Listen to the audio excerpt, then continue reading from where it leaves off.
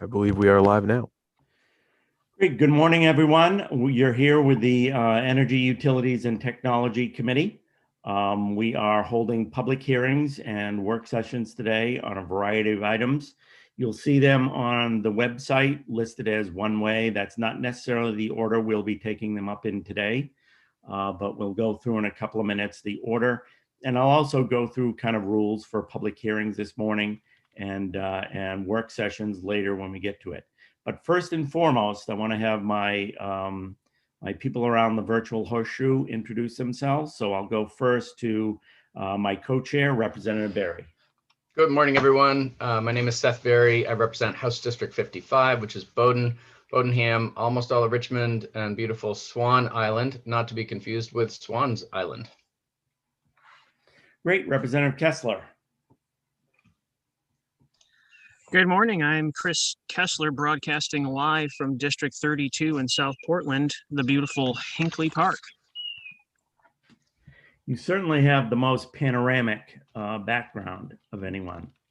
Representative Ziegler. Yes, and I have the second most panoramic background. I'm Representative Paige Ziegler from District 96, Waldo County, the 7 towns of Belmont, Liberty, Lincolnville, Montville, Morrow, Palermo, and Searsmont. Great. Representative Wood. Good morning.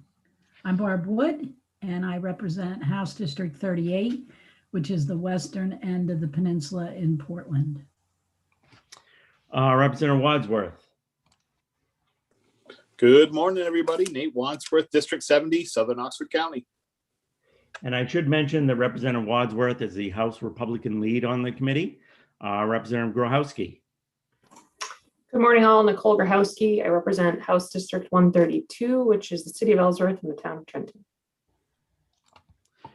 Great. Representative Foster.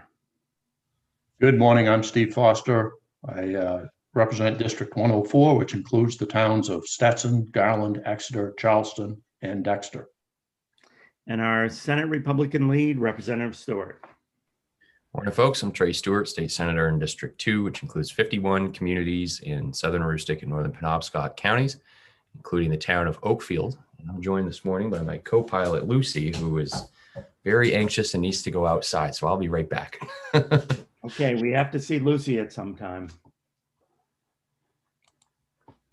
If she stopped bumping my arm and moving the mouse, I would be happy to do that. But she's very impatient, so I apologize. I'll be right back. Good. Okay.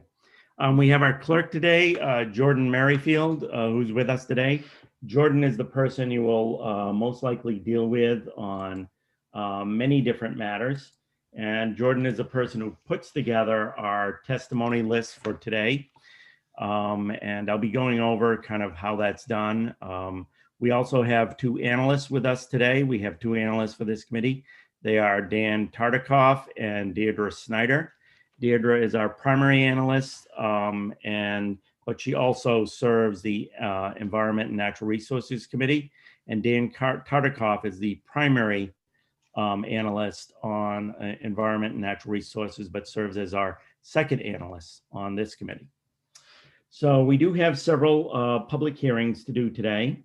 And it looks like I just got the list from Jordan. It looks like we're going to be starting off with LD 1314, LD, and then go to LD 1264, 1202, 1306, and 1291. And at least that's the order we have to start off. Sometimes during the day, we switch that around to accommodate legislators who have to present bills in other committees. And joining us now is another member of the committee, Representative Carlo. So I'll just ask him to introduce himself.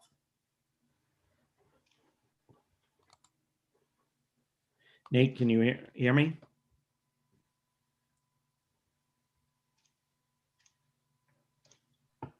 Good morning. I am Representative Carlo. Apologies for the delay there. Representing District 16, Buxton, Hollis, and Partasauco. Good to be with you. Great. So as usual, I start off with a little talk about how our committee functions and how we handle hearings. We have been conducting these since the first of the year on Zoom. It's a different format that we're all getting used to, and it requires us to do a certain few things differently. One of them I'll mention up front is when we were in the committee room itself, we used to have sign-up sheets where everybody went in and signed up physically on a piece of paper to testify. Now we have to do that virtually by computer. So Jordan every day will prepare a list of people testifying on each bill, and he will get it to myself and other people on the committee so that we can get it on our other computer to look at and call people as we speak. And we ask that that you sign up by 10 o'clock in the evening the night before of the hearing, because it takes Jordan quite a bit of time to put this together and get it exactly right in the morning. If you're calling in between 8 and 9, Jordan is trying to get other things done and other things, information virtually to us, which is a little bit more cumbersome than it used to be in the old physical settings. When we do it, he could just walk over to our desk and plump down our papers. Now he has to set up emails and links and everything to get everything set up. So if you could do that by 10 o'clock the evening before, that would be much appreciated and help things to go much more smoothly during the day today. I do want to mention that all our public hearings, work sessions, etc., are being streamed live on YouTube and are being recorded for the public to see. And anything you do or say is going to be permanently part of the legislative records. So please be polite, use good language, and don't do anything that you would not want to become part of a permanent public record. We, excuse me, when we have people testify, we'll often ask them to submit written testimony, and we do ask that to be submitted because we do go back and read that, and that's very important for us. The purpose of the public hearing is for us to allow members of the public to speak briefly on each bill and supply us with information that outlines their position or gives us information on the background of the bill. So we restrict people to 3 minutes when they come up to testify, and that's so we can get through all the bills we have. So when you get up to testify, I'd ask you to keep your testimony to 3 minutes, summarize what's in your written testimony, and know that even if you don't cover it in your oral statements, we do look at the written testimony, and we often go back to it when we're preparing for our work sessions to review what information people brought to the public hearings. So please, please help us out in that regard and help us move smoothly through these public hearings. So just to review, persons testifying at the public hearing today are advised that the hearing is being live streamed on the internet and may be heard by persons listening online. It's not just people who are on the Zoom as attendees or panelists, and that the video is also being recorded and will be archived to the legislature's webpage. If you wish to testify when we promote you to a panelist and the chair recognizes you, please identify yourself, state your name, your residence, and if you are representing an organization, who you are representing and who you are speaking on behalf of. We'll have testimony in the following order. We'll hear from the sponsor of the bill, and we'll hear from any co-sponsors. And just in case anybody's wondering, the 3-minute rule does not apply to legislators, but there is an unwritten rule in the legislature that if you can't say it in 3 minutes, it's not worth saying because everybody stopped listening to you anyway. So most legislators understand that rule and follow it themselves. After we hear from the sponsors and the co-sponsors, we will go to people speaking in favor of the bill. Next, we'll go to people speaking in opposition to the bill, and then we'll go to people speaking neither for nor against the bill. We do ask you to identify what position you're taking. If you're uncertain, it's best to put it yourself in the category of neither for nor against. It won't happen on any of today's hearings, but there are occasional times when we have so many people signed up to testify that we will switch back and forth to proponents, opponents, so that one side doesn't have to wait 3 hours through through a hearing, but that's usually on only certain selected bills during the year that occurs.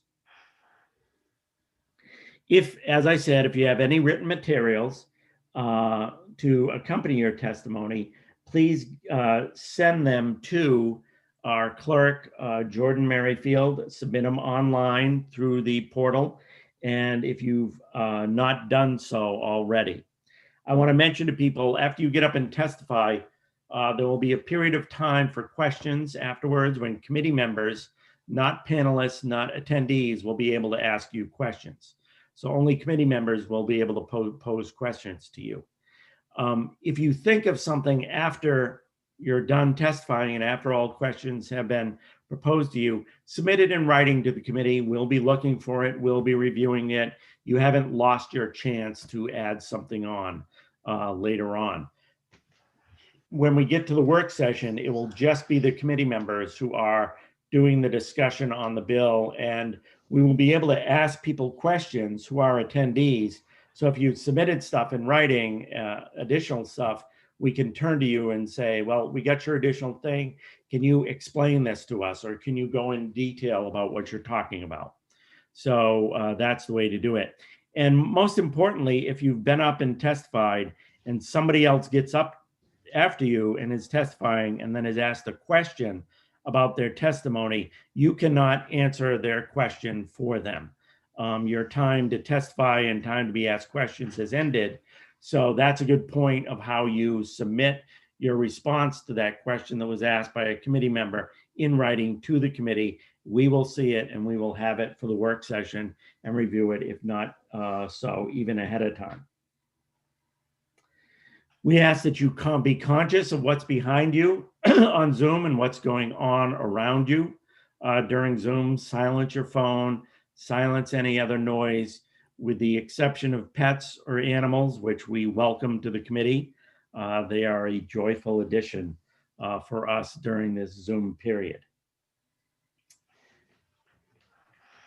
I've gone over the bills that we're going to be hearing today, and you know the order, which is subject to change, but we will start off with LD 1314, an act to require dispatch units to employ a person with a social work background. And we'll recognize the sponsor, Representative Maureen, to present the bill. Representative Maureen. Maureen I'm Terry. sorry, Representative Terry. Your last name, I apologize, Representative Terry. This is how awkward this is for me. Your last name That's appears okay. in a different column, so it's Representative Maureen Terry. Thank you. Representative Terry. That is okay, Senator Mark. I don't mind one bit. I hope to make your work session go a lot smoother by presenting this bill. And Senator Lawrence, just so you're aware, you are up second in tax, and I'm happy to walk over to the other side of the building with you. Great, thank you. And I'm still looking for their link so I can join them. Oh boy. All right. Well, I'll let them know. Okay. Good morning, Senator Lawrence, Representative Berry, and honorable members of the Energy, Utilities, and Technology Committee. I'm Representative Mo Terry, and I represent the people of District 26 in Gorham. I thank you very much for hearing me out today. I'm going to ask that this committee vote this bill out, ought not to pass. But before just leaving you with that, though, I would like to share the thought process that I went through in proposing this bill in the first place, in hopes to start a broader conversation about the safety and mental health of our first responders. It became apparent to me years ago that first responders see some of the very worst of everyday life. They have to navigate the impossible, determine right and wrong, feel out dangerous situations, and react to what lies in front of them in the blink of an eye. And if they're lucky, they'll survive the day. But just surviving is not healthy. It's not healthy for our bodies, and most certainly not healthy for our minds. Growing up, many of my friends were paid and volunteer firefighters, police, and ambulance personnel. They were a bunch of amazing humans and the very best friends anyone could ever imagine. They work hard, they play hard, and what they see sometimes is unimaginable. I recall one year in a 6-month period, one of my friends was a lead paramedic at a gruesome murder, a double murder, a raging fire that shook the village where I lived, and a horrific suicide that involved a commuter train that went through my town. These events on their own would shake even the most stoic of people, and he went back to work every day.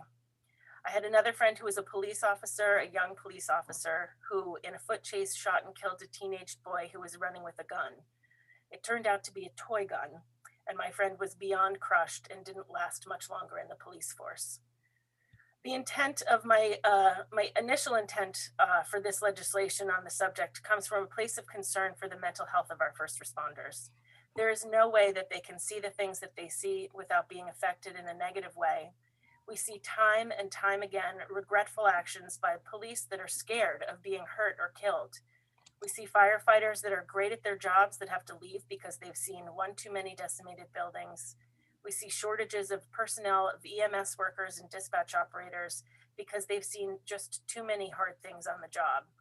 This is a real problem for emergency responders across the state, and it deserves our attention and our resources. I don't believe that this bill gets to the heart of the problem, and I believe you have a couple of other bills that you'll see today that are similar to the one that I had proposed, but I would like to start this conversation probably in a different committee at the end of the day, but I do want everybody to hear where my thought was in getting this work accomplished. Thank you very much for listening to me, and I'm happy to answer any questions. Questions for Representative Terry? I see Representative Wood. You're still on mute, Barb. Thanks. Thank you, Representative Wood and Representative Terry. That mute button is tricky. I just wanted to say that I support your intent, and I'm just curious, what other committee is hearing similar bills? Well, you'll be hearing some bills today on this committee having to do with getting some additional support for emergency services. I believe not necessarily in a dispatch way, but in a social work way.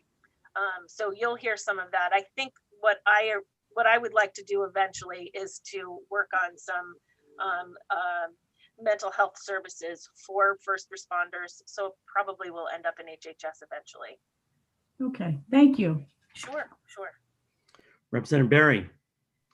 Thank you, Mr. Chair. And I just want to say thank you, Representative Terry, for the intent behind this. And I think we probably all share that concern. And today will be a great day for this committee to start to learn about this piece of our jurisdiction. We really haven't had the chance to dive into it yet. So thanks for bringing it up and helping us to begin that exploration. I also want to note that you have got me thinking, you and Senator Lawrence have got me thinking now about all the members of the committee and folks on this panel today who have both a last name and a first name, which could be a first name.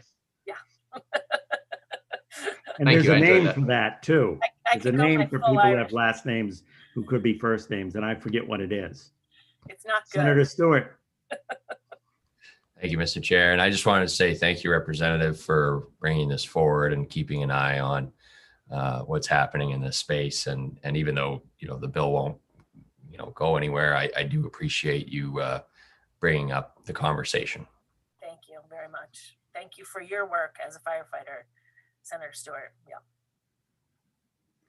And thank you, Representative Terry. I just want to offer my assistance too when you do begin to figure out what direction. I spent 8 years as the district attorney in York County. Yeah. And one of the things we did was we provided for police departments a overnight 24/7 call, DA to call, depending upon which situation they were facing. So, and I did it for my assistant district attorneys for about 3 or 4 years straight because we were so understaffed. And so I had 3 to 4 years of listening to, kids who were decapitated while riding an ATV, domestic violence, bodies found. We had to be called at any unattended death in the state, the York County, we had to be called. So that does begin to have a wearing impact on people in those situations who deal with it. And so I'm more than more than willing to help you in trying to understand how we mitigate those impacts. Thank you. That's excellent to know. I will definitely take you up on that. Good. Great. Well, this seems like the first bill that everybody likes that we're going to kill. So let's head directly into work session. If that's all right, I'll take a motion to go directly into work session. So moved. Moved by Representative Berry. Is there a second? Seconded by Senator Stewart. And is all those in favor of going into work session, raise your hands. Okay. Anybody opposed? I don't see any. So we're in work session. Up to your opposed page. He's Representative Ziegler, are you page or are you frozen? I think he's frozen in support. So did Nicole and Barb, did you want to speak? Go ahead, Barb. Nope. Nicole, did you want to speak? I just had a question, and this all went really fast. Is it normal that we don't finish the public hearing even for the other people who maybe wanted to speak about any of that? No, Nicole, you are much I- brighter than I am because I completely forgot that part. So if everybody's okay, we'll go back into the public hearing. I didn't know what to do because if I raised my hand, it was like I was making a motion, but I meant to ask a question. And anyhow, thank you. Good. I withdraw my second, Mr. Chair. I think puts us in the position we want to be. Go back into the public hearing, thank Representative Maureen, and complete the public hearing. I will say that I did give the interested parties a heads up and offered to let them sleep in. I'm not sure if they're even here. Let me ask Jordan. Jordan, is anybody here who's on the testifying list? We have some folks who are neither for nor against in the attendees list. I'm looking for anyone else as well. Can Looks we like just find out from Garrett Corbin and Neil Goldberg if they want us to hear their testimony, knowing that this bill is going to be withdrawn or ought not to pass? Yeah, I can put them in really quick. It also looks like Brody Hinckley, who is in opposition, is also in the attendees list. Mr. Chair. Representative Berry. Thank you. Just wanted to also suggest that folks could simply raise their hand if they're in the attendee section, if they do want to chime in on this bill. And just for the record, I do withdraw my motion. Thank you. Garrett, do you want to testify or not? Morning, Senator Lawrence. Thanks for asking. That is fine. I'd be happy to let the committee move on. You've already provided some interesting background comments, and I have nothing to add. Thank you. And Brady, do you want to testify or not? If you're talking to me, Brody, I'm all set. Brody. In talking to Representative Terry, I thank you for all your support of Representative Terry, but I'm all set now. Thank you. So Brody, you can see I'm very good with names this morning. Representative Berry? I just wanted to thank Mr. Hinckley for his written comments as well. I think a number of us have already read them, and those are very helpful. And then we'll go to Neil Goldberg. Neil, did you want to testify?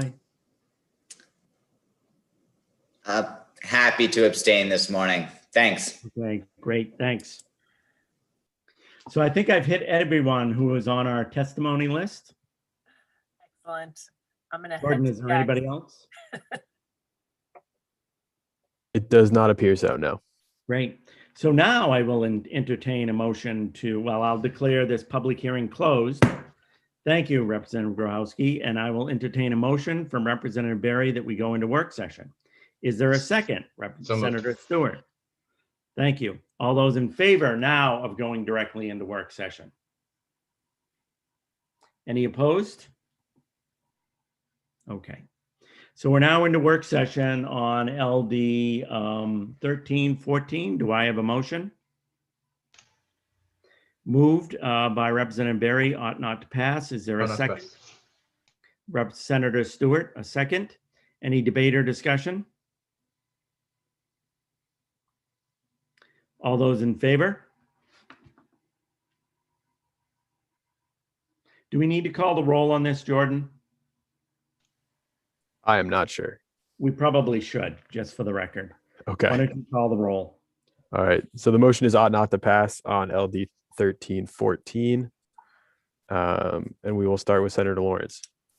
Yes. Senator Lawrence is a yes. Senator Vitelli.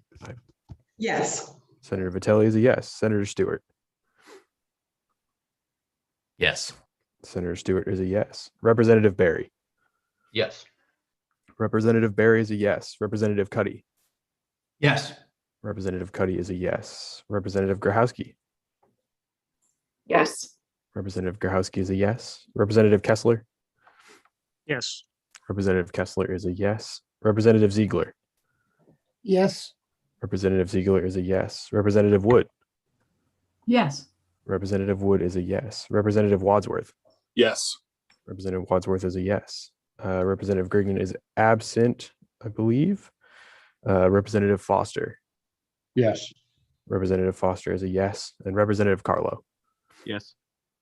Representative Carlo is a yes. That is 12 in favor with 1 absent. So there you have it. Great. Thank you very much. We'll see if there is anything else simple we can do, or we'll go on to the next bill. I apologize. I'm just trying to get my screens up so I can look at the next testimony.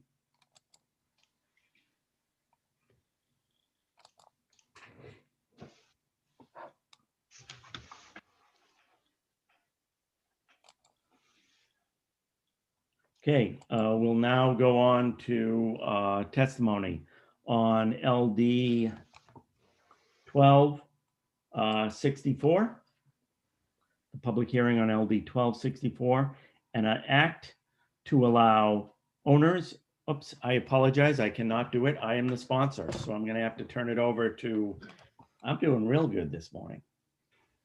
I have to turn it over to Representative Barry to run this hearing, and I have to get my testimony. Okay. Well, while you're getting your testimony, I'll just read that title again. It's LD 1264, an act to allow owners and renters to use future electric bill payments to finance heat pumps, presented by our very own Senate Chair, Senator Mark Lawrence of York County. And okay, Senator, whenever you're ready. Thank you very much, Representative Barry and honorable members of the Energy Utilities and Committee, Utilities and Technology Committee. I am Senator Mark Lawrence, and I am representing Senate District 35, which comprises the southernmost towns of York County along the New Hampshire border. I'm here to present to you LD 1264, an act to allow owners and renters to use future electric bill payments to finance heat pumps. As the title suggests, this bill would create a mechanism for tenants and property owners to invest in energy efficient ways to heat and cool their homes. The heat pumps have a large upfront cost, which may deter some people, especially renters, to consider switching. LD 1264 would account for this dilemma with a creative financing option. Instead of owners or renters paying all the purchase and installation costs right away, they can enter into an agreement with a utility company to finance their way to owning the heat pump by the utility company charging interest on the customer's future electric bill payments. I'm happy to answer any questions, but before I do, I just want to say this is one mechanism that was used several years ago in many states to do it. I think we may have considered it here in Maine before. One of my purposes in bringing forward this bill is to allow us to look at another vehicle to find ways to finance heat pumps. And I have talked to some other people, and some other people may be testifying after me. There's ways to have third-party financing companies do the financing for this, and the utility simply be the vehicle for charging those payments. There's also other programs we have, and I think you'll probably hear from Michael Stoddard talking about whether those other programs are sufficient. And that's something we have to judge, but this allows us another vehicle to get to the point where we provide people ways to put heat pumps in their homes. Representative Kessler, sorry, I don't get to recognize you. Thank you. It's all right. That's all right. I can recognize Representative Kessler. Okay, thank you very much. This is a very entertaining committee meeting this morning. Thank you.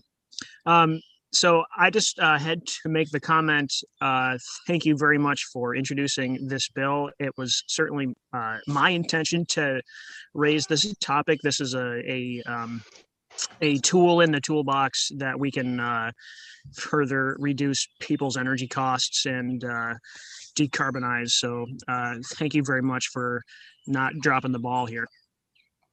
You're welcome. And I will And a say, question. 2 days ago, I just had my second COVID shot. So I'm thinking this morning is just an after effect of that shot. That could well be. That could well be. All right. So thank you, Representative Kessler. Questions from others on the committee? We'll start with Senator Stewart. Thank you, Mr. Chair. Just a technical question, Senator Lawrence. So in instances where there's a rental property and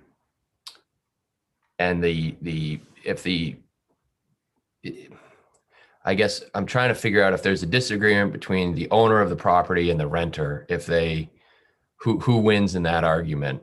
Would it just be whoever pays the bill, or has that been considered at all, I guess, if what happens in that instance? It has been, and I think that's one of the issues we'll have to work and think about. So obviously you have different situations with landlords and tenants. Some landlords have electricity included in their rent payments. Some ask the tenant to pay for it separately. So in the case where the landlord is paying the electric bill, it'll be easy because the landlord just makes the decision to install the heat pump and finances it through the electric bill. Where it's the tenant, I think we'd have to consider the situation where the tenant and the landlord would have to agree to install a heat pump because you're shifting costs of heat away from one source to another source. And then they'd be financing it over a period of time. So it gets into some more complex situations. For example, if the tenant is paying their own oil bill and installing a heat pump is going to save them on the oil bill, but cost them on the electric bill, it really has to be an agreement between the landlord and the tenant that that's the way to finance it. And the landlord, from my perception, would have to essentially agree after the tenant moves out, the landlord is going to continue with those payments. Those payments follow the property since it's a property improvement. Yeah, that makes sense to me. I think, well, we could talk about that more in work session, but I think that approach makes sense. Great. And we'll go next to Representative Cuddy. Thank you very much, Mr. Chair. Thank you, Senator Lawrence, for the bill. I really do like the idea. Did you consider making it, rather than specific to heat pumps, something along the lines of a class of utility to be installed? Because you have heat pump hot water heaters that could also be a good way to get away. I know in my house, I have indirect hot water coming off the oil burner. So if I could move away from that, we would get, there would be a benefit toward greenhouse gas reduction and electrification of the way we do things. So have you thought about doing it as a class as opposed to specifically zeroing in on just heat pump heaters? Yeah, I thought about that. We have to start somewhere, and we could obviously expand this. The more you expand it, the more complicated it's going to get. I would encourage you to hear from Michael Stoddard testifying either for or against, because what we're going to have to kind of debate and determine is the adequacy of current programs and whether there is a niche out there that's not being filled and where it is and whether this bill is a good vehicle to fill that. Okay, and up next is Representative Wadsworth. Yeah, thank you, Mr. Chair. Just want to check, is the intent that, if some of these loans were defaulted on, would the ratepayer pick that up, or would that be the shareholder bearing that burden? Just kind of. So essentially, in the case of not just, in the case of owners, obviously the loan would follow the property and the loan would follow the real estate that was improved by this. In the case of renters, that's another issue we have to figure out is who does the loan go with? Because heat pumps, I would consider to be a fixture on a property. And certainly some of the things Representative Cuddy are talking about are fixtures on the property, so they improve the property. So the debt probably should go with the property. Being a realtor, I would consider a heat pump a fixture as well. Thank you.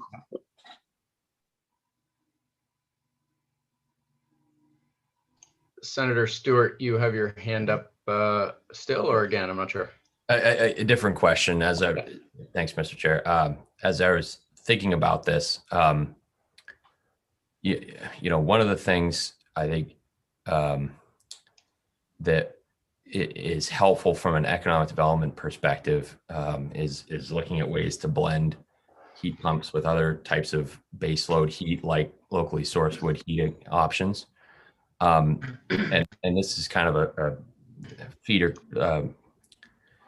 I guess I'm wondering if there's some other options we could maybe incorporate, or how open you might be as a sponsor, Senator Lawrence, to looking at some other ways to get maybe a little creative with maximizing a program like this to maybe have some sort of benefit for locally sourced wood heat as well, to try to keep, not just shifting it all to heat pumps or baseload with oil, but getting away from, if we're trying to get away from petroleum, then what other ways can we do that with some baseload heat as well?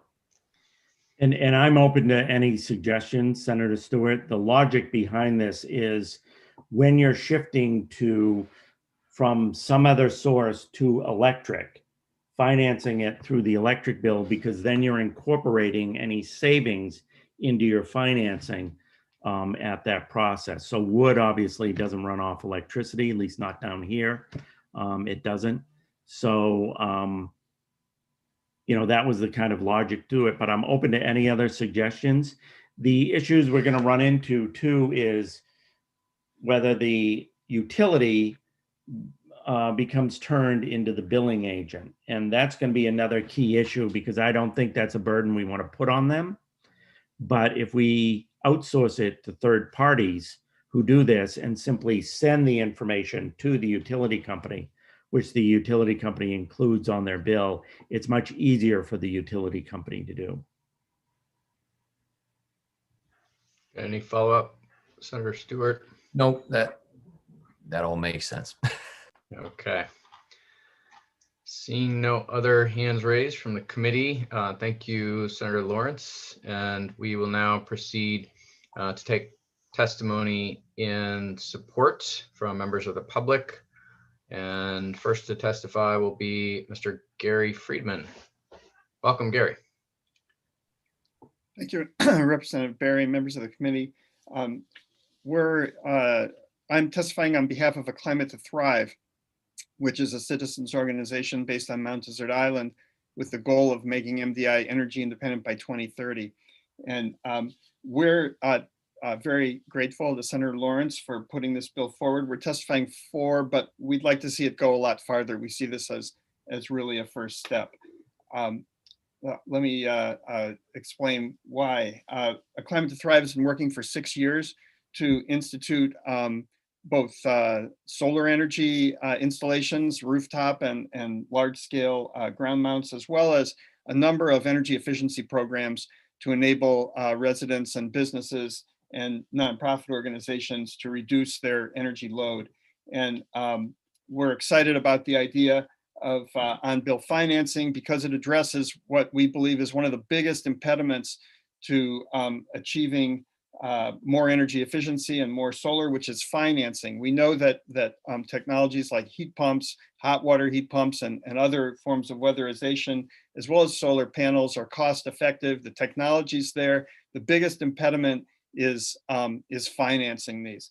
And we're particularly concerned about the access to these technologies by our low to moderate income ratepayers. They're often left behind with the idea that these things are for the wealthier residents of the community. On-bill financing directly addresses that issue, and we're particularly supportive of making this tariffed on-bill financing, where the future payments are tied to the meter rather than like a third-party loan. It's those third-party loans that leave our low to moderate income people behind when it's tied to the meter, so that whoever is there in the future is going to be responsible for paying it. We've seen from experience in other places around the country that the payback is extremely high.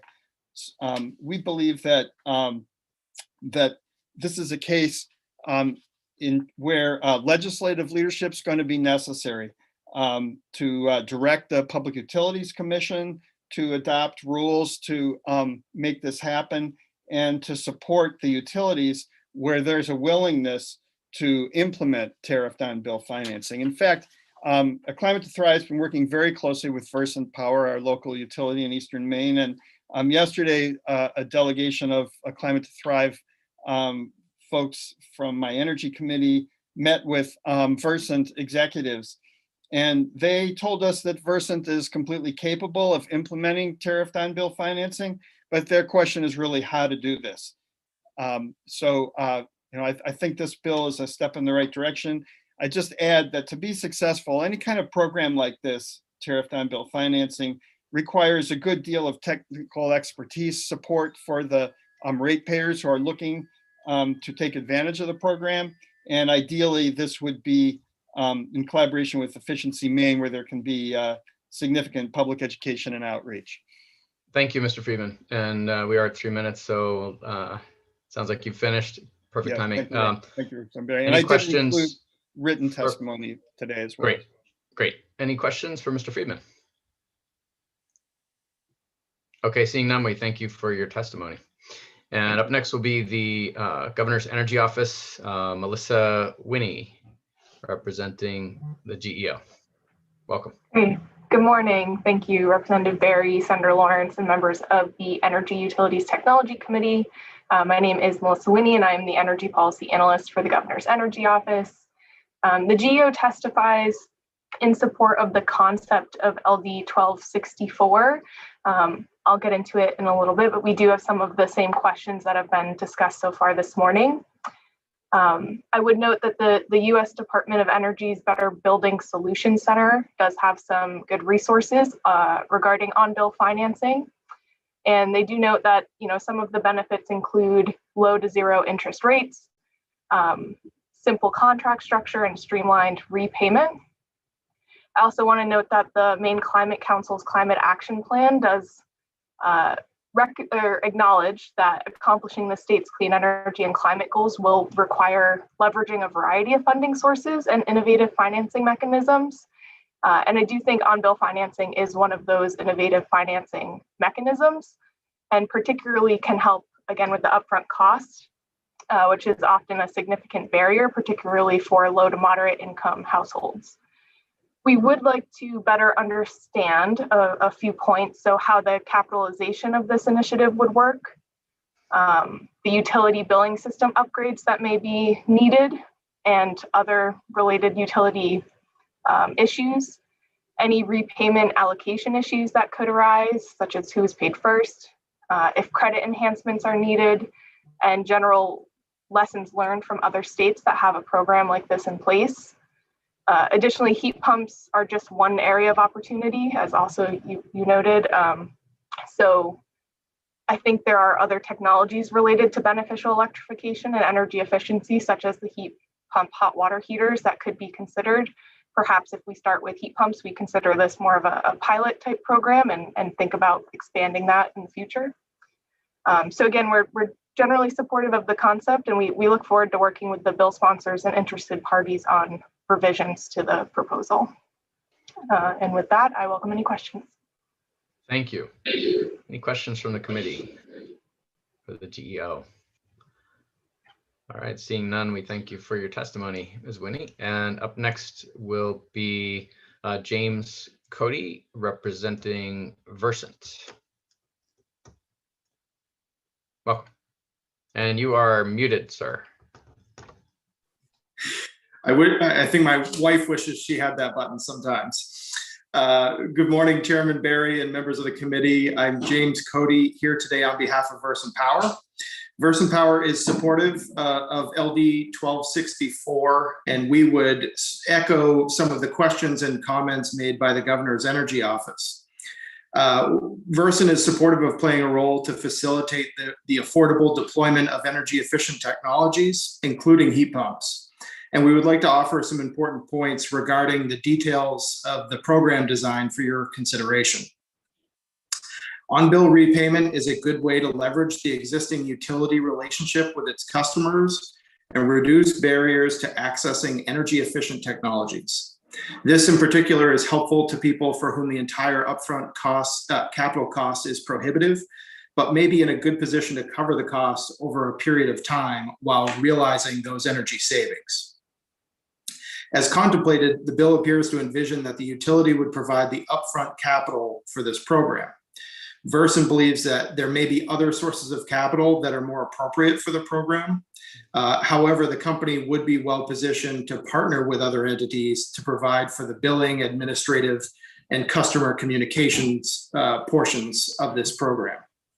We would also just note that as a regulated business, there are potential accounting and tax issues associated with a program like this. And we'd be happy to bring some of our experts forward to answer questions and have further dialogue with the committee if you decide to move forward with this bill. And we would also just note, I think, that we understand that Efficiency Main Trust and the Office of the Public Advocate will be weighing in, and obviously they're important stakeholders in this, and we would expect to work with them on any such program. I'd be happy to answer any questions I can or bring more information for the work session, and thank you for your consideration. Thank you, Mr. Cody. Any questions from the committee? Seeing none.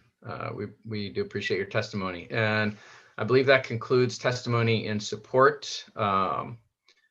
We do not have anyone that we know of wishing to testify in opposition, so we'll proceed to testimony neither for nor against, beginning with Garrett Corbin from the Commission.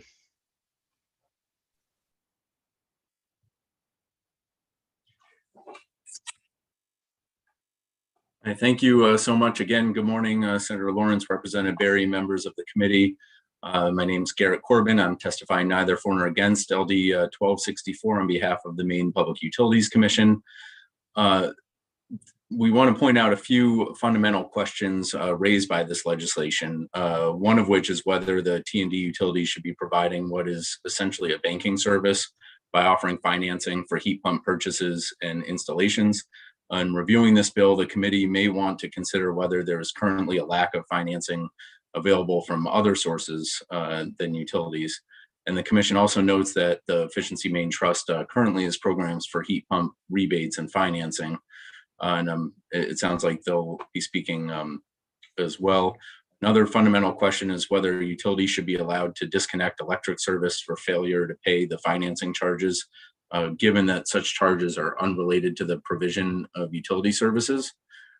Third, in considering this legislation, it's also important to consider potential impacts, rate impacts of the proposed financing method, and the related question of whether financing costs charged by the T&D utility ought to be based on the utility's cost of borrowing or some other rate. In practice, it could prove difficult to ensure that costs are paid for only by those who participate in the program, unless the T&Ds are given the option to create such a program only at shareholder risk.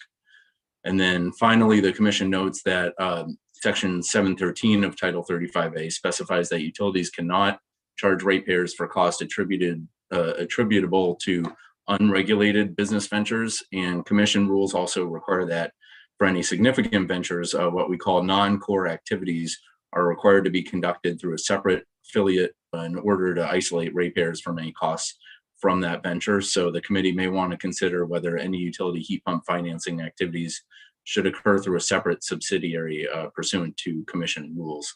With that, we welcome any questions, and we plan to be present for a work session. And it sounds like there may be sub work sessions. Happy to participate in those as well. Thank you, Mr. Corbin. Any questions? So, Mr. Corbin, I guess I'll just ask, given some of the complexities that you referenced, would it be administratively preferable, less complicated to use a third-party entity, for some of this work? I'm thinking, for example, of the Efficiency Main Trust. Right. Yeah. Thanks, Representative Berry. I think given the way the current law and rules are structured, that would, what we're trying to say is that we would encourage a third-party entity, but of course, it's the legislature's pleasure to change those laws and rules if you see fit.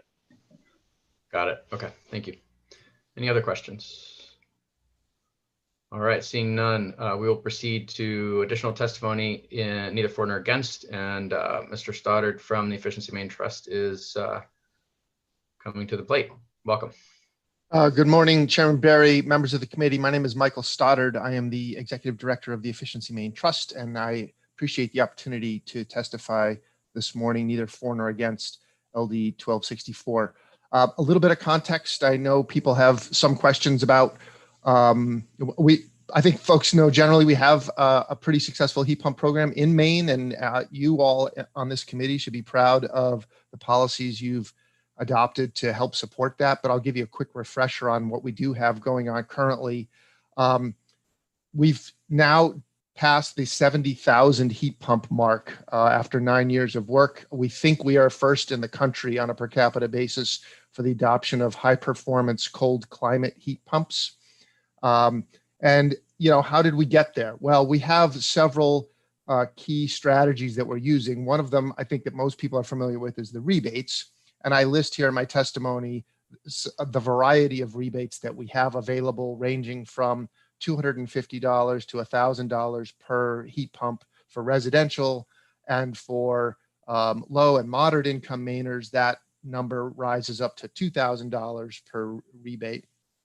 We also have $1,600 rebates for small businesses. And then for larger commercial applications, including, I especially want to put a plug in for school buildings, this variable refrigerant flow heat pump system is looking very promising and very cost effective. And we have rebates for those also based on capacity, so the size of the system.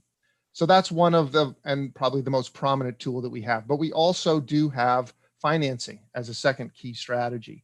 We have a residential loan program in which we have interest rates between 4.99 and 5.99%, terms going out as far as 10 years, which is quite long.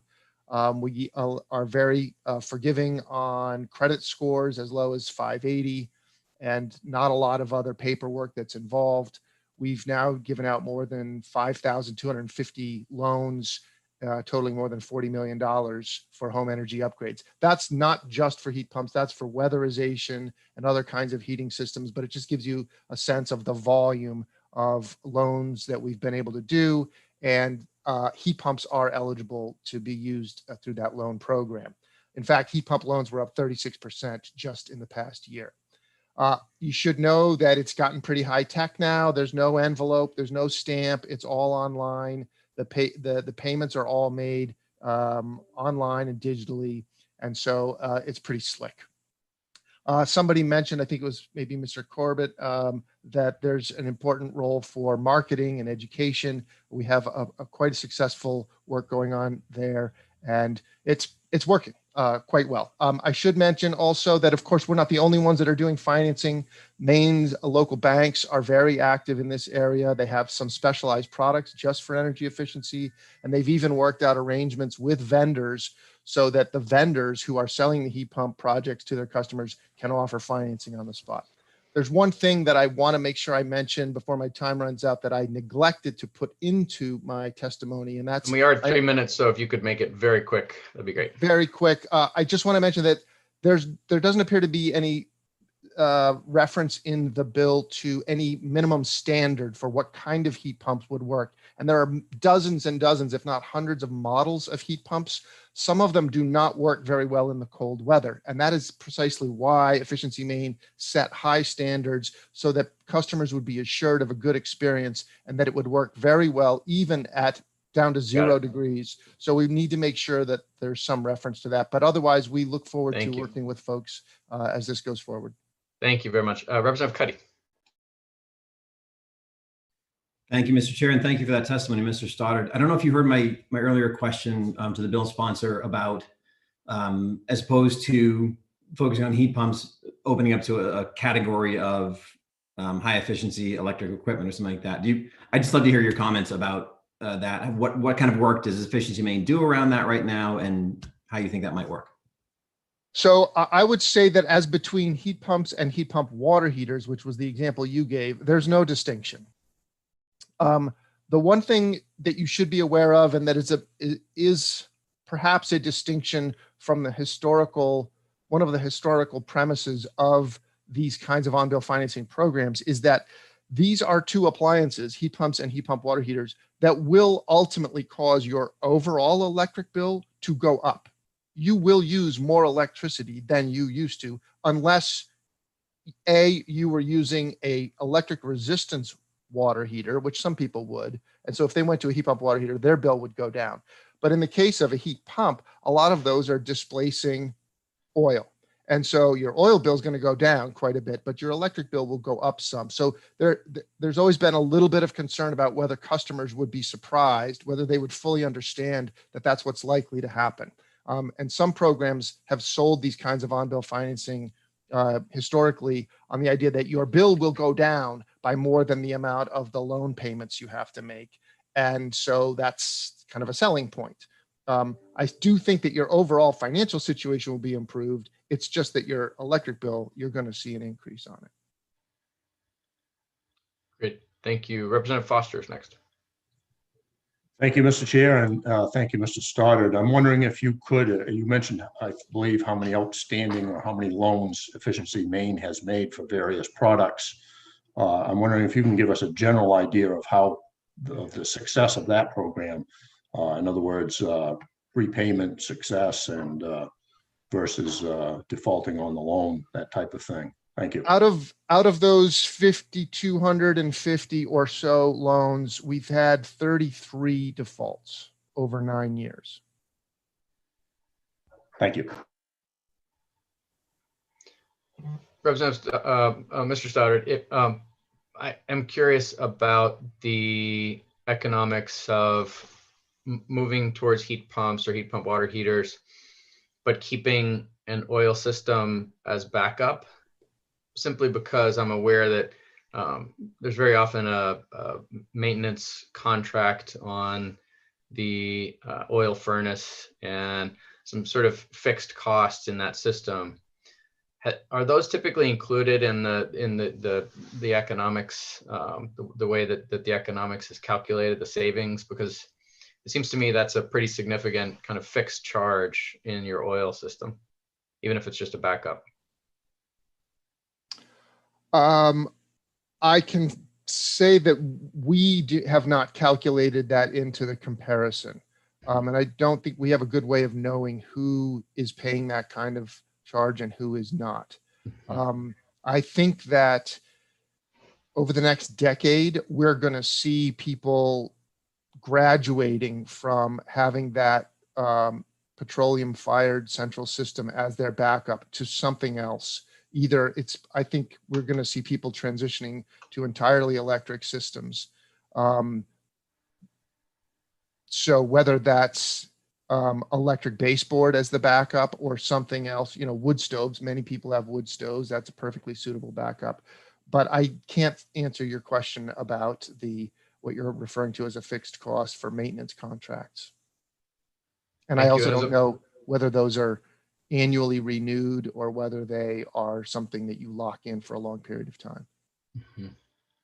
Thank you. And just as a quick follow-up, if we were to switch over to all electric, then presumably we would need a generator because of our legendary outages. Would that, are generators capable of heating a house using heat pumps and also heating your water? They are, it's about sizing, but I would point out that if you don't have electricity because of an outage, you're not going to have an oil-fired boiler system working either at that moment. So you're going to be out of heat one way or the other unless you have some alternative system. So I wouldn't fall into the trap of thinking that because you have heat pumps, you are in a more vulnerable position than somebody who has a central fired heating system. Great, thank you. Any other questions? All right, seeing none, we will move on to Mr. Hobbins, the public advocate, also testifying neither for nor against. Welcome. Good morning, Representative Berry and Senator Lawrence and members of the Energy Utilities and Campaign Committee. My name is Barry Hobbins and I am the public advocate, and I am testifying neither for nor against the bill. The OPA would first like to make it clear that it is supportive of the installation of heat pumps.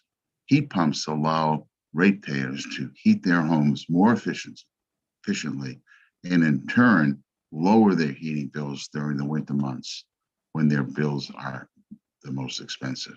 We also acknowledge that the cooling benefit of heat pumps is far more energy efficient and cost efficient than window and air conditioners used in so many homes. However, the Office of the Public Advocate has some concerns with the proposed legislation. First and foremost is the payment methodology for the consumer. Customer payments to electric utilities follow a very strict methodology. First, the payment is applied to the transmission and distribution portion of the bill, and then to supply. The application of funds to back balances is also dictated by rule. There are a lot of variables to be considered in tying proposed financing to a monthly utility bill,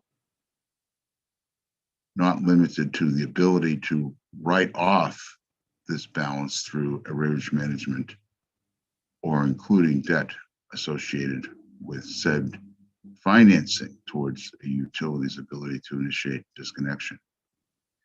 After hearing the testimony of Mr. Stoddard and after discussions with Efficiency Maine Trust, we believe that there are existing programs that provide options for Mainers who would like to finance heat pumps, having to involve the investor utilities without having to involve the investor utilities. These options are EMT's revolving loan fund, Maine Housing Authority, and EMT's existing programs for low-income households, and traditional bank loans. The Office of Public Advocate believes that these existing avenues for funding and financing of heat pumps negate the immediate need to add this element to the monthly utility bill. But we would be absolutely open to the potential option if the existing programs are unable to meet the demand of heat pump installation in the future. There are many questions that we would like to see addressed in the work session to allay the concerns that we have regarding ratepayer bill clarity.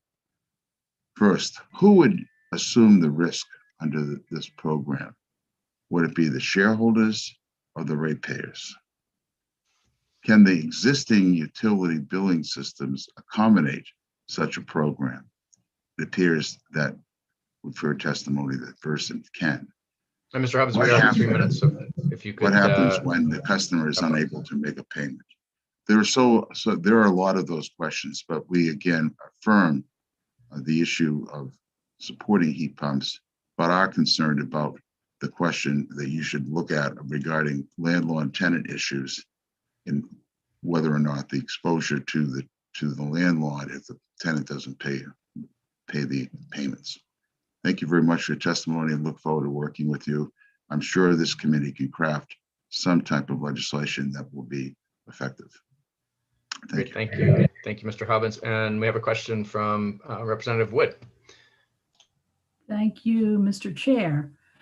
Mr. Hobbins, good morning. I go way back in Portland, back as far as I think you go. Yes. In your legislative work. So I might not be remembering this correctly, but 30 years ago, I rented an apartment in Portland that had natural gas. It was so long ago, it wasn't Unitel, it was Northern Utilities. Northern Utilities.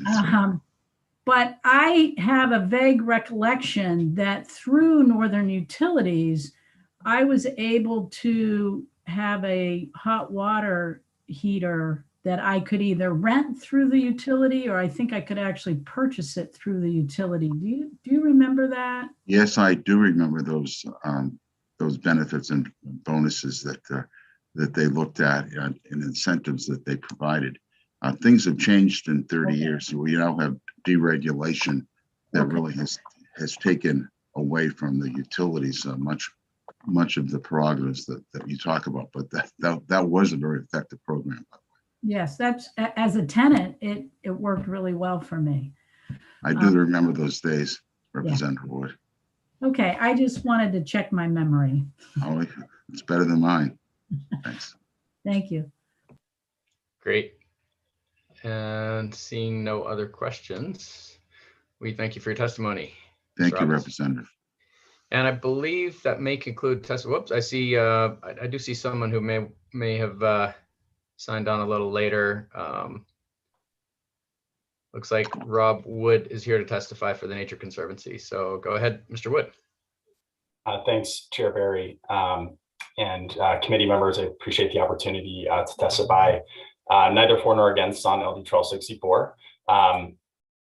We could have just as easily been in the support category for this bill, but we're testifying neither for nor against because, as you've heard, it's a complex topic, and we think there are some changes to the bill that would likely be necessary for the law to work well. In general, a high-level TNC is very supportive of expanding targeted financing options to reduce upfront cost barriers to clean energy and energy efficiency upgrades. And we agree that the concept of using the utility bill as a vehicle to pay back the cost of an energy efficiency investment is fundamentally logical. Adding a fee to a bill that is already being paid every month is simpler than taking out a separate loan. And because the utility bill always stays with the property, as has been mentioned, on-bill financing can work well for rental properties and tenants in particular. And we think that's a niche that could clearly be filled with an on-bill mechanism, which currently isn't filled to the greatest extent it could be by existing loan programs. So in terms of changes to the bill and the reasons why we're neither for nor against, you've already heard several of the points that we included in our written testimony, such as extending eligible measures beyond heat pumps to more traditional energy efficiency measures, and also creating a much more substantial role for efficiency Maine. But I'd just like to focus on one point and dig in a little bit deeper on that point that was made by A Climate to Thrive, which is that any on-bill financing programs should be tariffed on-bill financing, which is otherwise known as pay-as-you-save. And this tariff on-bill financing has a track record. It's in place in 19 utility jurisdictions nationwide. An essential feature of tariff on-bill financing is consumer protection. It requires that the monthly cost of the financed energy efficiency measures cannot exceed 80% of the estimated monthly savings created by those measures. So in other words, the program should lower the renters or homeowners' overall energy cost by 20% in an average month. And additionally, if the energy efficiency upgrade fails, tariff on-bill financing requires that the repayment for the upgrade stops until the equipment is repaired or replaced. And so getting some of those details in place around making sure that this would be a tariff on-bill financing program, extending it to other measures beyond just heat pumps, and figuring out kind of the right roles for efficiency Maine versus utilities. I think those are important pieces, and have more information in my written testimony. So thanks for your time and the opportunity to testify, and I'll stop there. Thank you, Mr. Wood. Any questions from the committee? Seeing none, we appreciate it. And I believe that concludes testimony on this bill. Let me just check with our clerk. Jordan, do we have anyone else? That is it. Okay, great. Well, I will close the hearing on LD 1264, and it's been a little more than an hour. We do have 3 other bills this morning. Would the committee like to just push on with one more before we take a short break? Or do people want to break right now? I would prefer a short break right now, actually. Okay, we'll take 15 minutes and can stretch your legs. We'll come back at 10:32. If you could just mute and stop video, that would be great. See you at 10:32.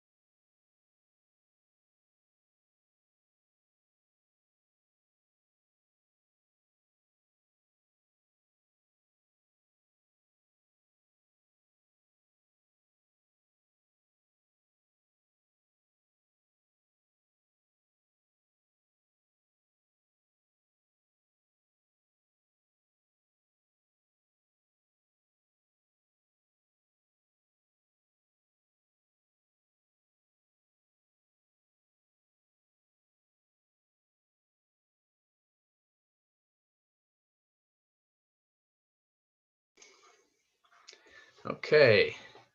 If folks could turn their video back on, so I know you're there, that would be great. Make sure everyone's still kicking.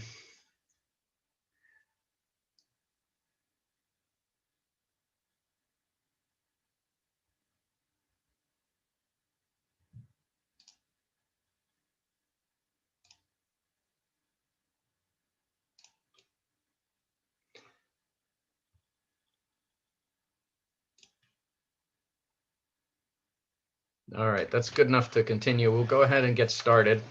And the next bill that we have a public hearing on is LD 1202, an act to establish a wood-fired combined heat and power program.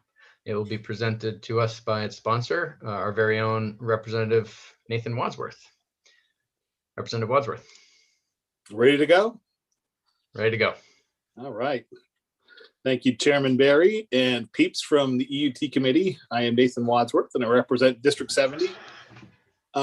Today, I'm bringing forward the Wood-Fired Combined Heat and Power Act, which is modeled after the Community Renewable Energy Pilot Program from a few years ago that stimulated investments in several sawmill CHP projects, specifically Robbins Lumber and Searsmont and Maine Woods Pellet Company in Athens. Both of these energy efficient facilities provide outlets for sawmill residues and treetops limbs from harvesting operations. They provide renewable energy and provide ongoing economic contributions in the communities where they are located. Maine sawmill community sees the success of these projects in the production of renewable energy that is efficiently produced through modern combined heat and power facilities. The legislature has directed the PUC to procure hundreds of megawatts of renewable energy through NEB programs and long-term contracts, and the state will need to procure thousands of megawatts to supply the increased demand for EVs and heating. This is 50 megawatts of homegrown renewable energy is small, but a needed contribution to this effort and has wider benefits for the Maine's economy at a lower cost than the NEB program that we're sorting through right now. This program supports energy efficient CHP projects ranging from 3 to 10 megawatts located in communities throughout Maine. The CHP platform will allow for the co-location of large heat users that will attract other wood manufacturing operations. For example, biofuel manufacturers, energy engineered wood facilities, and other heat intensive industries. The governor's climate action plan established a recommendation to support the growth of highly efficient CHP facilities, including through the long-term contracting authority of the Maine Public Utilities Commission, quote unquote. Representatives from the industry are here to talk about the value of these projects in terms of renewable power to consumers and the benefits for rural communities. They will be following me. So thank you for your time, and I look forward to answering any questions. Great. Questions from the committee? All right, seeing none. We're letting you off easy, Representative. And we will go next to testimony in, well, first I'll ask if there's are there any co-sponsors planning to testify? Jordan, that we know of? I believe Representative Ziegler's up next. As a co-sponsor to this bill? Oh, yes, indeed, he is. Thank you. Okay, Representative Ziegler, over to you. I hope you let me off easy also. And it's so hard to follow Representative Wadsworth. He's so erudite, but I will try. Senator Lawrence, Representative Barry, and fellow members of the Energy, Utilities, and Technology Committee. I'm Representative Stanley Page Ziegler, and I represent House District 96, which includes Belmont, Liberty, Lincolnville, Montville, Morrow, Palermo, and Searsmont. And if you don't keep texting, I won't get that noise on my phone. I am here in support of LD 1202, an act to establish a wood-fired combined heat and power program. I feel that if we're going to use biomass as an energy source, then cogeneration is the approach that makes the most sense, especially regarding sawmills. In the 1970s, I worked as a logger for Georgia Pacific and their different camps along the Canadian border. During a layoff period, I worked for a short period in a sawmill in Searsmont, Maine, but not in Mr. Robbins' sawmill, who will be testifying later. A tremendous amount of chips and end pieces were produced daily, which had to be disposed of. I know that because I shoveled them. Now with combined heat and power plant, there's another use for these chips when they cannot be sold elsewhere. Mr. Robbins, who I met at the University of Maine at the composite lab years ago, invited me to visit their sawmill to see their cogeneration project. The waste that they are producing is a byproduct of sawing timber. The energy used to fell, transport, and then saw timber produces that waste, which can then be used to power the saws and heat the kiln. This reduces the amount of energy that must be imported by the sawmill. So there's a great gain just in that alone, but they also produce electricity for the surrounding homes. I was impressed with Mr. Robbins' cogeneration. We need to be stewards of our woodlands and utilize our resources in the best possible projects.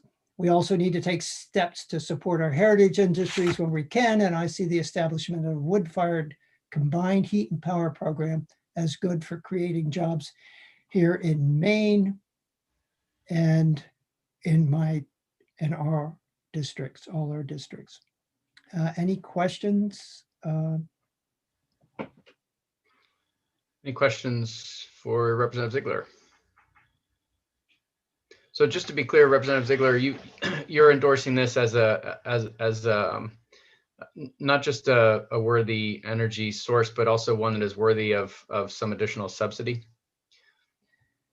Cogeneration is the only way we can deal with. That wasn't me. Cogeneration is the only way we've had such failure with biomass electrical production in the past, and cogeneration I think is the way forward. As far as having to procure it, well, you've read the bill, and we can rework that as it is as we can. If we need to subsidize it to get it, initial upfront costs, then perhaps we should look at that as the reality that's necessary. I think the people coming behind me will address that more. Did that answer your question, or did I just go into a rabbit hole with you on that? No, that's fine. I think that's the rabbit hole that we will go down, and we can do it together. Okay. So that's fine for starters. Any other questions for Representative Ziegler? Okay. We let you off sort of easy, Representative Ziegler. And we will now proceed to testimony and support from members of the public, beginning with Mr. Dana Duran of the Professional Loggers Association of Maine. Welcome. Good morning, Senator Lawrence, Representative Berry. I assume you all can hear me and see me just fine. Yes, we can. Okay, terrific. Thank you. Good to see both of you and the members of the Energy, Utilities, and Technology Committee. My name is Dana Duran. I'm Executive Director of the trade association in Augusta called the Professional Logging Contractors of Maine, a trade association that represents logging and trucking contractors throughout the state. I'm also a resident of the town of Belgrade and an active wood user in my own home. I'm here to testify in support of LD 1202. Very thankful to Representative Wadsworth, Representative Dunphy, and Representative Ziegler for their support of the bill. Provided you with written testimony, I'm going to summarize that to stay under the 3 minutes. So obviously you've heard from me before about how important wood energy is to our membership and to the state's economy. So I'm going to, again, summarize my testimony. We're obviously in support of anything that's going to help wood markets for our membership. As you heard from the governor in her State of the Budget address this year, she is in support of our heritage industry, specifically, obviously, the forest products industry, and also is in support, I believe, of this recommendation before you today, but you'll hear later from the administration. Specifically, this recommendation today is also in the Governor's Climate Council, as well as the Economic Recovery Committee as one of their recommendations. Let me just give you a little bit of background, and Patrick Strouk will be before you a little later from the Forest Products Council to give you further data. So we've been down this path for about the last 5 years, but I'm going to give you some statistics. So In 2016, the harvest biomass had shrunk from 2010 from 3.7 million tons down to 2.5 million tons. And today in 2021, it's down to 1.5 million tons. In the last 5 years, we've lost two biomass electric facilities in Aroostook County that have been torn down. We've seen two basically shuttered in eastern Maine, and then Sappi shut down their wood energy facility in Westbrook in December, leading to that. For loggers, that's significant. In 2010, there was 90.5 million in economic activity associated with biomass. 2016, it shrunk to 48.2 million, and today it's less than $30 million. So you can see why this is important to us. So as I mentioned, 2016 was a critical year. The legislature helped with a short-term bridge and then also created a biomass commission. So I want to bring that biomass commission up because that's where CHP really started to gain traction. It was one of the recommendations of that committee, and it's been propelled forward. And now it's come to the Governor's Climate Council. It was recommended by 3 separate working groups: the Energy Group, the Working Lands Group, and the Buildings Group, all recommended CHP. And then finally, it was in the Economic Recovery Commission as a recommendation. So certainly there is 5 years in the making of recommendations for CHP. And so here we are today. Lastly, I want to recognize Bob Linkletter. So his name was mentioned. Bob, along with Jimmy Robbins, who you're going to hear from, invested considerable amounts of money in a CHP plan for each of their facilities. Bob took the first lead back in 2017 and invested $30 million in a state-of-the-art 70% efficient CHP plant that works in tandem with his pellet facility. And so Bob couldn't be here today, but certainly want to mention his name because that is the type of technology we're talking about today. So I will stop there. Happy to answer any questions. And it sounds like I came in right on time. You sure did. And if I could just figure out how to turn off my timer, we'll be all good. All right. Any questions for Mr. Duran? It looks like Representative Cuddy. Thank you, Mr. Chair, and thank you for your testimony on this piece of legislation today, Mr. Duran. So it sounds like, with the different problems that have been occurring over the last number of years, that the industry is really in kind of a tight spot. And you see the CHP as a method of perhaps, driving some demand. Is that correct? That is correct. We see distributed generation in smaller applications, more efficient applications across the state being the path forward. So we are not hanging our hat on large facilities that use immense amounts of wood. And when one goes down, it basically has ripple effects throughout the industry. And so this would be something where if through contract pricing, there was some subsidy for it, it would help the industry to actually create that demand. Indeed. I think the evidence or the proof is in the pudding with the economic impact of these projects. Wood energy has the greatest economic impact of any energy source in Maine. The economic impact is 4 to 1 on the amount of $1 is invested for every $4 that's generated, so to speak, in terms of its ripple effect. So we believe a small amount of public investment goes a long way of staying in Maine. Thank you. Great. Any other questions? Seeing none. Thank you. And Representative Kessler. Sorry, I almost missed you there. Sorry, it just came to me. Thank you, Representative Berry. I had a question about just trying to anticipate who might get involved in this program, and wondering if you're aware of, current projects that would, or that are in existence already that would be involved in this, and what specifically might be in the works already. Sure. Great question, Representative Kessler. So, I want you to hear from Mr. Strauch, who's coming behind me, because they've been obviously the lead proponent on this bill, and they can tell you what's happening in the sawmill community. The two primary projects that we point to in the last 4 years are Mr. Linkletter's project in Athens, and then Mr. Robbins, who you're going to hear from, I believe, next in Searsmont, and the projects they have installed. I would say that other sawmills in the state are going to be primary projects, whether that could be at Hancock Lumber or Pleasant River Lumber or Irving or Stratton, etc. They have a manufacturing piece that certainly would use any energy that's created, whether it's heat or power. And that's where those economies of scale really come into play. They have a natural heat and electricity load where it makes sense. And they also generate a lot of residuals that from their manufacturing process that can be utilized for the production of energy. But again, I would point you towards Mr. Strzok to give you more specific examples of those sawmills that might be on the table.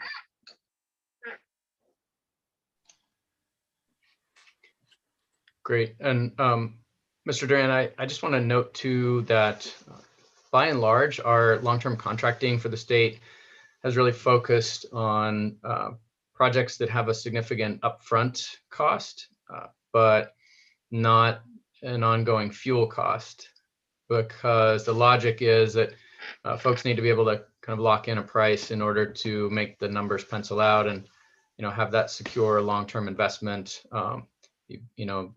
Most other renewable forms of energy really are not a fuel cost, but just an initial capital investment. Can you help us to understand the portion of upfront capital investment versus fuel cost for a typical CHP facility between 3 and 10 megawatts? Sure, I'll do my best. And again, Jim Robbins is right behind me, and he can tell you exactly what his investment was and what he's paying for fuel. So I'll give you, I'll use again the Linkletter project. So Bob invested $30 million in that project. They use about 250,000 tons of biomass a year.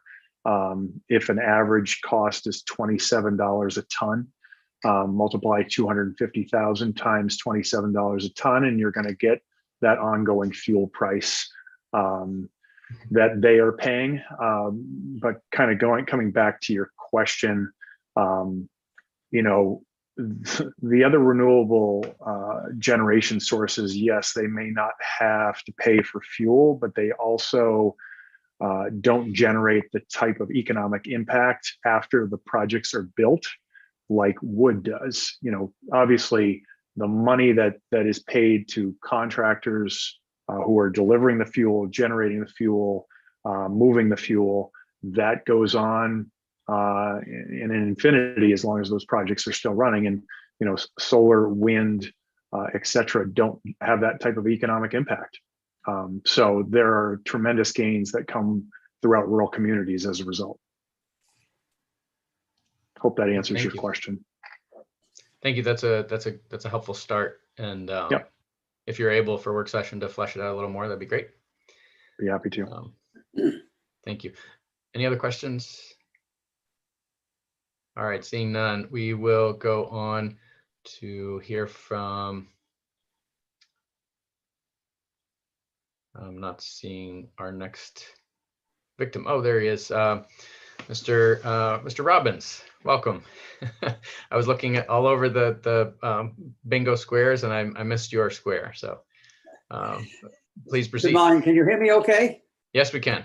Okay. Well, Chairman Lawrence, Representative Berry, and members of the Energy, Utilities, and Technologies Committee, my name is James Robbins Sr. I'm here today representing Robbins Lumber Company and Georgia River Energy in Sealsmont, Maine.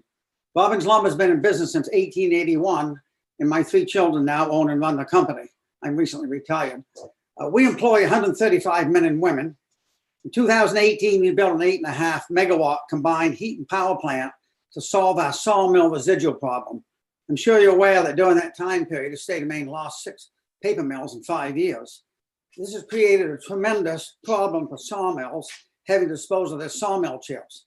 At our mill, for example, we make 4 trailer loads of chips a day, plus 4 loads of sawdust and bark, which are a very important revenue source for us and create a huge disposal problem if we can't sell them or use them in some other way.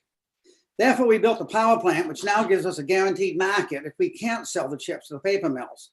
With this power plant, we provide power to about 7,500 homes. At the same time, use a steam after it goes through the turbine to heat our buildings and dry our lumber. We burn 13 trailer loads of chips and biomass every day. This gives us a market for sawmill chips, sawdust, and bark if we can't sell those products elsewhere in the market. We prefer, however, to burn whole tree chips, which we purchase from the loggers. This helps them since they lost a lot of their pulpwood markets when the paper mills shut down.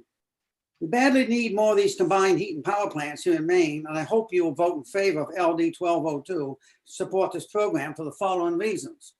One, it helps solve the residual problems for our sawmills and other wood product companies. Two, it is great for silviculture for our forests, as it provides a market for loggers when they're harvesting low-grade trees and thinning the forest for better growth. Third, it will help with carbon sequestration, as it will allow us to thin our forests better and thereby increase the growth of the trees and thereby sequester more carbon. Four, the more of these small power plants that we have will help us have a more dependable power system as there's safety in numbers. Five, these plants enable the wood industry to have another source of income and also keep our residuals out of the landfills. Six, these plants help solve the loggers' pulpwood problem. At our plant, we buy a lot of tree-length pulpwood and chip it up for fuel. Number seven, these power plants create new jobs, but more importantly than that, is they help preserve the sawmill jobs and woodworkers' jobs that are already here. If the mills can't get rid of their residual products, they have to shut down. And eight, sawmills require a tremendous amount of electricity and steam, and these plants allow us to provide both with our residuals and renewable biomass produced right here in Maine. We don't burn any non-renewable fossil fuels. They have to be brought in from foreign countries or other states. Nine, this is a dependable power that's produced 24 hours a day, every day. We don't have to depend on the sun to shine or the wind to blow to produce power. And 10, I'd like to point out that it's important that when we do this, we get a long-term contract, because when we were talking about subsidies, but when we go to the banks to get a loan to build this plant, which at our own plant cost us $41 million, we had to have the guarantee of a long-term contract before the banks would loan us some money. So that is very, very important. So that concludes my testimony. I'd like to thank you for allowing me to testify today, and I'd be happy to answer any questions. Thank you, Mr. Robbins. We appreciate your joining us today. Representative Cuddy has a question. Thank you, Mr. Chair. Thank you for being here, Mr. Robbins, and giving us that sort of rundown of the plant that you built. I think you said it was an 8.5 megawatt system. That has to be an extremely expensive system for you to build.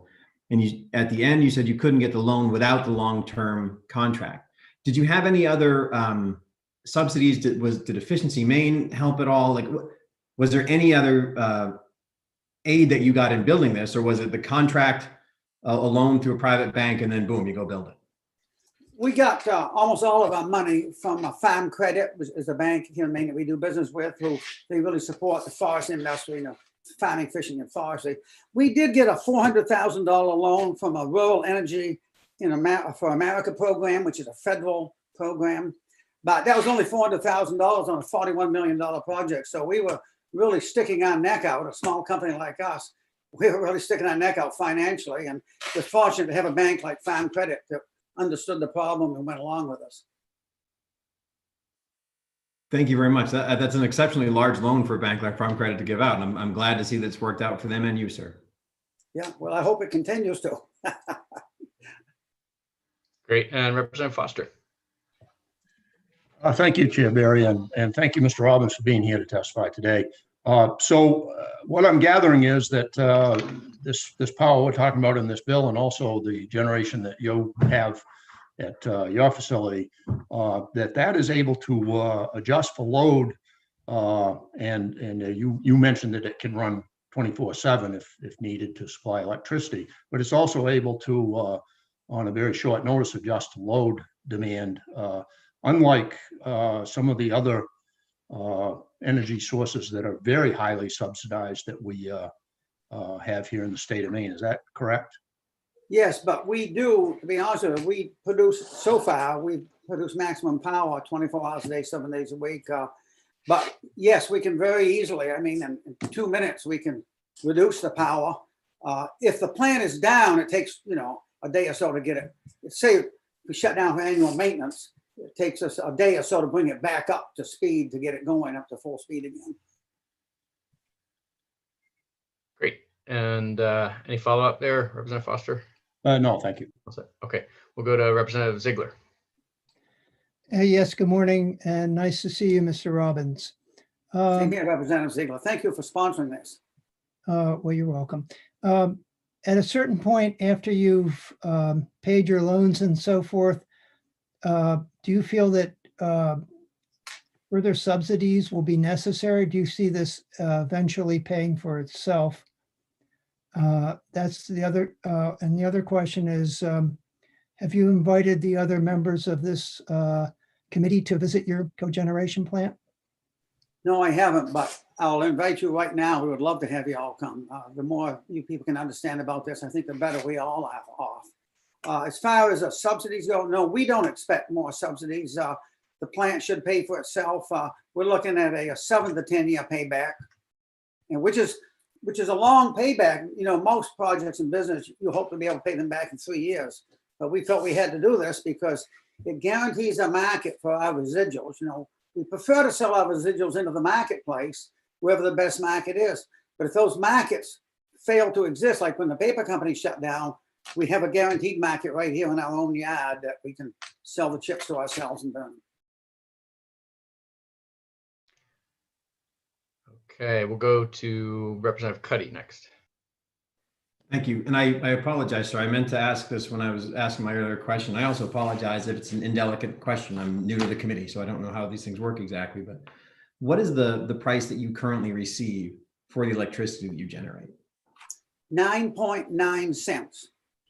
That was part of the community-based power project program that the state put together a few years ago. And we were allowed, we had to come in under 10 cents. And so we came in at 9.9.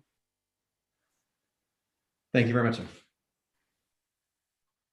Thank you. And Mr. Robbins, I had a similar question. And again, that's for how much power? We are an 8.5 megawatt plant.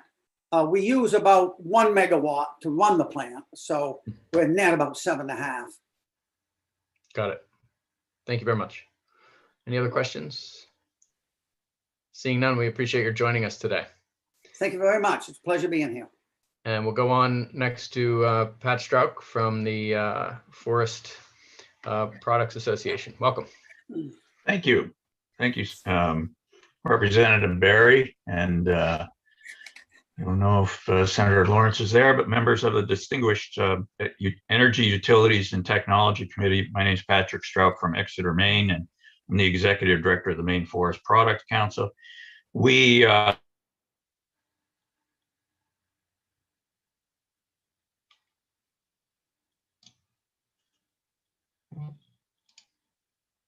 represent all these issues in putting forward our policies.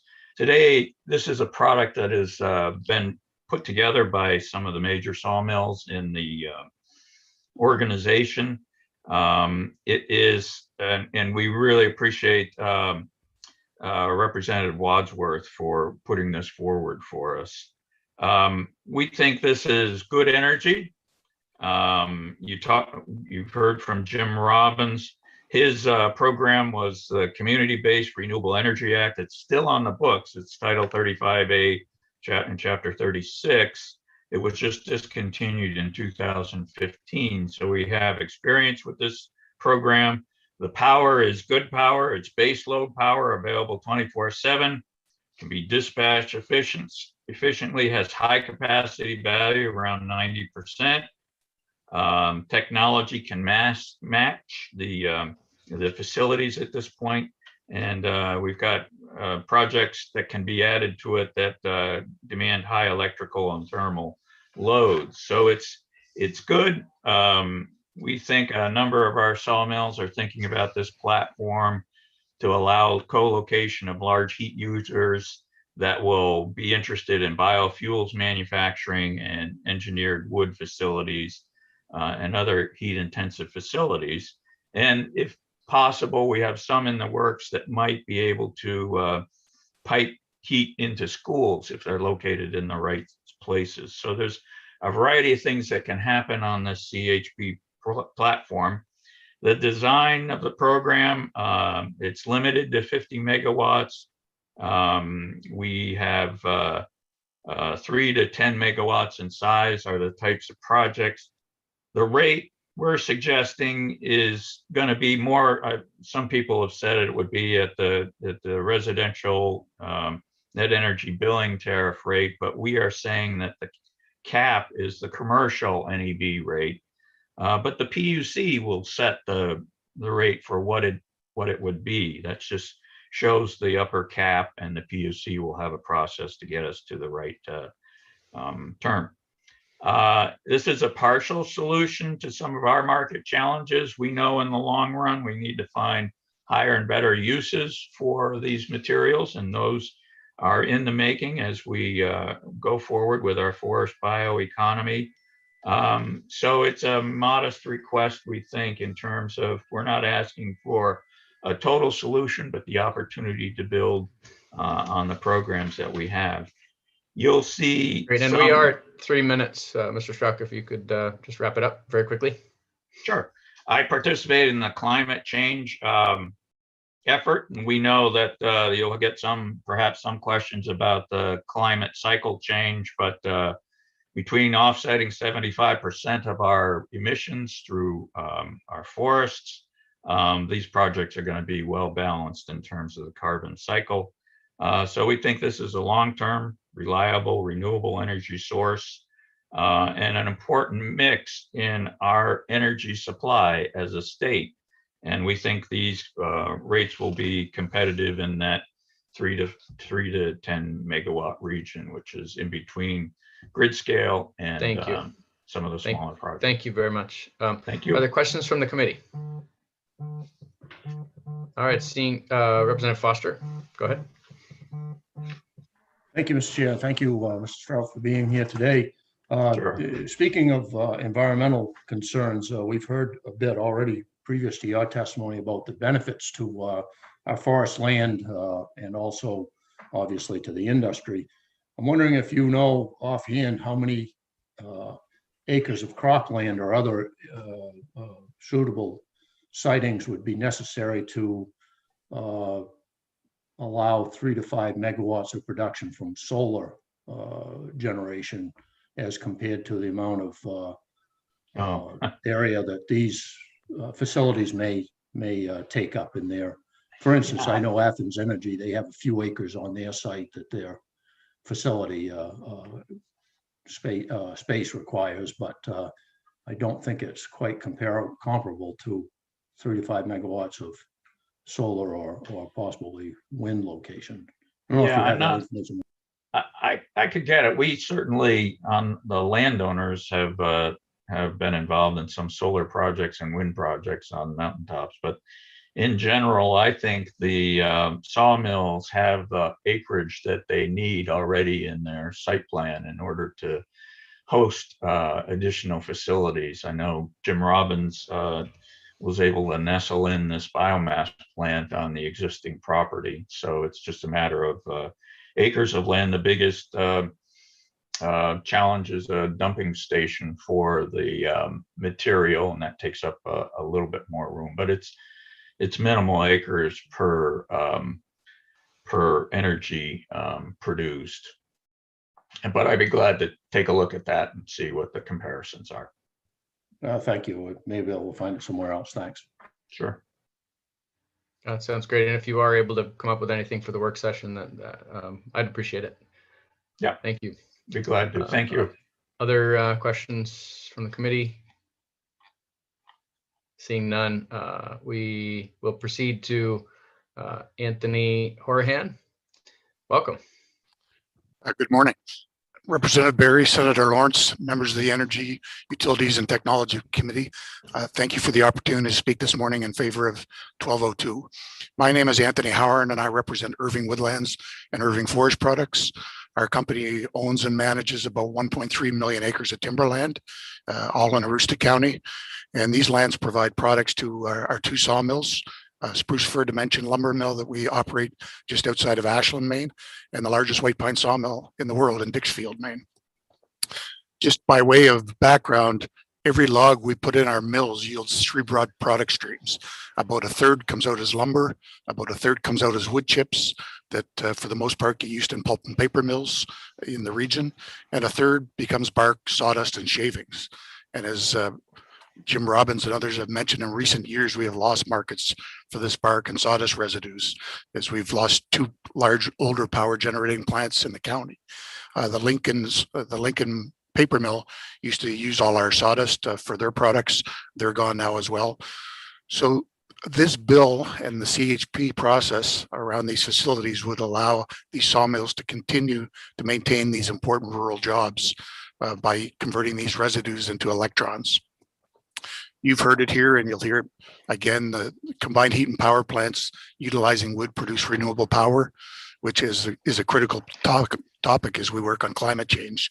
But unlike most other sources of renewable power, CHP plants produce dispatchable power. So when the wind is calm and the sun sets, we can still count on them for that power.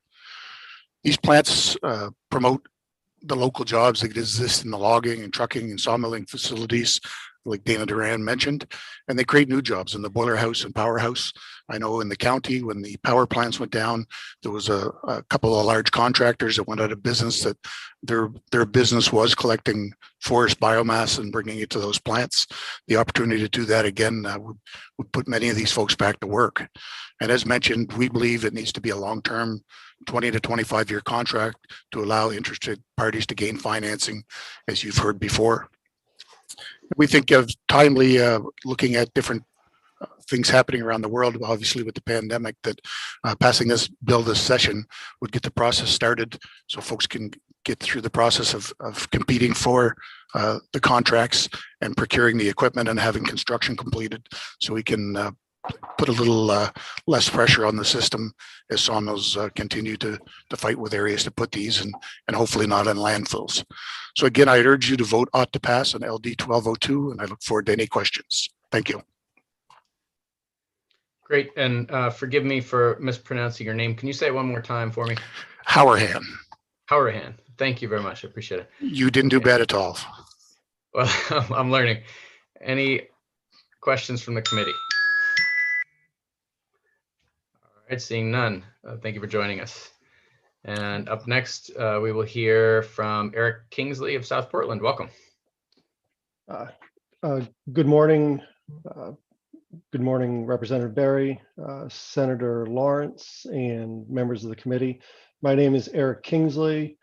I work for the firm Innovative Natural Resource Solutions, and in that I work on forest industry and energy issues with folks across Maine and actually folks across the country and parts of our friends to the north. I'm here today in strong support of LD 1202 because it's good for Maine's economy, it's good for Maine's environment, and it's good for Maine's energy future. This legislation calls for the development of wood-fired CHP plants at Maine Forest Industries. This represents a great opportunity in support of Maine forest manufacturing while procuring renewable energy. And this provides a host of ancillary benefits. I think you've heard this from a number of folks, but procures renewable baseload electricity that's available on a 24/7 basis, supports existing Maine forest industries by encouraging the development of efficient combined heat and power, and provides the opportunity to expand the use of process and space heat, displacing fossil fuel. It also will incentivize new forest industries by providing new long-term heat sources that could be the site for biofuel facilities, engineered wood, other emerging manufacturing. And I'm working on efforts to bring several businesses like that to this state. And certainly finding heat and steam co-location opportunities is a key challenge. Finally, it provides power to the grid at a rate favorable to Maine's existing net energy billing rates. In addition to supporting diversification of renewable energy, the bill supports forest industries. I think you've heard from Mr. Robbins, you've heard from Irving, that the loss of pulp and paper mills and the loss of biomass plants around the state represent a fundamental challenge to those facilities. When you make lumber, you buy a cylinder, you sell a rectangle, everything that isn't in that rectangle needs a home. Inability to move that threatens the long-term viability of our sawmills. And this is the beginning of a solution for a number of mills. I see my time expiring, so I'll just close saying I provided written testimony.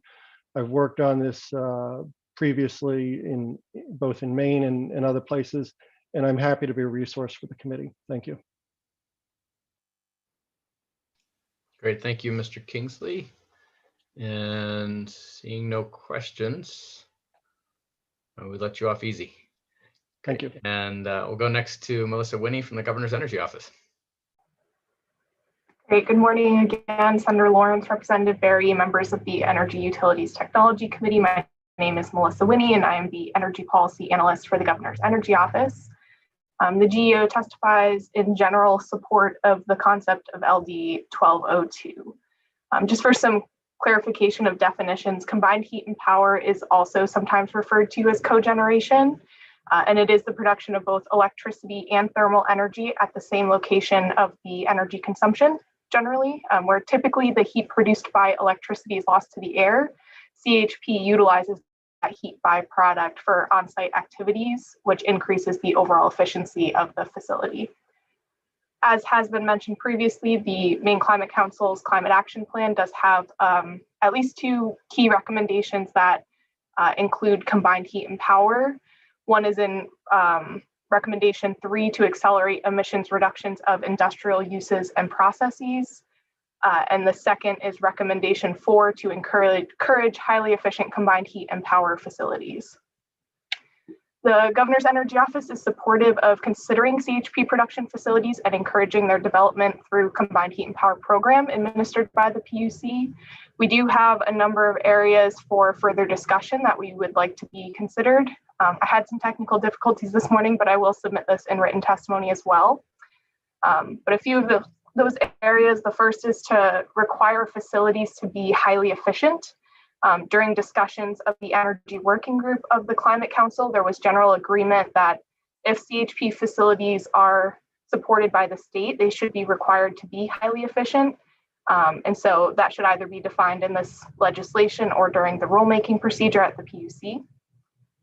We would like to see some consideration of greenhouse gas emission reductions. I included in my testimony a definition that was included in the Energy Working Group recommendation related to CHP facilities that includes consideration of greenhouse gas emission reductions. And we're open to discussion regarding whether or not that's the right approach, but again, do consider some consideration of greenhouse gas emission reductions. We'd like to see the program limited to an amount lower than 50 megawatts with the potential for additional projects in the future. And we'd also like to better understand how this would interact with current and potential new procurements required at the PUC, as well as the new thermal REC requirement. Two other quick points. We would like to work with the sponsor and stakeholders to potentially refine the definition of wood fuel to primarily utilizing wood residue has been discussed today, and we believe is the intent of the proposal, and we want to make sure that the definition aligns with that. And finally, we would like to work with the project sponsor and proponents and the PUC to better understand the cost containment opportunity. The current bill suggests a ceiling price of the net energy billing tariff rate. And we just want to note that this program is actively being considered by this committee now and may not be the right mechanism. Additionally, we'd like to work with the PUC to understand the potential impacts of the standard offer requirements of the bill. So again, supportive of the overall concept, but looking forward to working with bill sponsors and interested parties on the proposed program. So thank you for your consideration, and I welcome any questions. Great, thank you. Questions from the committee? Representative Foster. Thank you, Mr. Chair, and thank you, Ms. Winnie. I'm wondering if you could, do you have a definition for the, you used the term high efficiency. Does the Governor's Energy Office have a definition of what that would mean? And also, would that apply to the entire process, or is that only for the actual generation of the electricity? Thank you. Great, thank you for the question, Representative Foster. So this is something we are actively looking into. We've been trying to look to see how other states with CHP programs are defining highly efficient. I don't have an answer at this point, but it is something that we're digging into, and I'd be happy to bring any of our findings back to the work session. I will note that the Energy Working Group also grappled with this definition, and I think there's a few different ways that you can approach it. So we'd be, again, I can bring some information back, but we'd be interested in working with the proponents for that. And I think that feeds into the second question of what exactly it applies to. Again, there were some varying thoughts of the efficiency of the unit itself versus kind of an overall consideration of what it's replacing, more in regard to the greenhouse gas emission reductions. But I think we can build off of some other information related to general efficiencies of CHP, how that may be impacted by the use of certain wood fuels. So again, I will come back with more information and would be interested in others' thoughts on that as well. Thank you. Great. Other questions? Representative Grahowski. Thank you. Ms. Lenny, I'm not sure if you're the right person to ask or if you could help with this, but it sounds like this has been discussed a lot. Different subcommittees of the Climate Council and the Economic Recovery Committee, and I know that your office seems to work closely with GOPIF on things. I'm really curious if there was a discussion about the feedstock, if you will, for these facilities. I see that wood fuel includes residuals from manufacturing, which I feel pretty comfortable with, but then it also says other biomass derived from trees or other woody plants grown or processed domestically. That seems like pretty much anything could go in there. And to me, it's really important that we maintain sustainable forestry practices, we minimize pesticide use, herbicide use mainly, depending on the tree species. So I'm just curious if you could help us learn if these were part of the discussions or if your office could help us with that research, because I don't know who else to ask that maybe is unbiased in that regard, because it's really important to me that we just not start nearly clear cutting things and stuffing it into combined heat and power facilities, to put it in a really grotesque way. Thank you. Yes, thank you, Rep. Grahowski. So I'm most familiar with the conversations that happen through the Climate Council, but I can reach out to my team and try to kind of put together some thoughts on how the conversations went in some of the other entities as well. And I do just want to note that this was something that we recommend considering related to the definition of wood fuel in this legislation. Again, I think the intent is for it to be wood residue, but we would want to ensure that the language is clear if that's the direction to move in. So I will put something together for the work session on that as well. Great, thank you. Other questions? All set? Okay. Ms. Winnie, can you speak to our current class 1 biomass?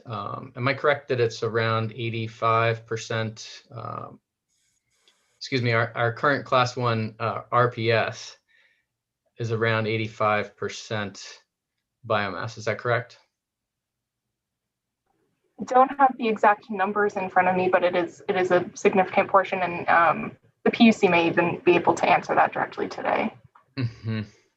Thank you. And as a follow-up, it's my understanding that regardless of how that biomass is harvested, it is counted as if it were zero carbon emitting in DEP carbon emissions that are used by the Climate Council. Is that correct? I can confirm that for the work session. Great. And thirdly, are there any other states that treat biomass in this way, counting it as zero carbon and also subsidizing it? Another good question, Rep. Barry. I have some initial thoughts, but I'd like to confirm them and bring them back for the work session. Great. That would be terrific. Thank you very much. Any other questions from the committee?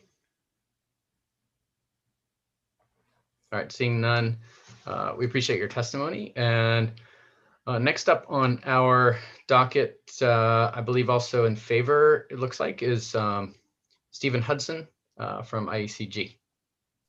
Mr. Hudson, did I just saw you pop in? So yes, thank you. I think your clerk was anticipating you. We are signed up in reluctant opposition to this bill, Mr. Chair. So but when you thank you, and I'm it's glad to answer questions. It is my mistake. It wasn't the clerk's fault. It was mine. So please proceed. Thank you, Mr. Chair, Senator Lawrence, and members of the committee. My name is Stephen Hudson. I am not Tony Buxton, but you'll have testimony that has been submitted online from Tony, my partner. I am a partner at the Pretty Flaherty Law Firm, testifying on behalf of the Industrial Energy Consumer Group in opposition, reluctant opposition, as I said, to LD 1202. We support increased use of biomass, and we especially support increased biomass cogeneration, but we oppose this bill as drafted. I do want to remind the committee that during consideration of what I refer to as the biomass bailout bill, IEC suggested that a program for new biomass cogeneration, instead of a 1 or 2 year bailout, would be a better long-term solution for the industry and for the state, better than the bailout that failed in a few years. But let me go back to our testimony. We've consistently opposed the poorly designed net energy billing program created by LD 1711. We predicted huge and unnecessary costs, and the facts are now bearing that out. In fact, the subcommittee that is actively considering what to do about net energy billing heard information yesterday that if all 2,500 megawatts signed up thus far is built, the rate increase could be in excess of 50%. Let me repeat that. The rate increase could be in excess of 50%. You'll hear an argument that, oh, much of this won't be built. We think that is little basis, as what we are observing is that huge hedge funds like Carlyle Group and Blackstone have purchased scores of projects, and they have unlimited funds to get them built. The rates that are being paid to these projects, in fact, make them financially attractive to groups that I just mentioned. So I do want to say that we have estimated that the LD 1711 prices, assuming a price of around 14.5 cents per kilowatt hour, is going to end up costing ratepayers $2 billion over 20 years. Now, if that had been done at a grid scale price of around 3.5 cents, the cost of ratepayers would be only $500 million over that same time. So we urge the legislature to continue to spend ratepayer money responsibly, recognizing that there is a lot to be done currently, there's a lot to be done in the future, and at some point we're going to run out of money. But in this context, it is really difficult to tell forest products companies that they can't share in some of these ratepayer rate increases. This bill would allow 50 megawatts of biomass cogeneration projects to receive rates equal to those of NEB at 14 to 15 cents per kilowatt hour, whether those rates are needed or not. This is completely the committee's decision to make. We urge that you don't expand the use of that excessively high rate. We note that because biomass cogeneration will operate at least 90% of the time, as Mr. Strzok, I think, has said, rather than the 17 or 18% like solar in Maine, this bill would create the equivalent of more than 250 megawatts of solar in total costs. Ironically, we think that's about the total NEB for Maine originally contemplated under 1711. But that means that total ratepayer costs for this program could be more than $1 billion over the contract terms. We'd also note that the community energy program that you've heard referenced, that this bill is supposed to be based on, that several projects were built. I think both the two projects that were mentioned earlier, that program is both competitive and limited to a top price of no more than 10 cents per kilowatt hour. At a minimum, this bill should be amended to do the same. However, and we are 3 minutes. Okay. We urge you to consider doing any additional procurement within a single bill for procurement. We think that new in-state biomass cogeneration should receive a special carve-out in in the Vitelli procurement bill, which you're going to hear later this session. And we think if you do that, you're going to see robust competition. You'll get some good new biomass plants, and you'll do so at a lower cost. We'll be glad to answer any questions now or at the work session. Thank you, Mr. Hudson. Any questions? All right, seeing none, we appreciate your testimony. And next on our list is the Office of the Public Advocate, but unfortunately something has come up for Mr. Hobbins and he will be unable to testify. He did want me to pass on his regrets and also that the message that his testimony has been posted online. So we'll bring up Mr. Corbin from the PUC next. And welcome. You are upside down on my screen. Morning. I see that. That's impressive. How did you do that? Pretty interesting. No, I thought the proponents, nice forested backgrounds were good. I have no idea why I'm upside down. And to not be distracting, I think I'm going to turn off my video and just continue with audio. I'm kind of enjoying this. This is okay. Hopefully our testimony is more straightforward. No, I'm going to turn off the video. I just can't. I can't take myself seriously this way. Your choice. All right. Appreciate it, though. Good morning again, Senator Lawrence, Representative Berry, and honorable members of the EUT committee. Garrett Corbin. I am right side up in my chair, and I am testifying neither for nor against this legislation on behalf of the Maine PUC. Our testimony, the written testimony, describes with more detail what the legislation proposes. I'd like to just take my time before you today to jump to Section 2 of the Act, which authorizes the Commission to incorporate energy generated, as we discussed, by CHP projects into the supply of standard offer service. The same provision also mandates that the Commission encourage Maine-based entities that are not otherwise a standard offer service provider to participate in supplying energy from CHP and power projects. Our periodic solicitations here at the Commission for standard offer service are extremely competitive, and they are provided by sophisticated entities that participate in the wholesale electricity market to provide competitive standard offer bids at the lowest level possible. In the Commission's view, standard offer bidders would not likely consider adding, they would likely consider adding CHP as an additional risk to their bid. So normally adding risk to a procurement increases costs and therefore may increase the standard offer price. Although the provision's permissive, the Commission would likely in that context refrain from interfering in the competitive wholesale market for purposes of procuring standard offer service. And then in Section 3 of the Act, that creates the new wood-fired CHP promotional program through long-term contracts with T&D utilities. And as noted by the sponsor, that to participate, facilities would have to be between 3 and 10 megawatts. But the Act provides little guidance regarding the implementation of that. So, for example, rather than directing a competitive procurement to minimize ratepayer costs, the Act seems to contemplate that the Commission would administratively establish prices that would be the same for each project. I think Mr. Hudson just spoke to this a bit. So the Act does not specify that the contracts would be at market rates or that above market rates or above market contracts are contemplated with such above market costs to be funded by the utilities ratepayers. So the only restriction contained in the Act is that the contract prices may not exceed the tariff rate for NEB projects. And again, as noted, the tariff projects or tariff rates are significantly above market rates. So the committee might want to consider amending the bill to provide specific guidance on the application of the CHP program in Section 3 to ensure that any above market cost impacts to ratepayers are minimized. With that, I'd welcome questions, and I'll be present for the work session, and I'll try to be right side up. Excellent.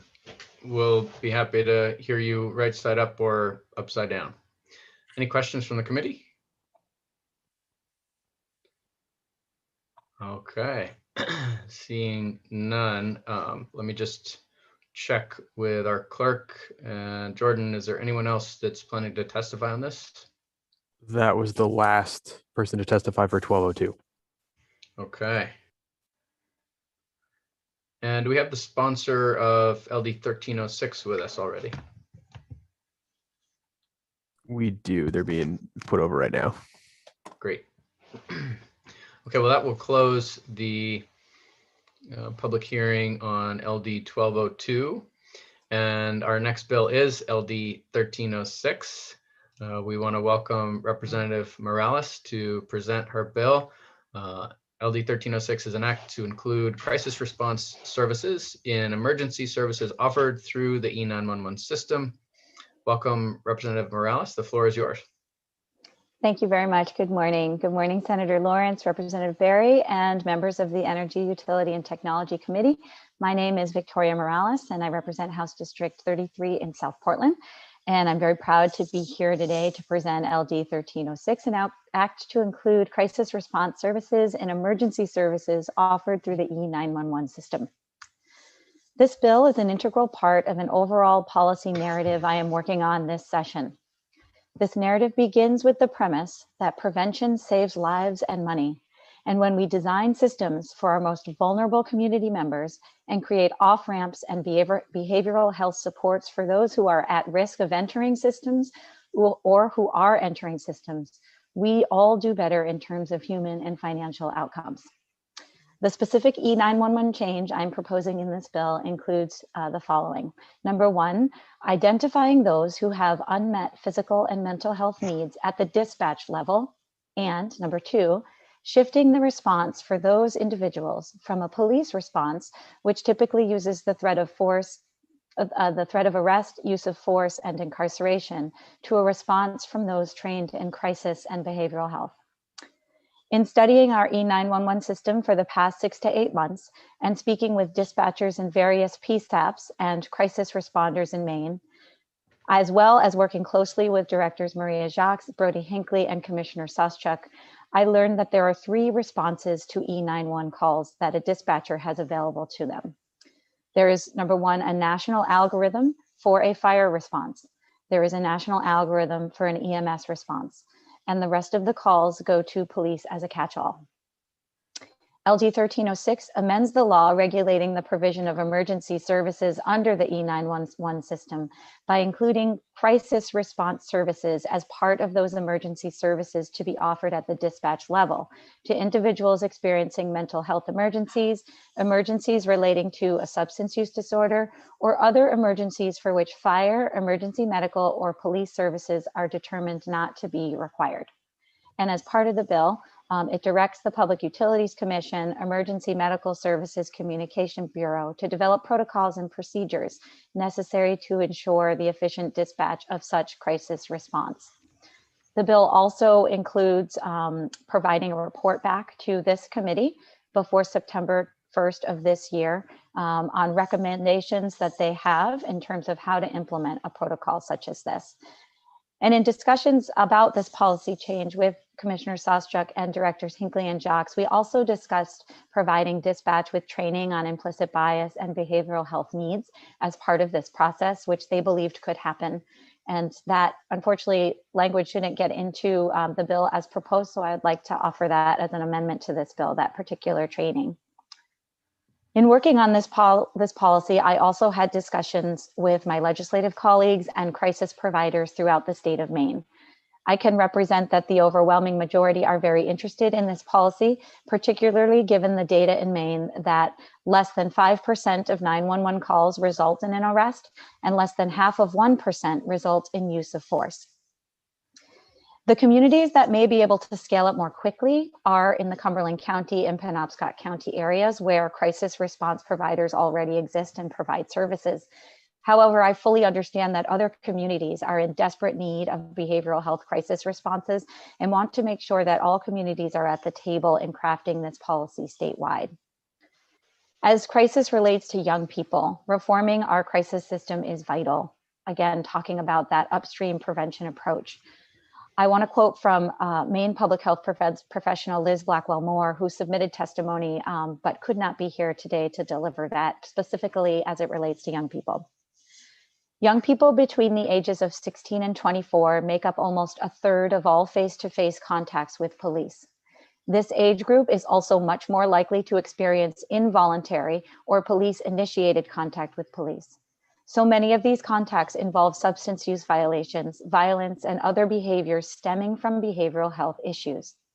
In a study of 65,000 young people who were incarcerated, 50,000 had 4 or more adverse childhood experiences, which includes experiencing abuse, neglect, or household dysfunction, like divorce, having an incarcerated parent, or a parent with a substance use disorder. In a large study of the general population, only 13% had 4 or more ACEs. According to the Maine Juvenile Justice Assessment, 65% of youth who had been committed to Long Creek had a history of at least one child welfare investigation, and 45% had at least one indicated or substantiated investigation. The justice system, including police contact, is not the place to treat young people with the highest rates of trauma. Many in the criminal justice system would agree, but alternative ways of dealing with emergency calls must be available in order to use behavioral health approaches to address behavioral health emergencies. Also, in preparing for this bill, I worked closely with Jackson Beck from Vera Institute, who has been conducting case studies statewide and countrywide on behavioral crisis alternative models throughout the country, including CAHOOTS, which is a program in Eugene, Oregon. They couldn't be here to testify today, but will be submitting a written testimony and would like to help provide national guidance for the work session. According to the Vera report, with more than 240 million 911 calls made each year, police have become the default first responders for a wide range of social issues, from mental illness to substance use to homelessness. The dire shortcomings of this approach are reflected in the disproportionate number of people with mental illness and substance use disorders killed by police every year, and the disproportionate number held in jails and prisons, particularly in Black communities and other communities of color, where relationships with police are historically characterized by tension and distrust. Too often, encounters between the police and people in crisis end in handcuffs with an enforcement agency action or emergency department transport.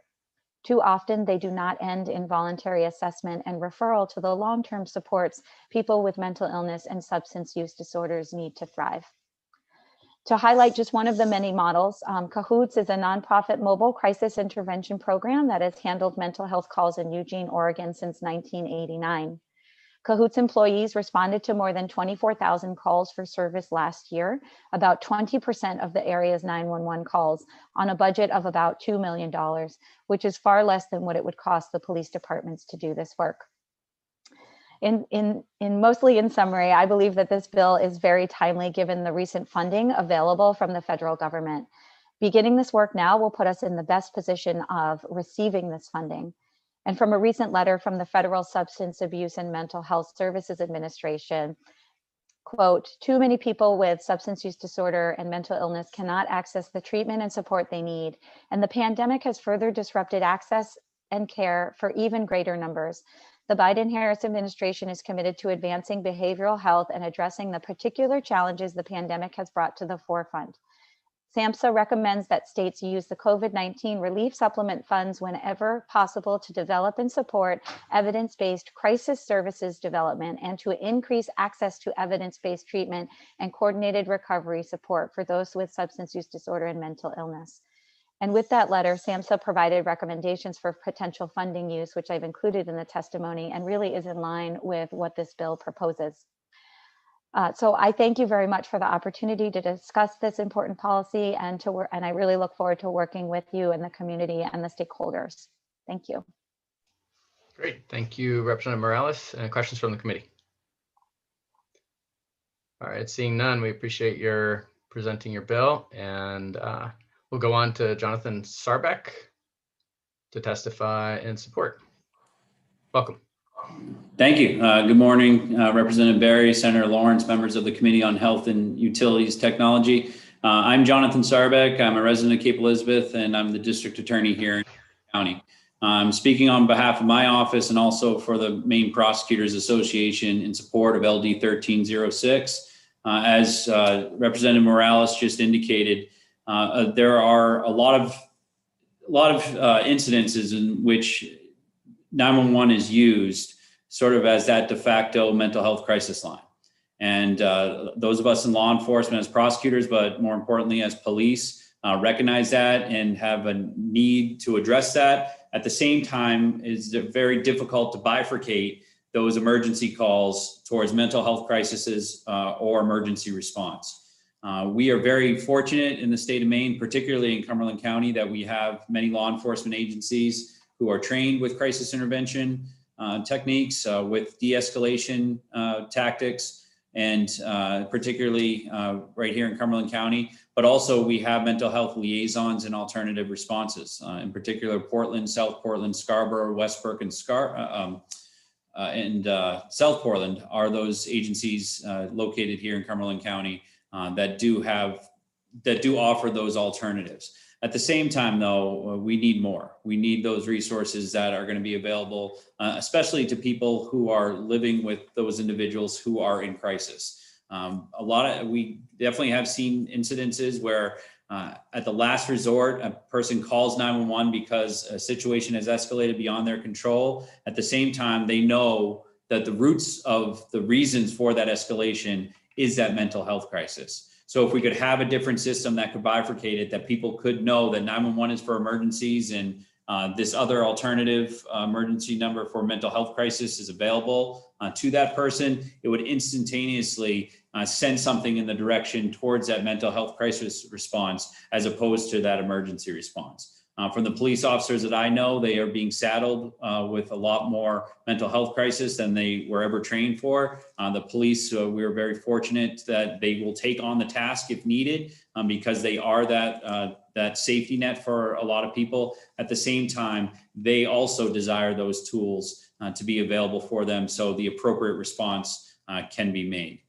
So I think that this alternative to the 911 system would provide an option, not just for law enforcement, but also for people who are living and helping out other people with a mental health crisis. The police are only as good as the information that they have that come into dispatch and is then forwarded to them. If we had that alternative, they would know right away what that response should be. So I appreciate your hearing from me, and I'd be open to any questions.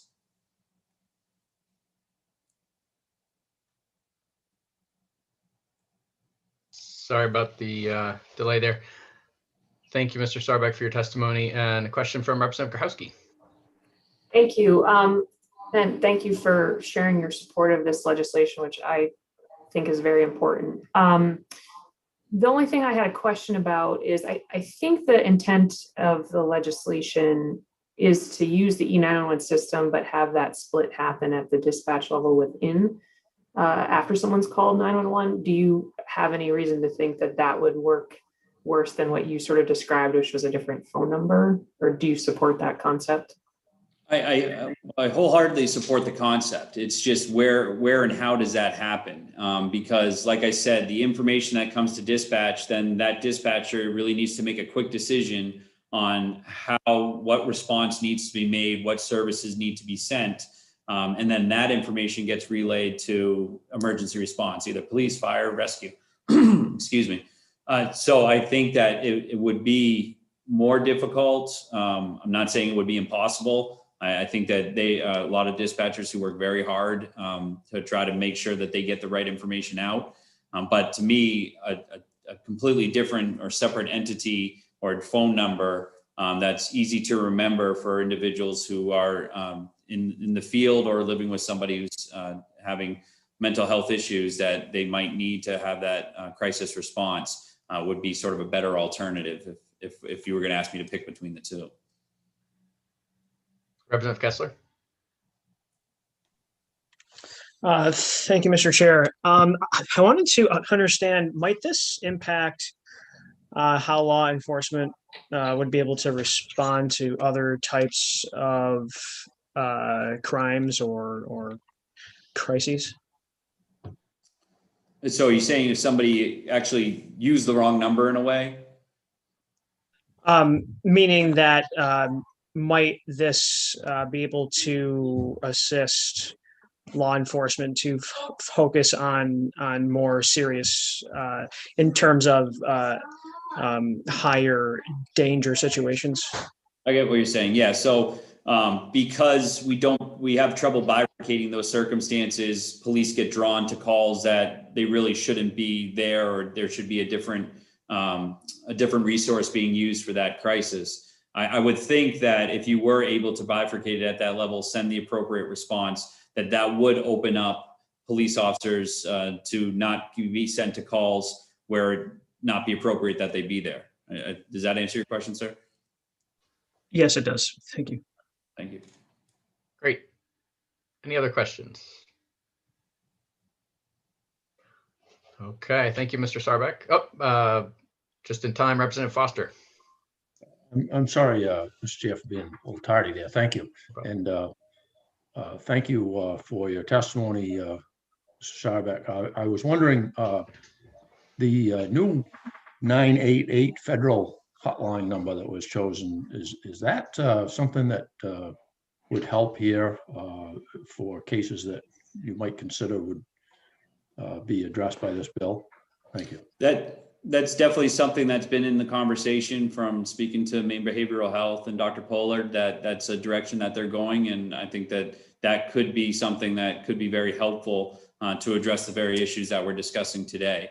And I mean, one, it's easy to remember, and another is that would be that direction for sending, or for that response, that crisis response that would be necessary. So I think that's one of the reasons that a lot of us as prosecutors and in the law enforcement realm support that idea of having that alternative response. Thank you. Okay, seeing no other questions, thank you, Mr. Sarbeck. Thank you very much for having me. And up next, Neil Goldberg, welcome. And by the way, I should say Michael Kabidi from the ACLU had planned to testify, but had to hop off. So I believe his testimony is posted and the committee can refer to it in writing. Mr. Goldberg. Hello all, I'm happy to be here. Senator Lawrence, Representative Berry, and members of the Energy, Utilities, and Technology Committee. My name is Neil Goldberg, and I am providing testimony in full support of LD 1306 on behalf of Maine Municipal Association's Legislative Policy Committee. Including crisis response through the E911 system truly ensures that the right personnel are deployed to an emergency. And this is going to benefit both the person receiving services as well as those that have currently been using their time to provide those services. So for the individual, these are often crisis situations. And as the bill is noting, they don't require police, they don't require fire or EMS services. So this is going to help get the right personnel, the qualified mental health or substance use disorder people on the scene. What we've seen before is that the presence of police or fire services when they're not needed can change the situation in some unpredictable ways. And so to minimize that, let's use a crisis response unit or service to make sure that situations never are heightened more than they need to be. This also then will free up time for our police, fire, and EMS services, as noted really just a moment ago. One of our members looked at it as though police and fire recently have been diluting their mission.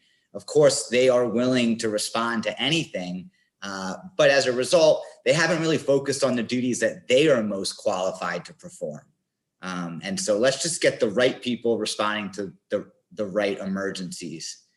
Now, our members did want to bring up a few concerns, and the first and foremost one is the safety of these crisis responders.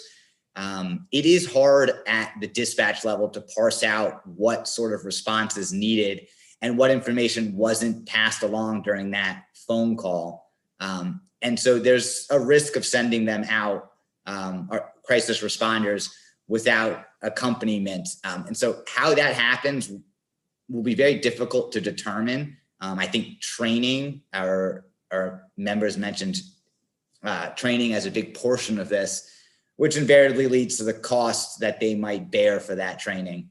But this is such an important matter that the association is in full support and would like to see where this goes. So I appreciate your time and happy to answer any questions. Great, thank you very much, Mr. Goldberg. Any questions from the committee?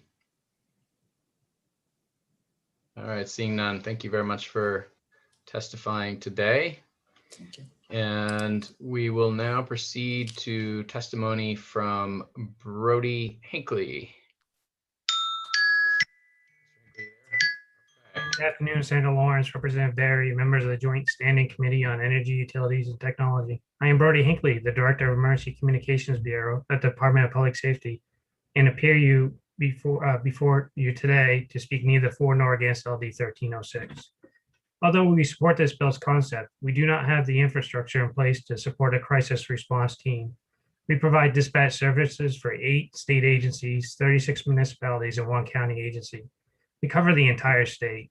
We are only 3 of the 24 PSAPs in the state. The agencies that we provide these services for establish who we dispatch calls to. The PSAP does not make that determination. Those agencies would be responsible for establishing their own crisis teams. As far as for developing a protocol and procedure report, we would recommend including Maine EMS as part of that. They establish and support our Maine EMD program and would be able to provide valuable insight on establishing a protocol. The EMD program does have a protocol for psychiatric, abnormal behavior, and suicide attempt calls that could be used as part of a referral program, but needs to be approved by Maine EMS. We recommend that the 988 crisis line be involved in this as well. E911 is established for emergencies, and crisis calls have been deemed an emergency, have not been deemed emergency in nature. We'd be looking for ways to incorporate 988 into the 911 system so that if the dispatcher receives a call in crisis, they can ask a predetermined list of questions to ensure it is not an emergency. Then they can transfer the caller to the 988 hotline to receive the proper care for the trained counselors. This would provide them with the services they need and not a response from law enforcement or EMS. Also, promoting the 988 hotlines would reduce a significant amount of calls to the PSAPs every year, which in turn would minimize the dispatch of law enforcement to persons in non-emergency mental health crisis. Thank you, and I'd be happy to answer any questions you may have. Thank you, Mr. Hinckley. Any questions from the committee? Looks like we have Representative Cuddy first. Representative Foster actually had his hand up before me. I'm happy to defer. Representative Foster. Thank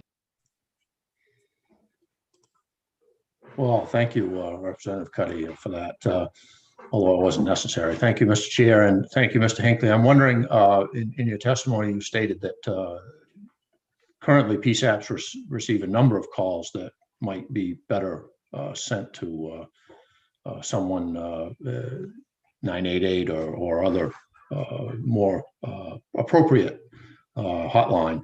I'm wondering, do you have any numbers for how many calls of that type are received by the PSAPs, or maybe if you could get a rough idea? I don't. I only run the 3 of the 24, so I'd only have numbers for those.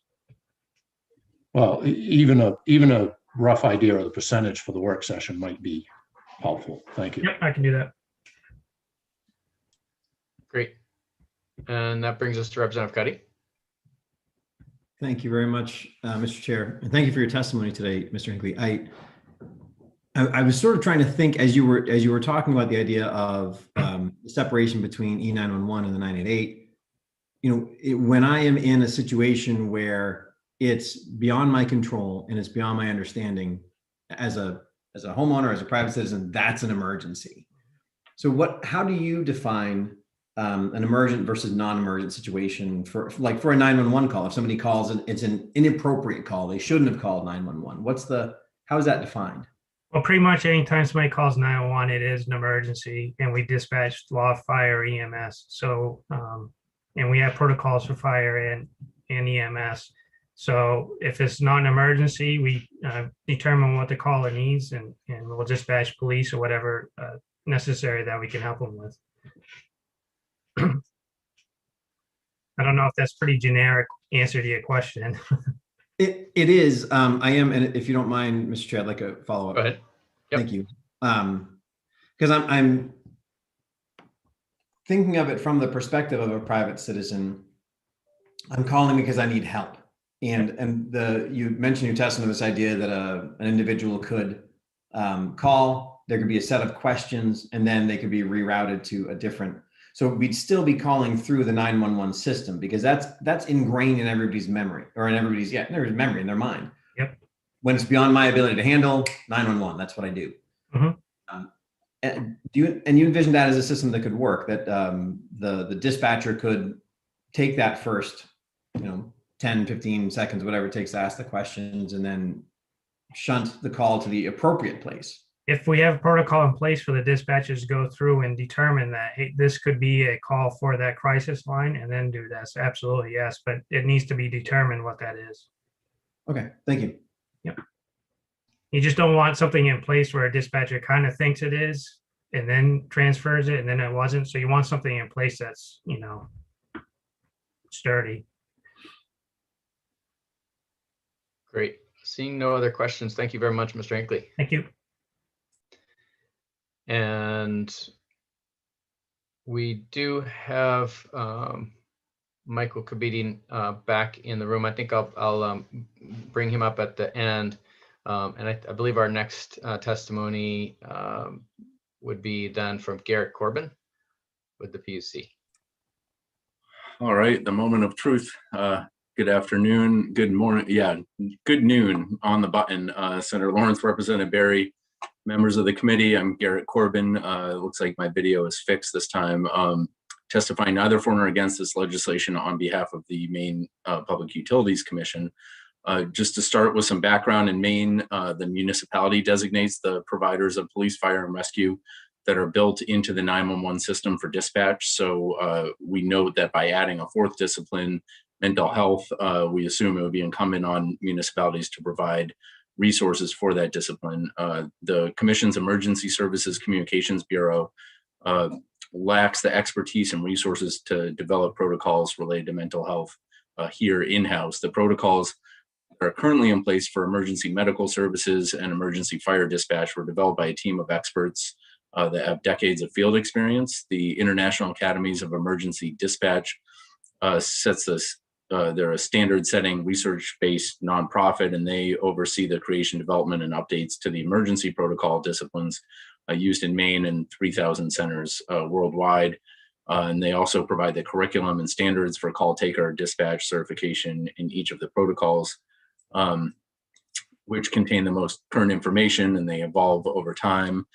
So if this bill moves forward as written, the commission would need to contract for that service or an expert to complete the initiatives.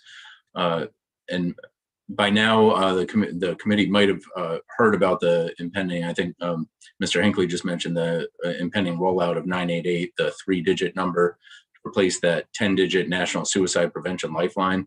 The Office of Behavioral Health here in Maine in DHHS is currently forming a coalition to advise with the planning of Maine's 988 implementation. The 988 crisis line will connect callers to a trained counselor who can address immediate needs and assist with connection to ongoing support.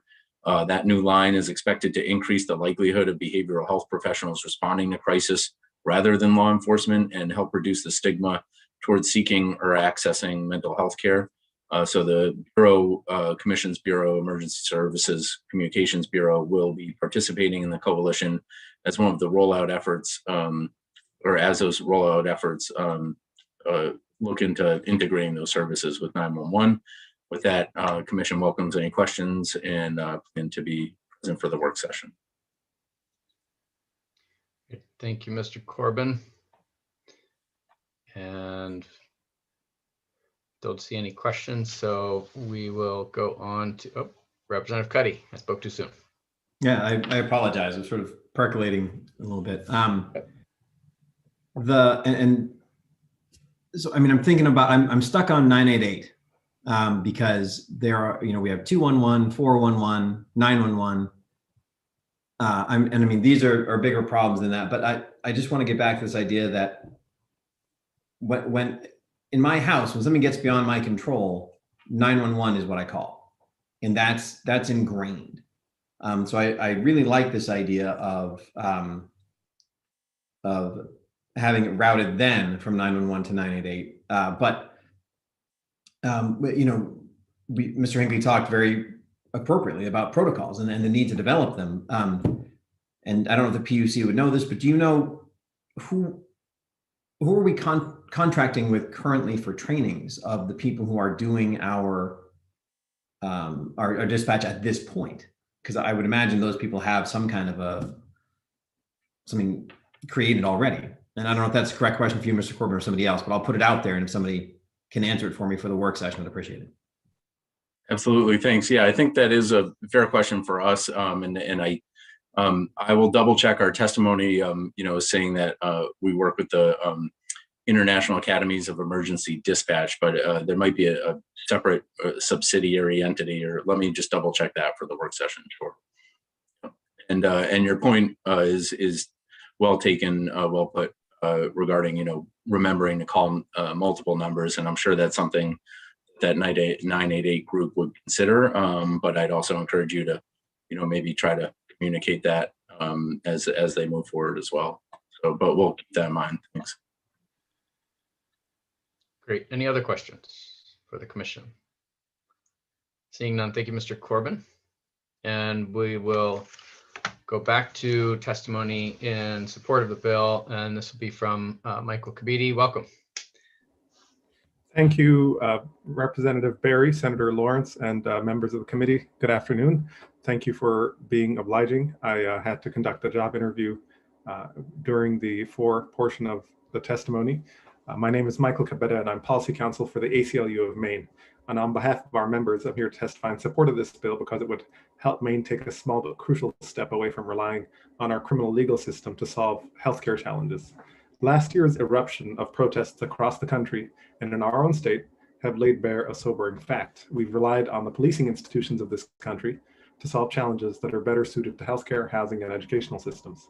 We were moved to ask, what do police actually do? We discovered that a staggering share of what passes for police work might be better accomplished by other sorts of professionals. Throughout Maine, less than 5% of 911 calls result in an arrest, and less than 0.5% of 911 calls result in a use of force. In Westbrook, only 0.43 of 911 calls in 2019 resulted in a use of force. In Portland, Maine's metropolis, officers used force in only 0.13% of 911 calls in 2019. Statistics are similar for South Portland, and to my knowledge, the numbers are similar for every other Maine municipality that conducted a similar workload analysis last year. Given that police officers are the only officials who can legally use force, the fact that only a fraction of 911 calls result in a use of force should spur us to rethink our policing and dispatch systems. We also know from our incarcerated population that mental and behavioral health challenges are a leading culprit for incarceration. According to the most rigorous study about juvenile justice ever conducted in Maine, well over half of incarcerated youth have a recent history of mental or behavioral illness. Our adult correction system is similar. Well over half the people in our jails and prisons face significant mental health challenges or substance use disorders. We have turned to policing in prisons to solve problems better suited to public health. Our dispatch system is part of the puzzle of solving this problem. I urge the committee to look at models in Eugene, Oregon, in Olympia, Washington, and in Phoenix, Arizona. In Oregon and in Washington, the state has experimented with the Kahoot program. And in Arizona, the state has experimented with what it calls the CIT program. I thank you for your time and attention. We believe these reforms are common sense and overdue, and urge you to vote ought to pass. I'm happy to try to answer questions. Thank you very much, Michael. And I apologize for mispronouncing your name. Can you say it one more time for me? Kabeda. Kabeda. Okay, very good. Thank you. I've been saying it wrong for a while now. Years, but it's okay. Yes, evidently. Any questions from the committee?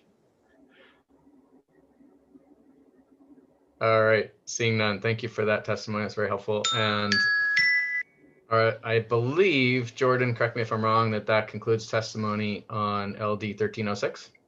You would be correct. That is it. Great, thank you very much. So that will close the public hearing for 1306, and we will now open the public hearing on LD 1291, which will be presented by Senator David Woodsum. Welcome back, Senator Woodsum. Got you twice this week. Yes, back to back. Good to be here. Representative Berry, I don't think Senator Lawrence is with you today, is he? Okay. He stepped out, but he'll read your or watch your testimony online. Okay. Yeah. All right, so I'll include him here. Senator Lawrence, Representative Berry, and members of the Joint Stand Committee on Energy, Technology, and My name is Dave Woodson, Senate District 33 in York County. I'm here today to introduce LD 1291, an act to reduce fire response time by eliminating standardized dispatch protocols for fire 911 calls. I sponsored this legislation after hearing from members of the Cornish Fire Department concerned with the lengthy dispatch protocol currently mandated. The current process requires dispatch to ask a number of questions, some of which are repetitive. In fact, out of frustration, some people in the greater Sockopee Valley area hanging up on 911. The current system has been in place for a couple of years now, and the Cornish Fire Department has seen an increase in their response time. In an emergency, every second counts, and the current system is costing first responders valuable time. This has been an issue with this department and the Sockopee Valley Rescue for some time now. Folks who will testify after me have firsthand experience, and they can share their information with you. I hope you listen to them carefully and try to resolve this situation. Thank you for your consideration. Great. Thank you very much, Senator Woodson. And are there questions from the committee? All right, seeing none, we're letting you off the hook easy today. Good. Maybe you guys will get out early today too. Well, we'll see. We have an afternoon of work sessions, but at least we'll get through the hearings. And Okay. we should get to lunch on time, which we look forward to. So All thank right, you. thank you. Thank you very much, Seth. Great. Take care, Senator. And we will now proceed to testimony in support from members of the public. First to testify will be Sam Gilpatrick. I believe that may be our only testimony in support. Mr. Gilpatrick, welcome. Good morning. Can you hear me okay? Yes, we can. And we typically, I don't think we've had the pleasure before. We have 3 minutes reserved especially for you. So please proceed. All right. Thank you very much. Chair Barry, Chair Lawrence, and members of the EUT committee. My name is Sam Gilpatrick, and I live in Hiram, Maine. I've been a member of the Cornish Fire Department since 1972, 25 years of which I was the assistant fire chief. And since 1980, I've taken care of the communications for the town and surrounding towns. I wanted to talk today about the support for this LD 1291 that Mr. Woodson has helped us with. We started having a problem right after the protocols for EFD was put into place. And what we've noticed is our time responses have been off for quite some time now.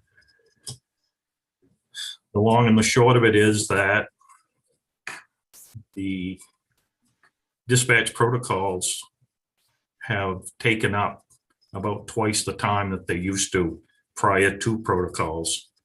And what we're finding when we arrive on scene is sometimes the callers that are reporting the incident are agitated due to the fact that their calls have been transferred and repetitive questions have been asked. And what we found is that we don't get any more information to us in the field than we did prior to the protocols being put in place. We had no dispatch issues before. Now we do. What we're finding is that a lot of our emergency calls are being sent to the wrong PSAP, and that's because of the cell towers being placed in the neighboring counties.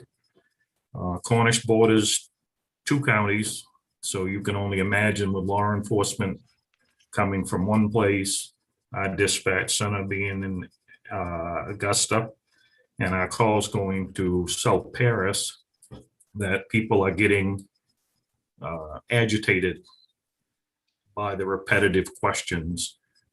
And we're seeing that it's holding over until our personnel get there. That said, it's been a problem since these protocols have been put into place.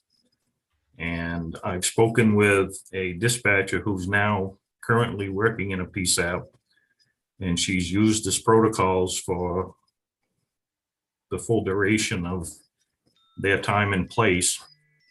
And she said that she could get a call out the door in about half the time that she did using the protocols. That said, that's minutes, which is huge to small volunteer departments. And I was kind of curious to see if it was affecting cities the same way. I spoke with a gentleman who not only volunteers here in a neighboring town, but he's a full-time firefighter.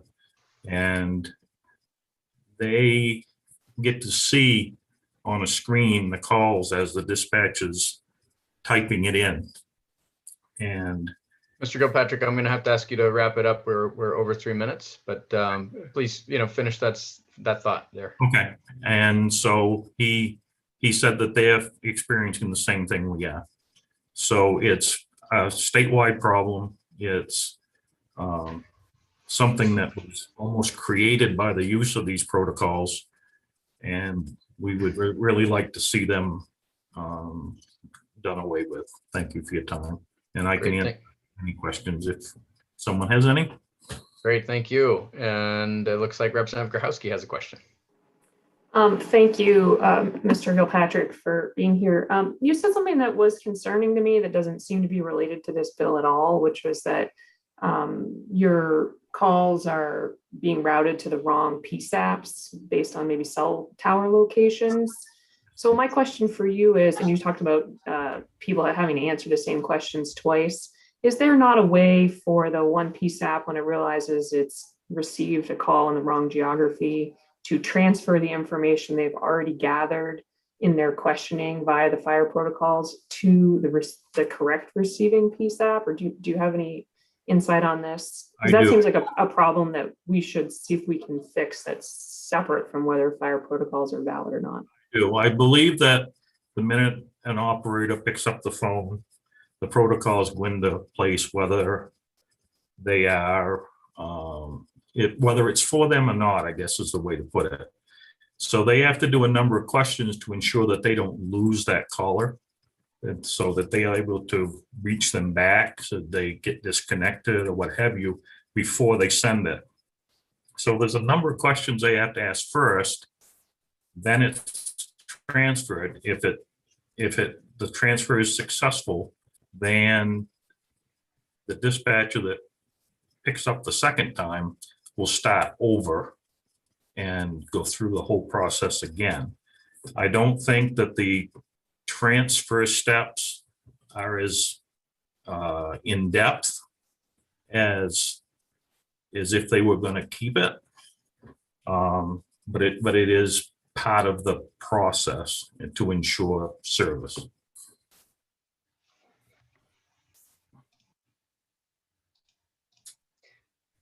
Great. Any other? We'll go to Representative Foster next. Thank you, Mr. Chair, and thank you, Mr. Gilpatrick. I'm wondering, you mentioned protocols seem to, on average, take twice as long for a response as compared to the process without them. Can you give us an idea of what that means in average minutes for your department, or maybe even you referred to one of the larger municipalities where that they actually have been able to watch as these protocols are being typed in. Can you give us an idea of what that time looks like in response to a fire call? Going by the times that we get printed out when we do our paperwork, it appears that it's under 2 minutes for a dispatcher to go through everything and get it out the door once they receive it.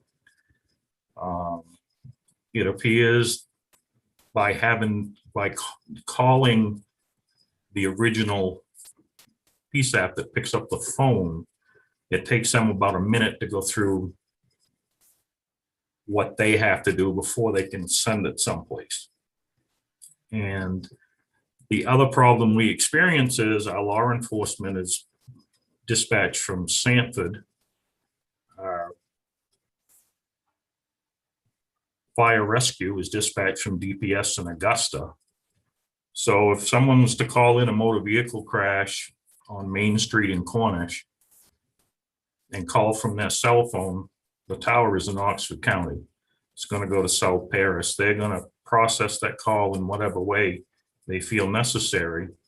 And then either they're going to make two different phone calls, one to Sanford to get the sheriff's office en route up here, or they're going to send it over to DPS for fire rescue. And I think it's unique to every case, just how they do that, depending on the severity. Thank you, Mr. Gilpatrick. And seeing no other questions from the committee, we appreciate your testimony and sticking with us today. I know it's been a long morning of waiting. Thank you very much. I believe that is the testimony in support of the bill. We will now go to testimony in opposition, and we'll start with Mr. Corbin from the PUC. Hey, good afternoon, Senator Lawrence, Representative Berry, and members of the committee. Again, Garrett Corbin with the PUC, just checking I am right side up. Great. Okay. The Commission's Emergency Services Communications Bureau were first, just to state, the PUC is opposing, as you noted, LD 1291, because in large part, the Commission's Bureau considers fire protocols to be critical to effectively responding to emergencies and advises against this proposed legislation for three key reasons. First, the previous legislature enacted Resolve 2019, Chapter 24, which directed the Commission to convene a stakeholder group to develop recommendations regarding standardized dispatch protocol requirements and use of the 911 fund to cover costs of emergency dispatch protocol implementation. It also directed the Commission to submit a report on the work of the stakeholder group that was submitted by November 1st of 2019. The Commission implemented the findings related to fire protocols, including reducing the number of calls subject to quality assurance review and providing additional implementation support. So that was our attempt to be responsive to the concerns at the time. We did present that report to this committee last year. No concerns were brought to the Commission's attention during or since our presentation. Second, if there's a question regarding any delaying impact of the fire protocol case entry process, the Bureau just notes in our written testimony, we have the requirements for immediate dispatch to matters with urgent threats to life or property. And again, the written testimony provides the list of examples of those. And then third and finally, it's important to note that the national trend is toward increased adoption of protocols. The fire dispatch protocol equips emergency dispatchers to handle a wide range of events, from structure and brush fires to rural county distress and sinking vehicles. A structured protocol system makes it possible to train even new employees to consistently send the right people and equipment to the scene with the right information and provide life-saving support when necessary. Previous members of this committee recognized the value of the fire protocols. Of course, the legislature enacted them, and we urge you to allow the program to continue. Thank you, Mr. Corbin, and I've been asked to step in as Representative Berry's had to step away. So let me check. It looks like there's a question from Representative Prohaski.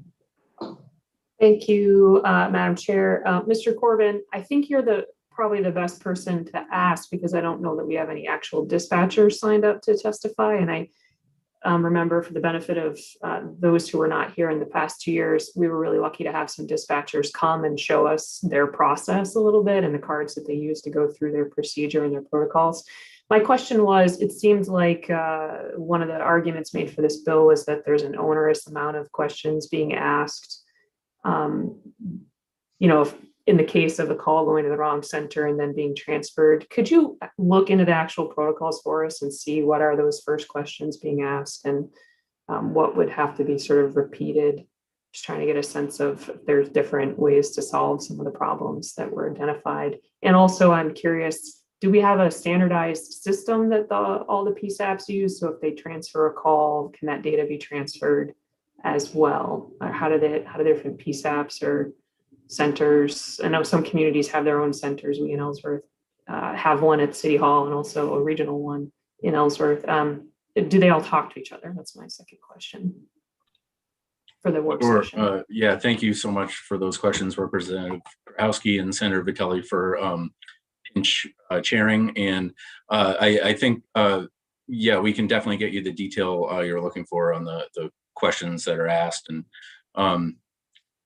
try to just roll up our sleeves on that for the work session. So one thing I think that would be probably helpful to keep in mind is, and this goes back, to 15, 20 years to, I think once upon a time, the state was, a variety of local dispatches and regional centers, and then there was a push towards the regional PSAPs.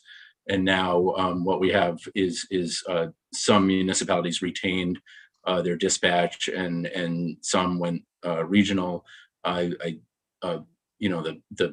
quick answer is, of course, they do communicate with each other, but I think you're asking more about in the, once a call is placed, how that process works, just so I understand your question, and if I'm right about that, we can try to get more information on that. To clarify, I mean, this is all stuff that they log into computer systems. So I'm just curious, are different people using different programs or platforms, or is everybody in the same system that theoretically it's not just transfer this phone call, but transfer this data as well?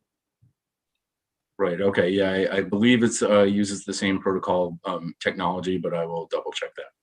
Thank you. Further questions from the committee for Mr. Corbin? Seeing none, well, thank you for being here, right side up, and we'll see you at the work session. Next, I believe, to testify against is Neil Goldberg. Is he there? There he is. Neil? Hello.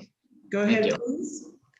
Senator Vitelli, members of the Energy, Utilities, and Technology Committee.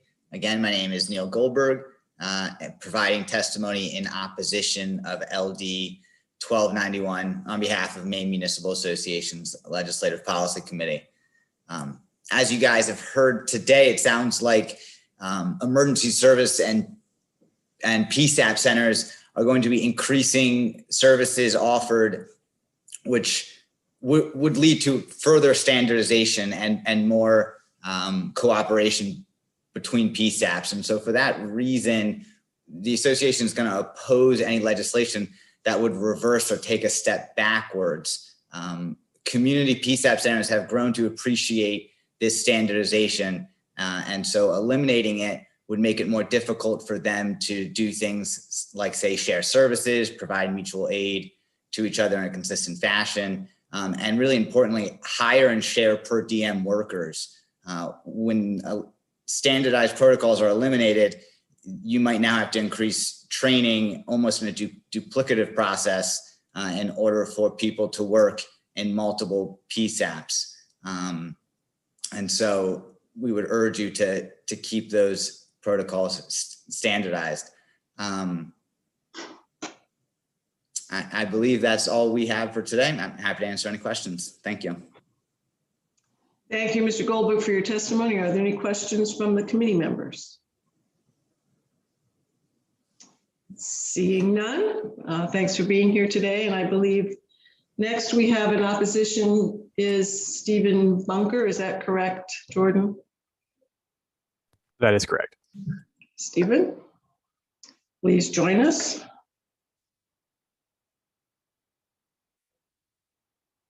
There he is.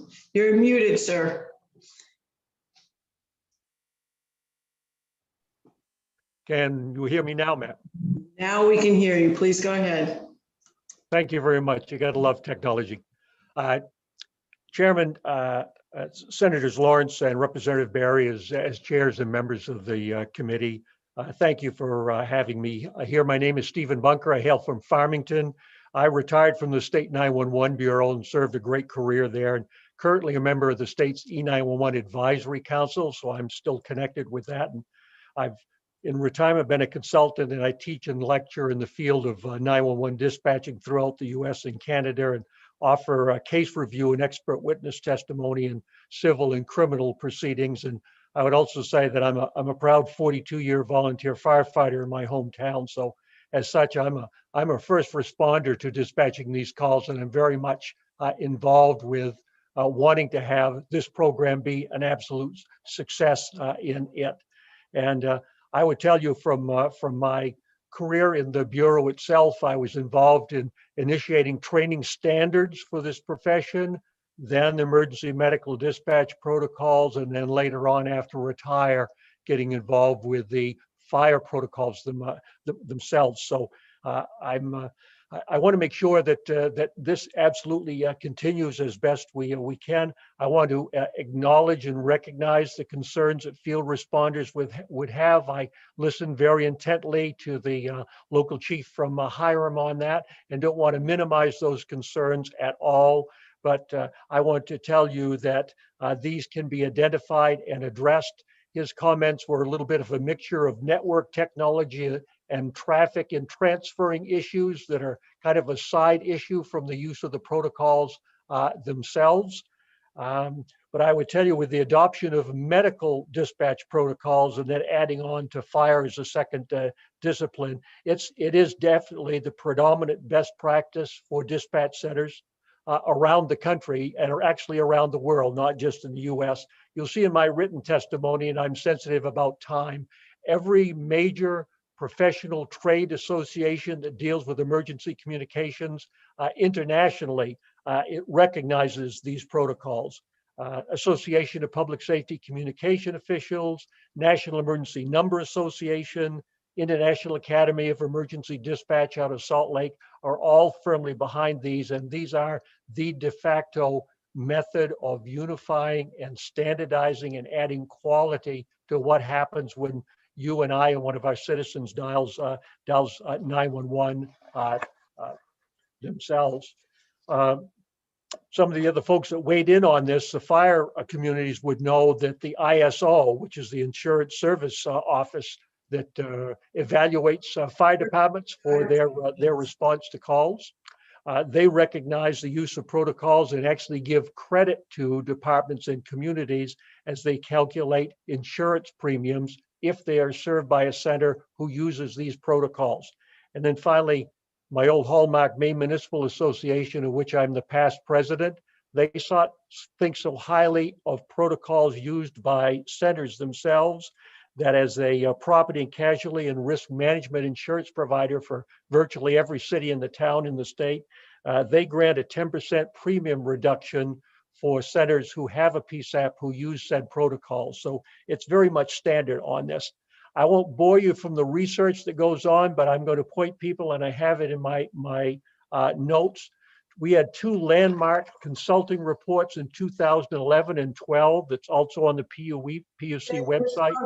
We've exceeded our 3 minutes, but appreciate that you have this in your written testimony, and we'll look forward to reading it. If you want to just finish your sentence. If you could grant me 30 seconds, I'll conclude, and I will thank you for that. I have an immediate solution to getting calls dispatched out earlier. Pre-alerts is a process that allows that information to happen, to go out earlier as soon as the call is recognized, and departments can go. Not used well in the state of Maine, but it's absolutely permitted in the use of the protocols themselves.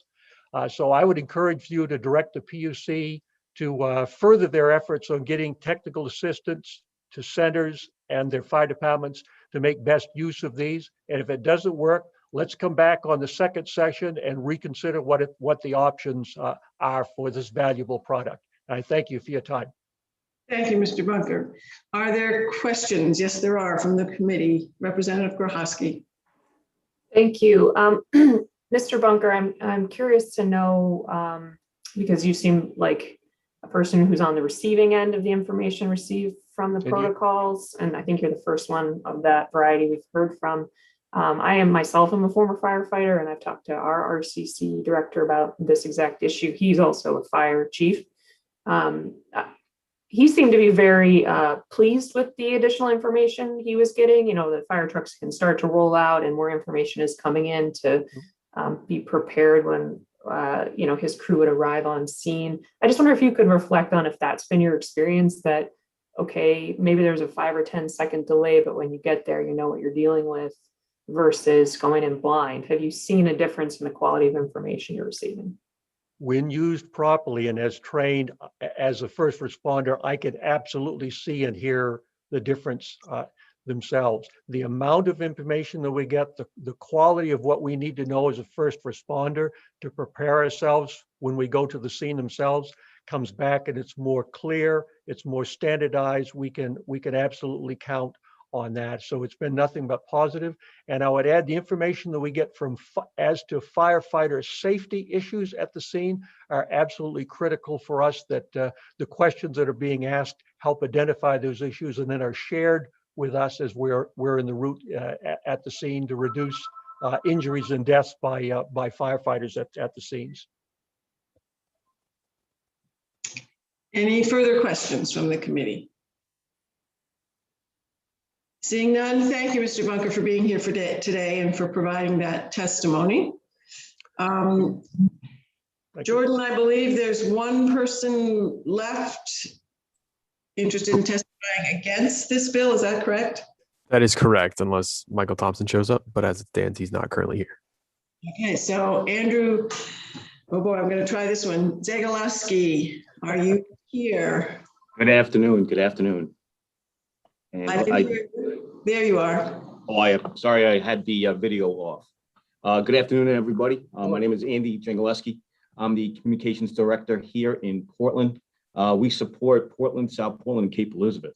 I'd like to speak against the bill, LD 1291, for several reasons. Two specific reasons to bring up. Everyone made very good arguments, and what I'd like to do, at least bring two things to light. The fire protocols themselves have become a statistical tool for us. They use determining codes, and those determining codes will dictate responses. And those responses therefore provide us a more refined data that we can extract, or statistical data that we can extract. And it's currently being utilized by the fire departments.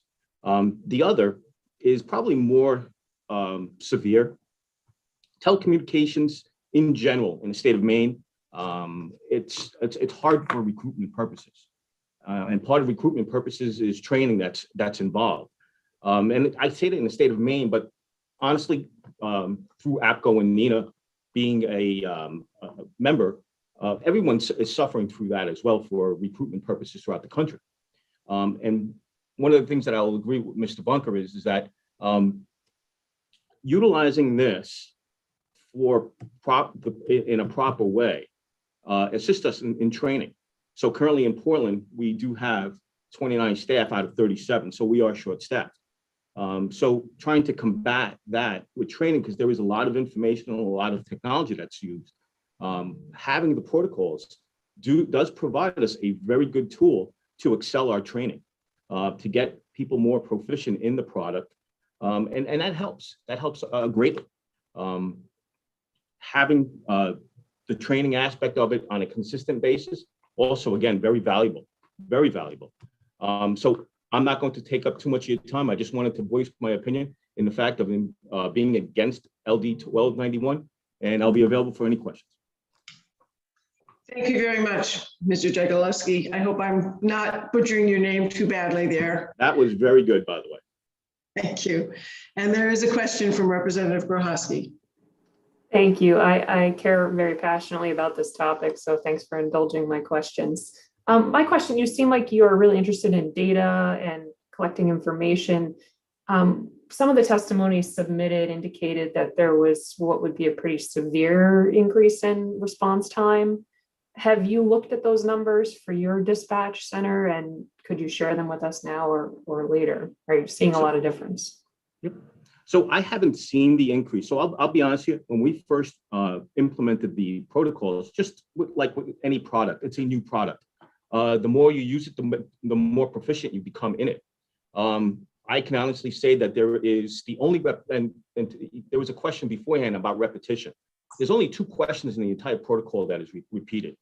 It's going to be the address is repeated and the person's telephone number. And there's a concern. You want to make sure you got the right location that you're going to. Sometimes people in a heightened state can give you a different location. So we want to verify that. Same thing goes with a telephone number. We want to make sure that we understand where the person's calling from, because again, people have so many different phones. They actually may be calling for somebody else. And that can create confusion, especially during in a 911 situation, emergency situation. So that creates, again, a whole different dynamic. So when it comes to times, I'll be honest with you, about a minute. But in the meantime, if you're talking about severe calls, emergency calls, a fire, an accident with personal injury, those get rolled out immediately. But there are questions that come on afterwards. So though we will identify the emergency, get the trucks rolling, but at the same time, there are further questions that we continue. So that's how that further information gets brought in and gets relayed to the responders. Additional questions, or are you all set? I'm all set, thank you. Any other questions from the committee? Seeing none, I'll just double check with Jordan. I think that no one else is there to come in and testify. Is that correct? That is correct. We are, in terms of everyone who's in the Zoom, that is it. Okay, thank you very much. Thank you very much, everybody. Everybody have a good day. Thank you. I believe we've come to the end of this public hearing, so I'll close the public hearing on LD 1291. And at this point, I think we're in time for a lunch break, and we'll just check with the committee that we'll be back. You want to take an hour and come back at 1:41 or less time? Is an hour okay? We have work sessions to come. Representative Grohowski? Oh, maybe that was my, I was like, aren't we done with the public hearings? But it's the work session, so. My apologies. You are correct with that, and my schedule says we have work sessions this afternoon. So if it's okay with the committee, we will take a lunch break and be back at, I'm going to say 1:45. Is that okay? All right, please mute and close your video, and we'll see you all back then.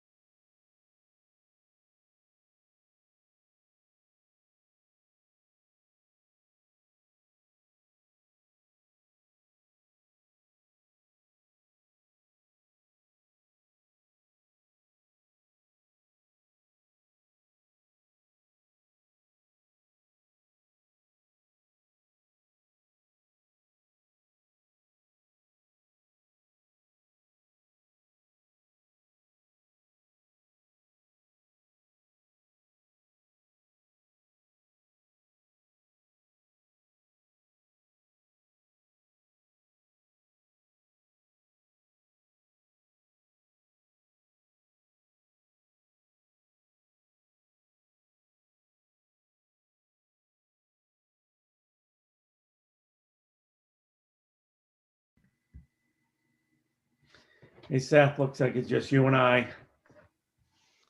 Oh, no, we got two more. They're jumping in right and left here. It's incredible. So we're still live streaming, so everybody knows. And we've got a number of work sessions this afternoon.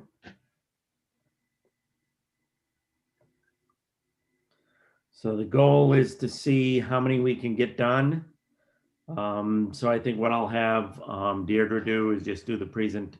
Actually, it's Dan. I apologize. Excuse me, Dan. And I'll just have Dan do the presentations and then see what the committee wants to do on each bill. So we'll wait to see if we get a couple others back.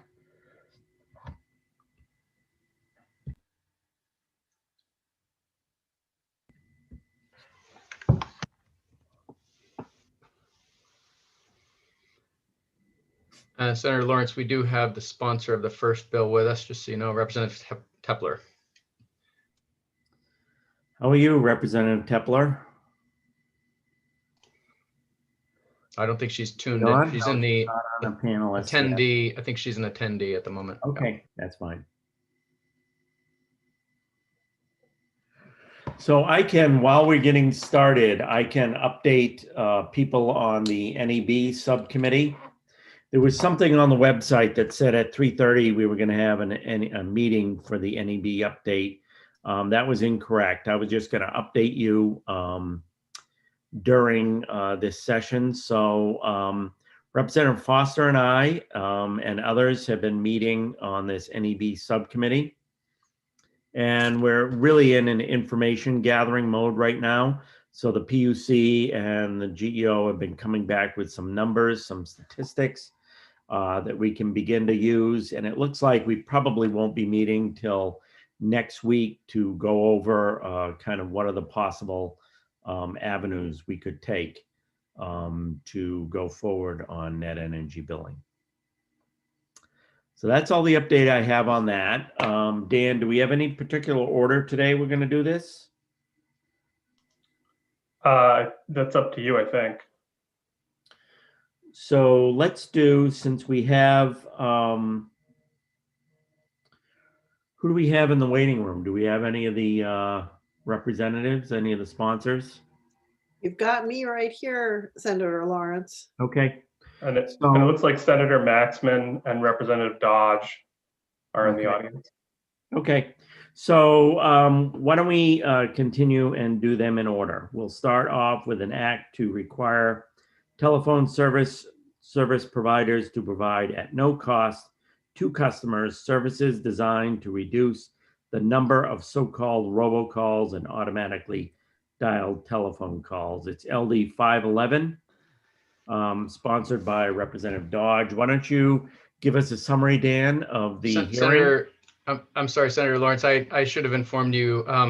I think Representative Tepler has to get back to chair her committee. And if it's possible to do hers first, that was the order that was sent out by our clerk last Friday as well.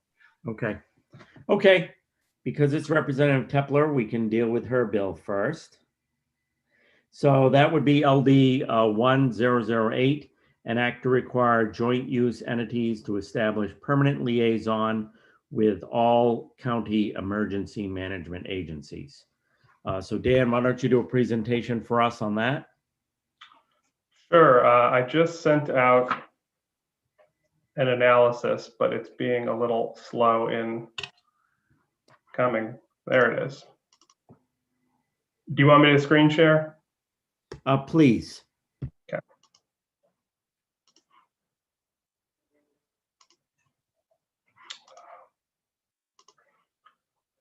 All right, there we go. So LD 1008, as you've noted, is an act to require joint use entities to establish permanent liaisons with all county emergency management agencies. The bill requires a joint use entity, which includes a public utility, voice service provider, dark fiber provider, wholesale or retail competitive local exchange carrier, cable television system, unlit fiber provider, telecommunications service provider, or information service provider, to designate a permanent liaison with each county emergency management agency in the state in counties in which the joint use entity has facilities in order to assist in the coordination of efforts during a disaster or civil emergency. I've listed the entities and individuals testifying in support of the bill. There were no opponents, and both Central Maine Power and Versant submitted testimony neither for nor against. The Maine Emergency Management Agency, which testified in favor of the bill, suggested providing each county the choice of whether these joint use entity liaisons are to be physically located in the county's emergency operations center during disasters or just be virtual partners. The Maine Rural Water Association suggested adding a reciprocal requirement that the county emergency management agencies be required to provide similar contact information to all joint use entities. And I've included a note here regarding LD 372, which was enacted in 2019.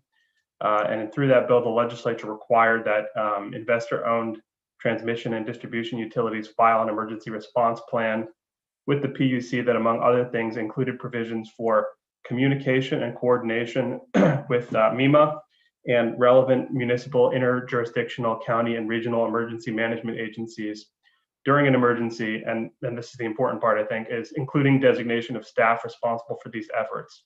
So the committee may want to consider whether the responsibilities to be imposed under the bill on joint use entities would create any redundancies as applied to joint use entities that are IOUs. As noted by PUC in its testimony, however, there is at present no formal requirement that an IOU provide a liaison at each county emergency management agency. So we don't have any information from the fiscal office at this time, and I'm going to stop my share and I can answer any questions anyone has.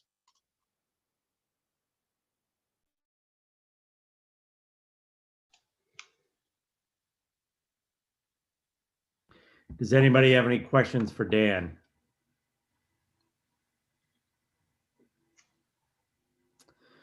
Okay, what's the committee's preference regarding the bill? Do you want to hear from Representative Tepler? Representative Berry? That was actually my question. Yes, I wanted to hear if the sponsor had any updates for us. Representative Tepler, do you have any updates for us? I want to be clear, I am open to any of the suggested amendments that the committee feels is appropriate, but also that it was not my intention that the liaisons be actual in-person liaisons at the county management agencies, but they in fact be just a contact person who would be responsible for being available to the emergency management agencies 24/7, so that if something should happen, they had a direct line to connect to. That's all.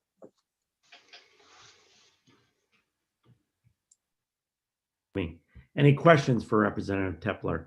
Representative Berry? I guess it's just, I wanted to turn to our analyst to try to clarify that point. Mr. Tartikoff. Okay, before we go on to Dan, let's see if there are any more questions for Representative Berry. Excuse me, Representative Tepler. Okay, thank you, Representative Tepler. Back to our analyst, Dan.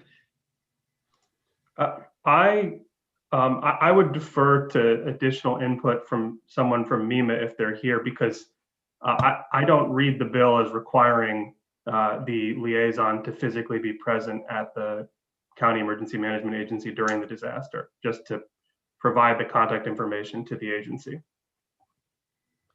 So is there somebody, Jordan, from MEMA there? I'm not sure exactly, but Vanessa Corson has her hand up in the attendees list. Okay, so Vanessa She was the one who testified for MEMA. Okay, so why don't we promote Vanessa so that we can ask her that question?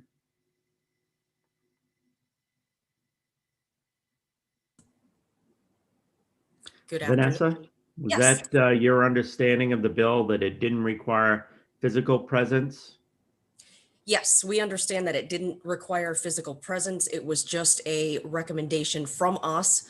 I understand that it would be an enormous undertaking to make that happen. but I also don't believe that just because something is hard means that you don't do it.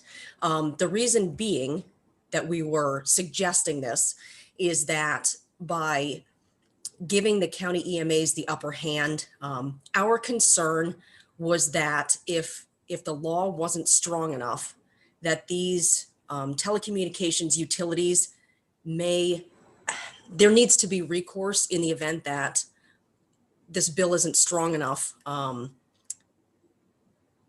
don't know if you know where I'm going with this. To make the bill strong enough that the telecommunications have to do their part. And it would give the county EMAs the upper hand that they could go to these entities and say, we could have you put somebody in our EOCs, but we're going to bargain with you. And instead, let's just have somebody who's available 24/7, because several of our county directors said that they didn't have somebody reliable, or that they would contact these entities and, for lack of a better term, get sassed because they had an in. So we just wanted to make sure that the language in the bill was strong enough that there was some sort of recourse if the entities weren't pulling their weight. Does that make sense? That doesn't mean you It have does, to. but I guess my question is, what do you mean by recourse? Penalty, fine, what? Whatever you see fit. Okay. Are there any other questions for Ms. Corson from the committee? Representative Barry, you look like you have a question. Well, I guess I do. Yeah, I'm not quite sure how to address that concern, and to be frank, I hadn't realized just how urgent the concern was. Probably wasn't listening well enough in the initial hearing. I certainly have heard these concerns before, though, and maybe if that's where the main emergency management agency is going with this and feels would be helpful, I wonder if we could just clarify that in the language that will be responsible for assisting and shall assist, or and required to assist. If there's some way to just sort of tighten up that language a bit, and if that would, we could see how it goes, and obviously a future bill could always come forward if this is insufficient. But Okay, so I guess my question is, would that be helpful? I would say anything to make it stronger would be appreciated. Any other questions for Ms. Corson? Yes, Representative Vitelli. Senator Vitelli, excuse me. Thought I was being demoted there. Thank you, Senator Lawrence. Just to clarify this line of sort of questioning from Representative Barry, Ms. Corson, so your sense at the moment is that the bill as written is not strong enough. Is that correct? I know, to say as long as there's recourse and what would be the punishment, I'm not sure. I'm not saying it's not strong enough. I want to make sure that I want it to be taken seriously. I'm here to support our county EMAs. Will this bill help you get the job done? It will certainly help. Yes. I was just asking for another step up. That doesn't mean that it's necessary. But my philosophy is go big or go home. So.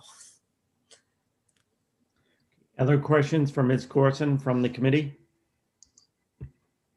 Okay, seeing none, thank you very much. Oh, I'm sorry, Representative Kessler, you're slow. Thank you, Mr. Chair, for calling me slow. No.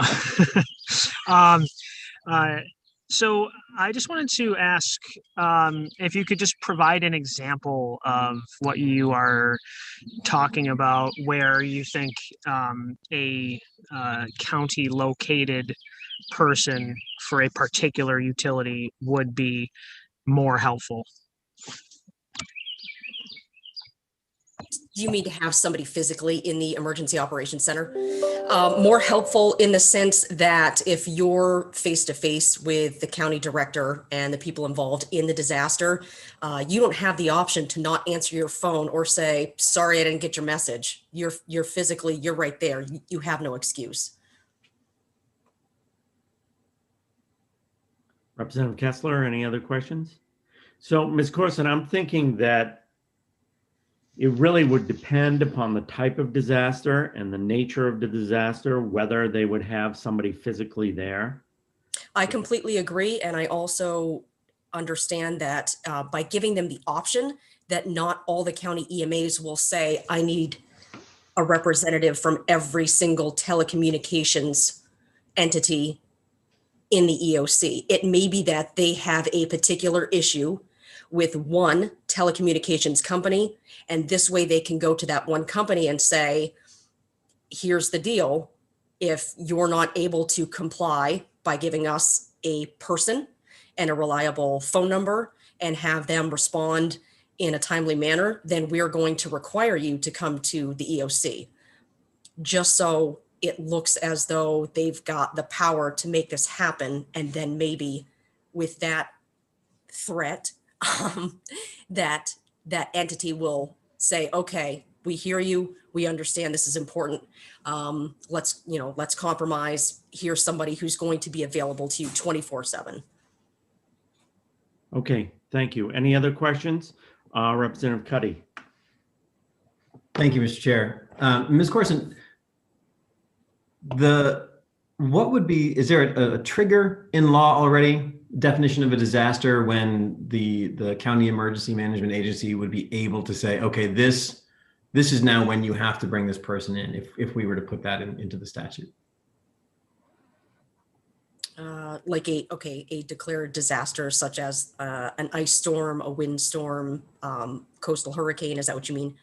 Yeah, exactly. So it would be, the trigger then would be the declaration of the disaster by whatever group. And then that would be the trigger where the county agency could now say, we need this person on premises right now to handle this.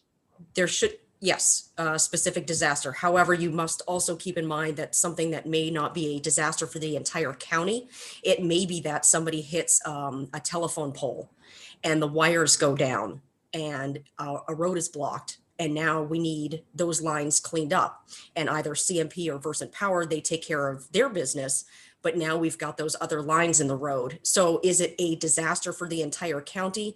No, but it's still an emergency. If an ambulance needed to get through and couldn't because those lines are down, that could be a potential hazard to whoever they needed to go tend to.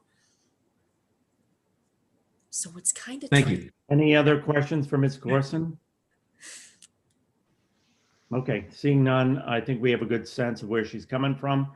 I'd like to go back to Dan for a second. So Jordan, if you could demote Ms. Corson, and then I'd like to hear from some of the joint use entities. So Dan, can you tell us exactly what the definition of a joint use entity is? Yes, let me pull it up. It's in 35A. I'm just trying to find it. 7. A joint use entity under, oh, hey, I can just do a screen share. That would be great. So here is the definition of joint use entity. It's a public utility, voice service provider, dark fiber provider, wholesaler. It's actually the list of entities that were in the summary of the bill. Okay. So that's the definition of a joint use entity.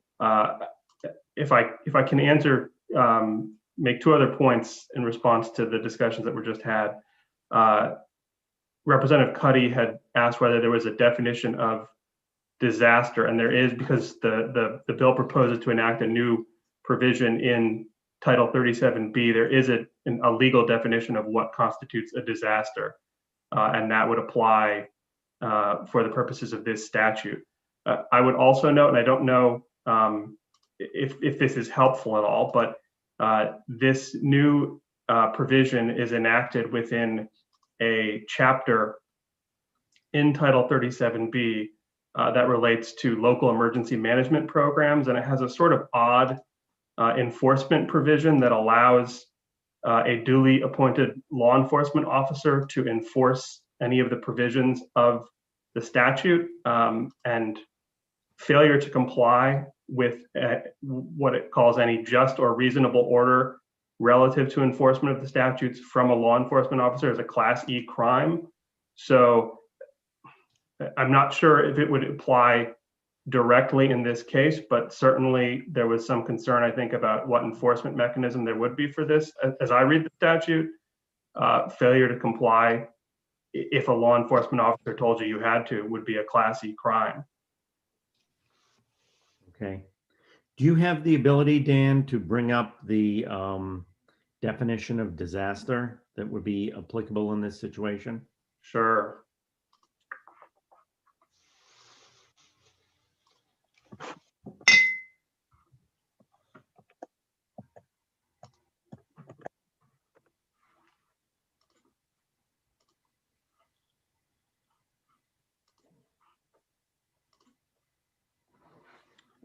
Here we are. So we're in Title 37B, and this is the definition section, and here is disaster.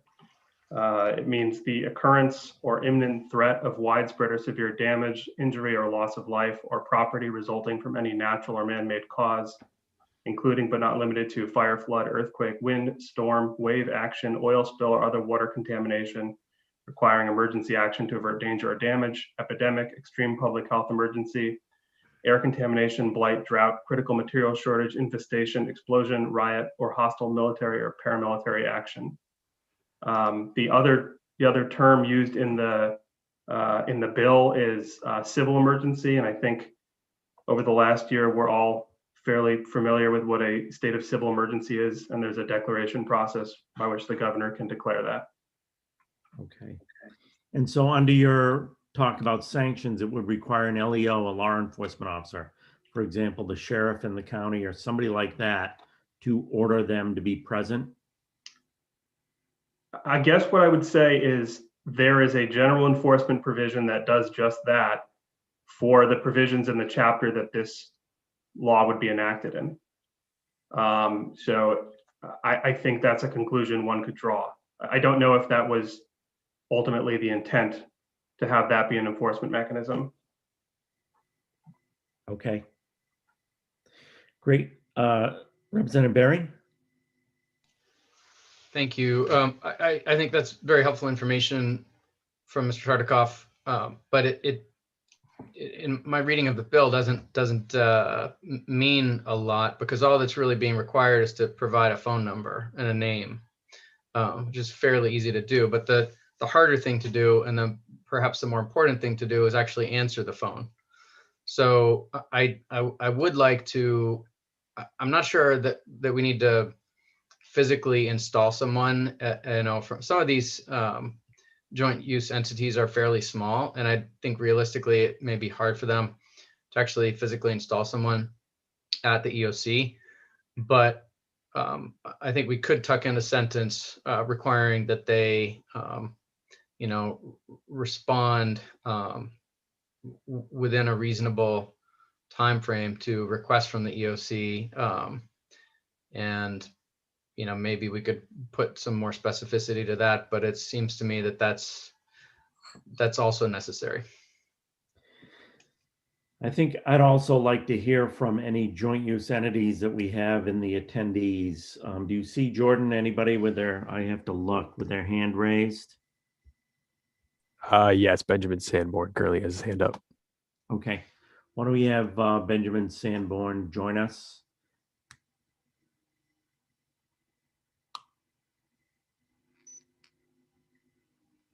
Okay, and Ben, you're from the Telecommunications Association of Maine, correct?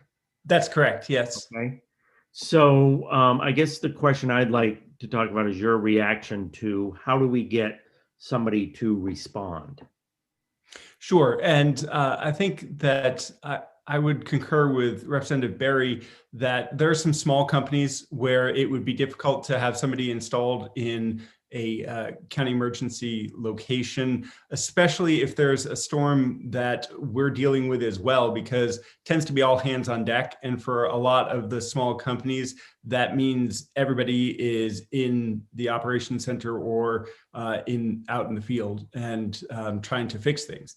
And so we do have people who we will be putting forward as a contact. And I think it's entirely reasonable to say that when you're the contact person, you have an obligation to respond when the county emergency management or MEMA or whomever contacts you. Absolutely, we should be very responsive to that. I think that that's a better approach than having a requirement that you can be sort of forced into that location. And with regards to what the penalties would be, I think that, I mean, I know from our membership, we want to do this, but we understand that there is a need to have some sort of stick in addition to the carrot. And so if there is some sort of penalty that says, you know, you've got to respond in a timely fashion, if not, you would be subject to, from our perspective, we're public utilities. So an administrative penalty subject to 35A would seem to be the most appropriate sort of response from our position, because it's something that we're used to, and it's a little easier for the commission to make a determination of was our response in a timely fashion or not, because they have a better sense as to what exactly it is that we may have been doing at the time. So again, because these are some small companies, when you're thinking of joint use, don't just think of CMP and Consolidated. I mean, we're talking, there are some very small broadband providers out there. And there are some, I mean, some of TAM's members, Unitel is not a giant company. And if there's an issue going on in Waldo County, they're going to have most of their people out in the field. And so I say, yes, put something in that's responsive. Yes, put in something that has a stick, probably an administrative penalty through the commission, so that the commission can be the one to have oversight on that. But don't require somebody to be physically present, because that could actually negatively impact getting service back up for the people in the footprint of these providers. Okay, thank you very much. Any other questions for Mr. Sanborn? Okay, Jordan, you can demote him. I'm sorry, did you have a question? Oh, before you demote him, Representative Wadsworth has some questions. Thank you, Mr. Chair. I'm struggling with this bill to just understand how to put it all together. So, who's your smallest? Like how many employees are at your smallest member at CTAM, roughly? At TAM, not CTAM. They're very different. But with TAM, probably Unitel is the smallest, although Union River is a smaller company that is up in Aurora and Beddington in that area. The exact number of employees, I don't know. I would say under 50 for sure at Unitel, maybe under 20 at Union River. So if there was a windstorm that went through and took down a bunch of phone lines, what would this bill force them to do different than what they currently would do right now? This bill as drafted would do nothing different, which is why we didn't testify in any way on this, because we have no problem doing this.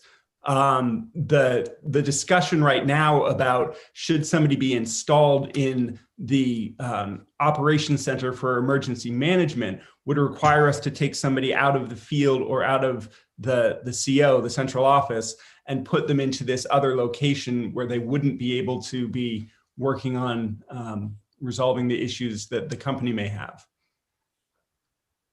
So that's why I'm saying having them available for MEMA or whomever to give a call and say, look, we have a report of a down line. We think it might be one of yours. Can we get you to check that out? Absolutely. There should be someone who is quickly responsive to that. We need to have that 100%. So it's just the question of installing them that we have a problem with. So if it was like a more minor type problem, you know, maybe a pole tipped over for some reason, then this could be more, that would be more onerous on some of your smaller members. If we were installed in the location, yes, it would. Okay. But again, we want to be responsive. I want to be clear here. In an emergency, we absolutely do our best to coordinate fully with all the emergency response folks and the emergency management folks. Any other questions for Mr. Sanborn before we let him go? Yes, Representative Barry. Thank you, Mr. Sanborn, for your perspective. Are your members currently subject to oversight by the Public Utilities Commission, and does the commission have the authority to impose penalties for unsafe or neglectful conduct? Yes. Thank you. Any other questions for Mr. Sanborn? Thank you very much. Jordan, you can demote him now and then put him back in the attendees. I think I'd like to hear from some of the other joint use entities like water utilities and things like that. I think we have Bradley Sawyer from the Rural Water Association. Can you just promote him, Jordan? Because that tends to be some of the more smaller organizations, which I think Nathan was getting to and Representative Barry were getting to. Bradley, what's your thought on attendance at the emergency management site, or how do we get somebody that's readily available? Thank you for having me this afternoon, Senator Lawrence. I largely agree with what Mr. Sanborn just said. We go even smaller than that. There are utilities that have a single part-time operator, and so in the case of an emergency, they are likely requesting assistance from either rural water or an engineering firm that has the can assist with staff and equipment to help with this. But requiring that operator or maybe it's one of two operators to vacate the emergency site and go to the local EMA, I think would be pretty tough. Okay, thank you. Any other questions for Mr. Sawyer? Okay, thank you. You can put him back, Jordan, in the attendees. Where does the committee want to go with this bill? Do you have any ideas? Representative Foster? Thank you, Mr. Chair. I have a couple of questions before we go there. First of all, I'm kind of wondering, as I think back what the intent of this bill was, it was my understanding basically to bring into account some of the smaller entities, which we've just been discussing, who may not have been included in legislation that was referred to in Dan's summary. And I think we're going way beyond what we're really this bill expected of us, which is to try to make sure that all entities, including dark fiber lines and water utilities, and are included in the list of numbers or contact information. As far as your question, which was a good one around what designates a disaster, certainly I don't think we're going to expect somebody to send a body to a site when a telephone pole is knocked over with wires on it. That's clearly not a disaster unless there's a lot more that occurs from that one incident. And generally speaking, that's handled at a local level through proper authorities and dispatch from the utilities. So I guess my question, one of my questions, besides where did we want to go with this, is for Dan. Can we make sure that we don't duplicate language and or requirements that are already present in the statute that you referred to in your analysis, which was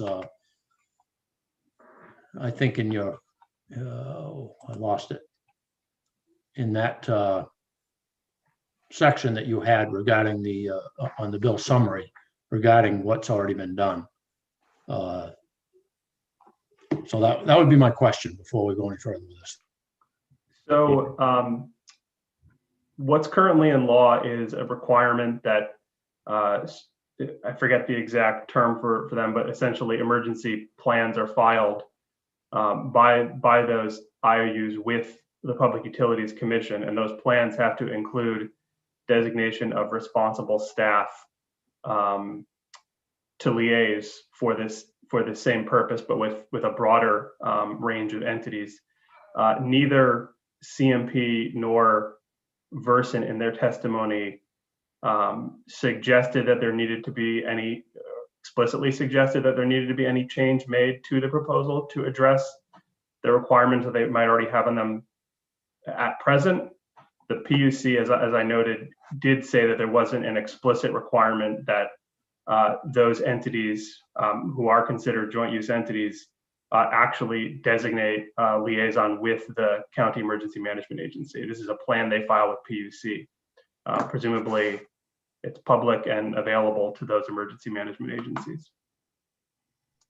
Representative Foster. So if I may, Mr. Chair, in my past life, we had an emergency response plan for on-site disasters at a big industrial complex. We had a notebook full of information that had and protocols that had to be followed. We also had a long list of contacts that had to be made. And of course, it was always something specific to the disaster that might, or the environmental concern or whatever that might dictate who you called, whether it was fire, environmental issue, whatever. And I would suggest that certainly we would expect people on that list to respond. But I think trying to even provide a stick that someone would have to have a body present for some of this would be going way beyond what I think the intent of this bill was. And also, obviously, for some concerns who have people out trying to take care of the situation, it's almost an impossibility. So I think certainly this committee in the future can look back at this and decide whether or not this was effective. But I would be hesitant to go beyond what the bill sponsor had already presented. Thank you. Representative Berry, your thoughts?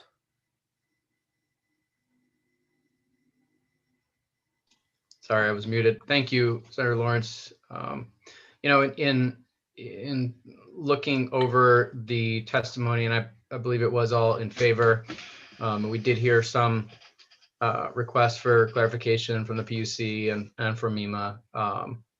I think we may be able to kind of split the baby here to use a really ugly metaphor.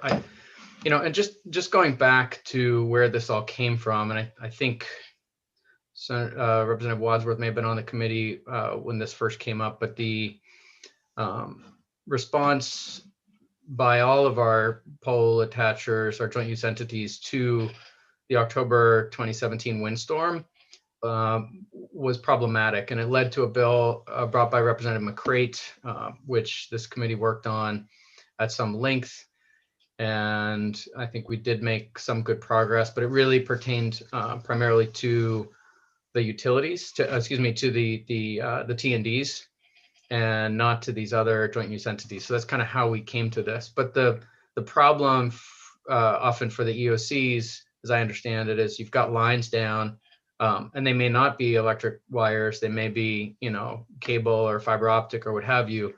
But those lines also are, you know, for the public, for all intents and purposes, unsafe to touch, and therefore emergency vehicles can't get through. And so there's a problem here. You know, this is a problem, and it needs to be addressed. And I've heard it from EOCs for some time, and I know we're hearing it from MEMA right now, and I want to fix it. So I don't think the bill is sufficient. I think we need to do a little more.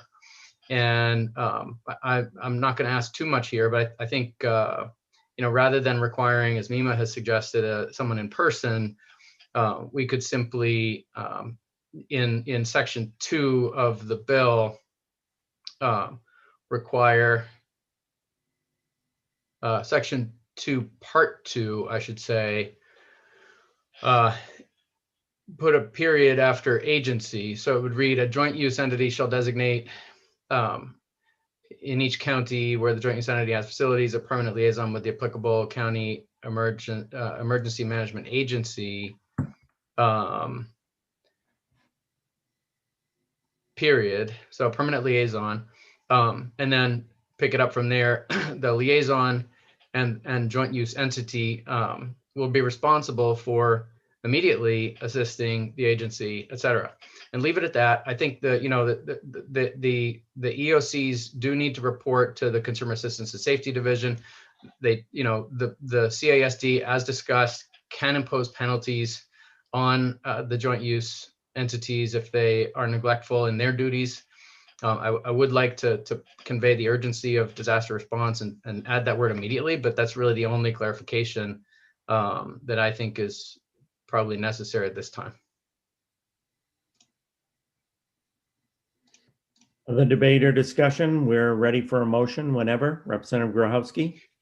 I just wanted to chime in and say I like that proposed amendment. And do we think it's worth it? The Maine Rural Water Association pointed out this reciprocal requirement about the contact info being 2 ways. I mean, I would hope that would be sort of self-evident, and maybe Googling it, you could find out who the contact was, but maybe you'd find just a general number and not a specific number. So I think that seemed like a really prudent idea that probably doesn't need to be in anything but the statute of common sense, but maybe it makes sense to just put it in there. That's my next bill, the statute of common sense. Senator Vitale. Thank you, Senator Lawrence. I think this is a reasonable, friendly amendment to this. I mean, really, the intention here is to ensure that all of the parties that are dealing with the results of some kind of a disaster are cooperating with each other. So we're trying to create a framework in which that is more likely to happen than not. And I think with what Representative Berry has proposed, we will get there. And then we'll see how well we've done in terms of shaping people's behaviors. Dan, did you have something you wanted to add? I hesitate to step in front of what seems like a moving train.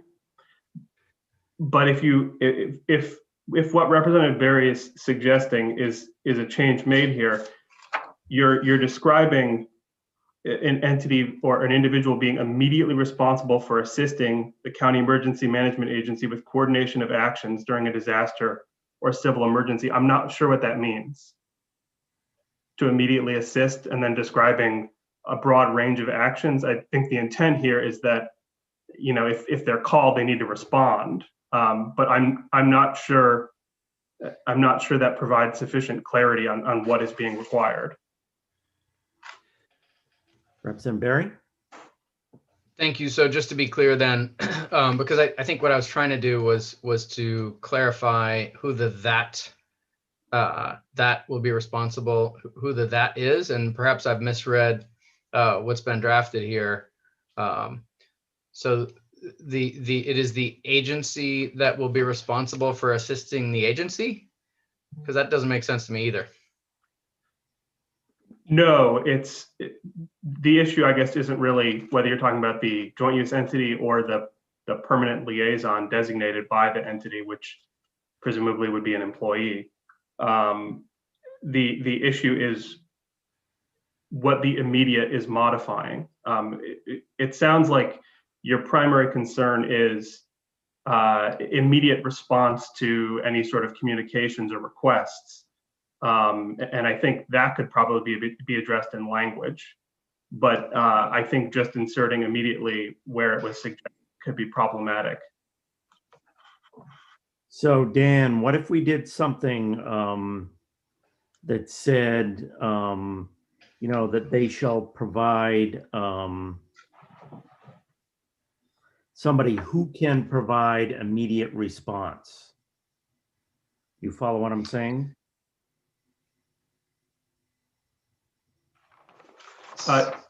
So I know an earlier version of Representative Berry today suggested requiring a response at the time. You said within a reasonable time frame to requests made by the County Emergency Management Agency.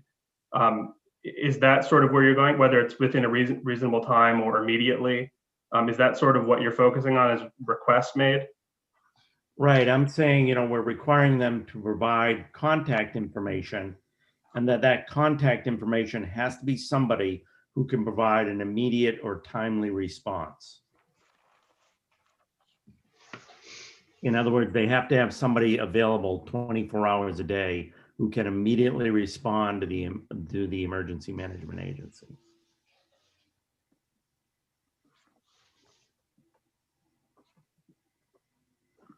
Senator Lawrence. Yes, Representative Barry. Thank you. I think we can probably ask our analysts to wordsmith this for us, but what I want to be sure about is that we all agree that the liaison, and by extension, also the joint use entity who employs them, is responsible for immediately assisting the applicable county emergency management agency. And immediately, you know, I think that's something that the PUC and the Consumer Assistance and Safety Division in particular, and the relationship between the EOCs and the joint use entities will need to define. You know, if immediate assistance is, you know, a day from now because they're also putting out fires, a bigger fire somewhere else, then, you know, I think that will sort itself out. And the PUC has considerable latitude to exercise judgment in defining any penalties. But I think if this is an emergency, then it needs to be immediate. And I'm no longer asking for a reasonable time frame, because that in other parts of statute can mean 6 months. So do we have a motion? Does anybody want to make a motion? Representative Barry. Yes, I will move the bill ought to pass as amended, with the additional requirement that the permanent liaison be responsible, and also the joint use entity who employs them responsible for immediately assisting the agency. And further, that the EOCs provide a contact information to the joint use entities as well. Is there a second to that motion? Seconded by Senator Vitelli. Debate or discussion? Representative Foster. Thank you, Mr. Chair. I think, first of all, before I vote on it, I'd like to hear back from Dan what he thinks we've just amended here, but also certainly immediate can be, the definition of that can also have a few different definitions, if you will. My immediate response may not be the same as what Representative Barry may have in mind. And I'm thinking again of, for instance, one of the small cable companies that has 1 or 2 people out in a storm. They may be able to get back by telephone and let one of the large utilities know that, yeah, go ahead and cut my cable and get it out of the road for me. I'm busy here on something more important. But they may not also, because they could be out of phone service area. So I think we're getting a little bit too litigious here for what this bill was originally intended to do. So I would like to hear from Dan what he thinks we've just, what the actual language will be. So I would have to think about it a little bit more, but the directive that Representative Barry gave in his motion addresses the concern I had of just sticking the word immediately in the existing structure. So my understanding is you want the liaison to be responsible for, at the request of the emergency management agency, to immediately respond to and provide assistance on that request. And that's something that I think I can come up with language that addresses. I did want to note that while joint use entities are subject to regulation by the PUC under Title 35A, this requirement is being placed in Title 37B, where all of the PUC's authorities and administrative penalty responsibilities are not located, and the PUC is not being charged with enforcing this requirement. So I'm not 100% sure there would be any PUC involvement in determining whether or not an entity had not complied with the requirements here. Representative Wadsworth. I guess I just want to, make the statement that I just want to make sure this is for disasters and not just like if a telephone pole gets knocked over and then we got a tiny little cable company that's not responding fast enough and they're getting in trouble. I think that's where I'm struggling here a little bit. I just want to make sure it's for disasters. So that's why I asked the question about the definition of disaster. So, and we do have that definition of disaster, Representative, to go by. How vague or how inclusive that is. I mean, words are words. Immediate has different definitions. Timely has different definitions.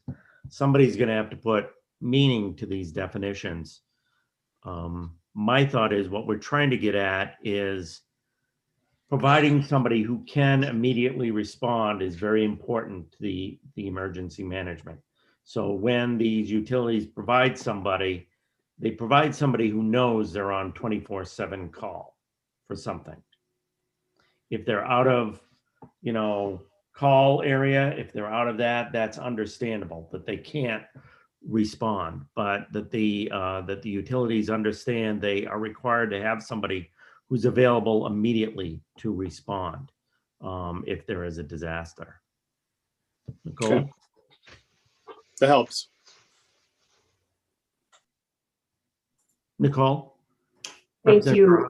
Sorry. I wasn't sure if I heard my name or not. Sometimes people say I'm cold and it's like, what? Is that my name? I feel pretty comfortable personally. I think this has been a good enough discussion that so many of our joint use entities understand what we're trying to accomplish and that we want there to be good communication and responsive communication.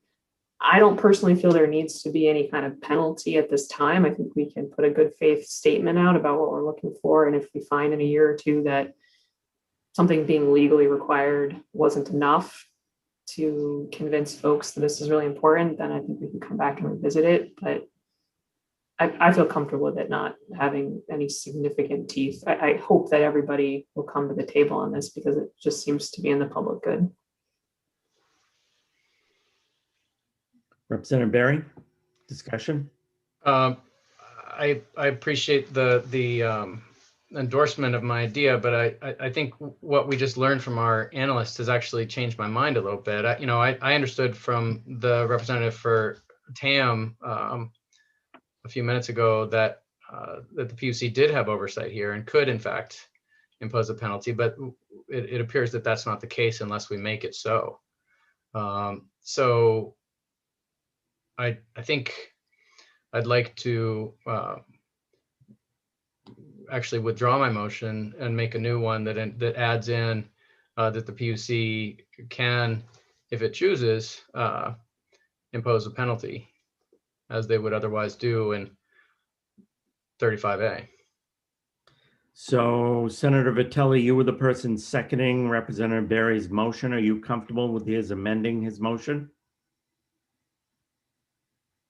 I'll give him another shot. But I tend to agree with Representative Grohowski that, we need to, see that if we put something in place that creates goodwill and cooperation and not worry too much at this stage about the punishment. But if there's so that's all I'll say.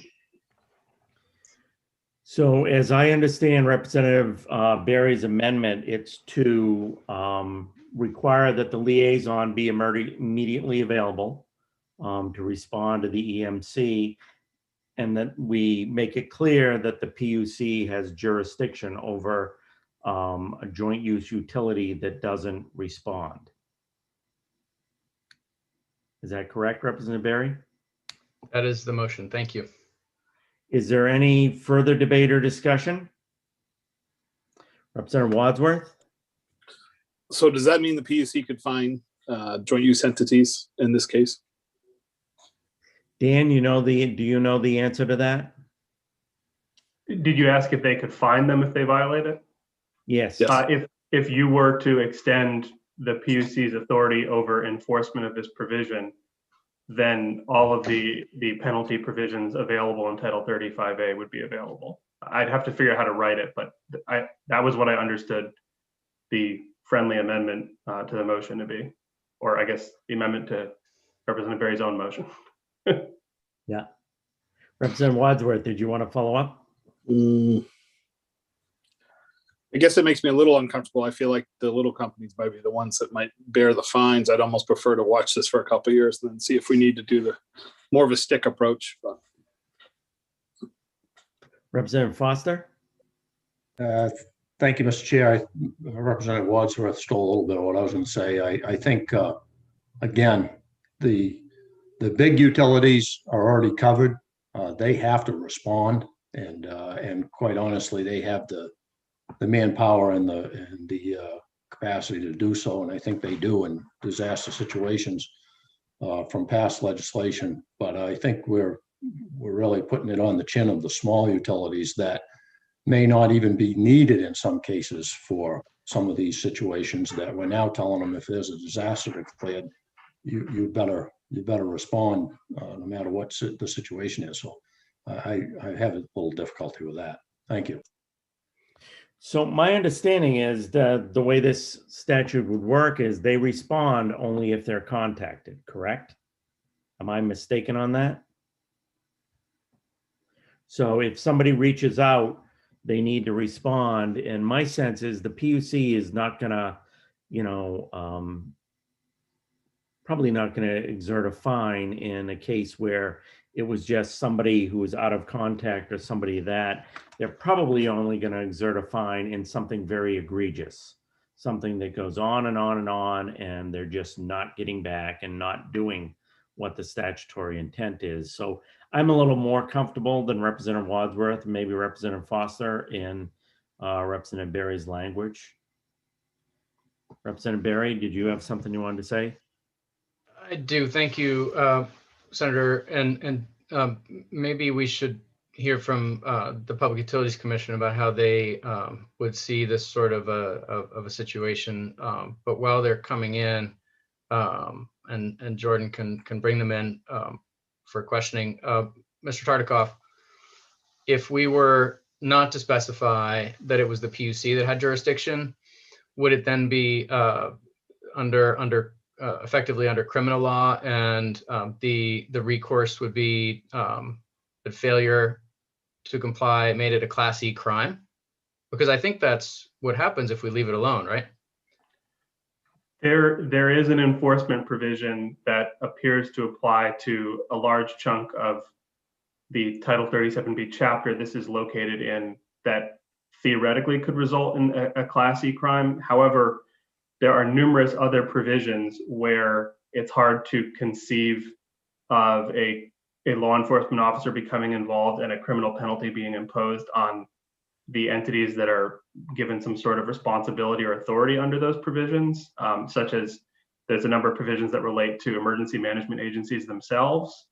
So I'm guessing it's more of a statutory jumble. I'm not intimately familiar with Title 37B.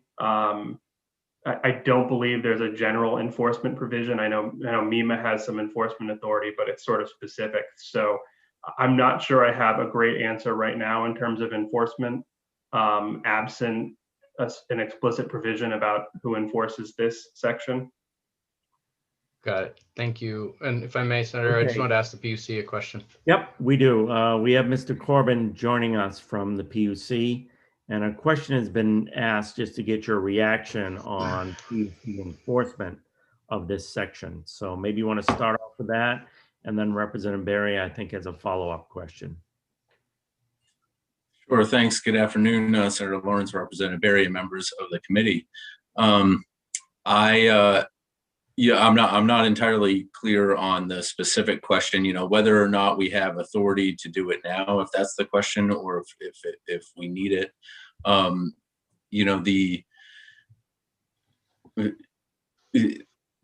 guess I'd rather have somebody kind of restate the question for me, if that's okay. So I believe the question was, how do you feel the PUC would handle enforcement of this?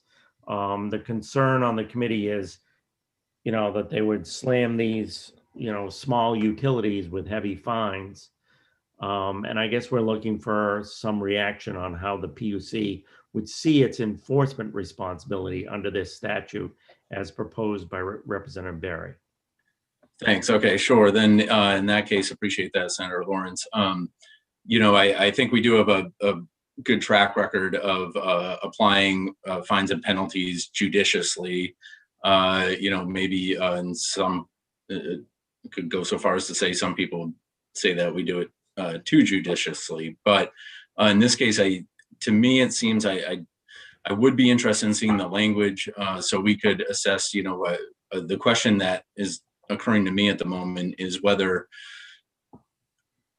the threshold for responsiveness is clearly defined enough. So in which circumstances would we be asked or expected to levy the administrative penalties if it were clarified that it's within our Title 35A authority? I'm looking and just to answer another question that came up in Section 1508A. Our administrative penalty authority applies to public utilities, voice service providers, dark fiber providers, wholesale, CLECs, and CEPs. So that's the universe that we have authority over. If you were to, clarify that in the bill, I just again think the question, to my mind at the moment, just off the cuff, is thinking this might benefit from some clarity around when we would be expected to impose a penalty and when we would not be, what the line would be there. So how long it took to respond, something like that. Representative Barry. Thank you, Mr. Chair. Mr. Corbin, appreciate your jumping in here. So I think we're talking about just adding a word immediately and also a sentence that would put this under the Consumer Assistance and Safety Division at the PUC. Is it, correct me if I'm wrong, but the Consumer Assistance and Safety Division and the PUC generally regulates pole attachers and any concerns or complaints regarding the safety of their work. Is that right? Correct. Yes. So this would be a natural it's our, extension. I'm sorry. Did you say it's the CAD that it's the, that our phone and water division in conjunction with the CAD? Sure. Yeah. Great. Pole attachers, generally speaking, are regulated by the commission, and the safety of their work, generally speaking, is regulated by the commission. Do we disagree? Is there other? Yes. Thank you. Are there other questions for the PUC? Seeing none. Thank you, Garrett. Okay. Any further debate or discussion on this? Dan, did you want a clarification? So I don't know if this helps at all, but the bill that we talked about from last legislature, which imposed requirements upon IOUs for filing of emergency response plans, was enacted in Title 35A, despite it largely pertaining to emergency response plans. There's nothing unique I can see about this proposal that would require it to be in Title 37B. So if it would solve issues for people to just move it to 35A, then you wouldn't need to specify what authority the PUC has. It has authority inherent in all those general provisions in 35A as they would apply to the joint use entities over whom they have authority.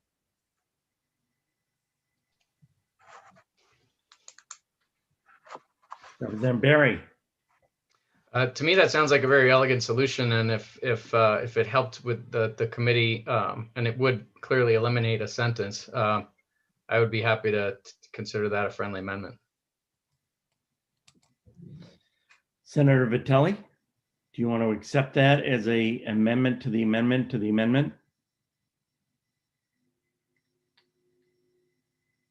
Oops. Mute yourself. Yes. Okay.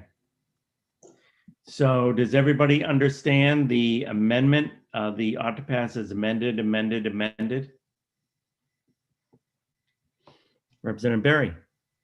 So just to be crystal clear, Dan, there would be no mention or discussion of penalties in the language that we would be passing, that you would be writing for us. Is that correct? I wouldn't intend to. I think the general authorities the PUC has over Title 35A would, in certain circumstances, apply. Great, thank you. Representative Grochowski? Thank you. I just wanted to know if there was any amendment in that chain of amendments that included the two-way street sharing of information. Okay. Thank you. I'm losing track, I'll admit it. Representative Carlo? Thank you, Mr. Chairman. I just have a point of inquiry. Having just rejoined the committee session, I'd like to inquire what LD we are in work session for. Okay, we are, do you have the LD number on you, Dan? 1008. Yes. 1008, okay. Do you need a restatement of the amendment as amended and amended? That would be helpful. Okay, Representative Barry, it's all to you. Restate your amendment as amended and amended. Oh boy, this is exciting. So what I have moved, Representative Carlo, is that we move this new language into Title 35A, which, as you know, is the purview of our committee, and out of the criminal code. In addition, that we clarify that the permanent liaison will be responsible for immediately assisting the agency. We're just adding that adjective to convey a slightly greater sense of urgency.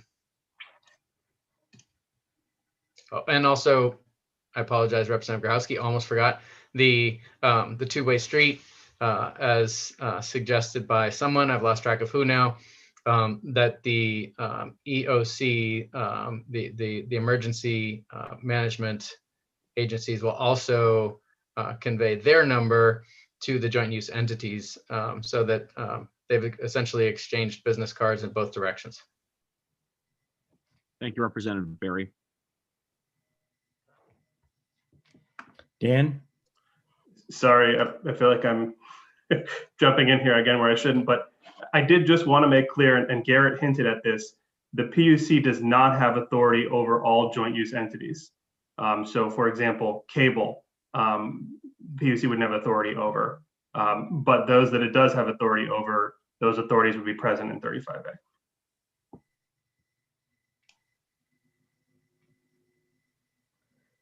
Okay, debate or discussion on this motion? Are we ready to vote? Okay, Jordan, why don't you call the roll? All right, so the motion is ought to pass as amended. We'll start with Senator Lawrence. Yes. Senator Lawrence is a yes. Senator Vitelli. Yes. Senator Vitelli is a yes. Senator Stewart is absent, I believe. Representative Barry. Yes. Representative Barry is a yes. Representative Cuddy. Yes. Representative Cuddy is a yes. Representative Grochowski. Yes. Representative Grochowski is a yes. Representative Kessler. Yes. I believe your video has to be on, but I could be mistaken. Yes. Representative Kessler, if you could just turn your video on for a minute. I can't at the moment, but I will record my vote later if that's necessary. Okay. Sounds good. Representative Ziegler. Yes. Representative Ziegler is a yes. Representative Wood. Yes. Representative Wood is a yes. Representative Wadsworth. Yes. Representative Wadsworth is a yes. Representative Grignon is also absent. Representative Foster. I saw No. it unmute.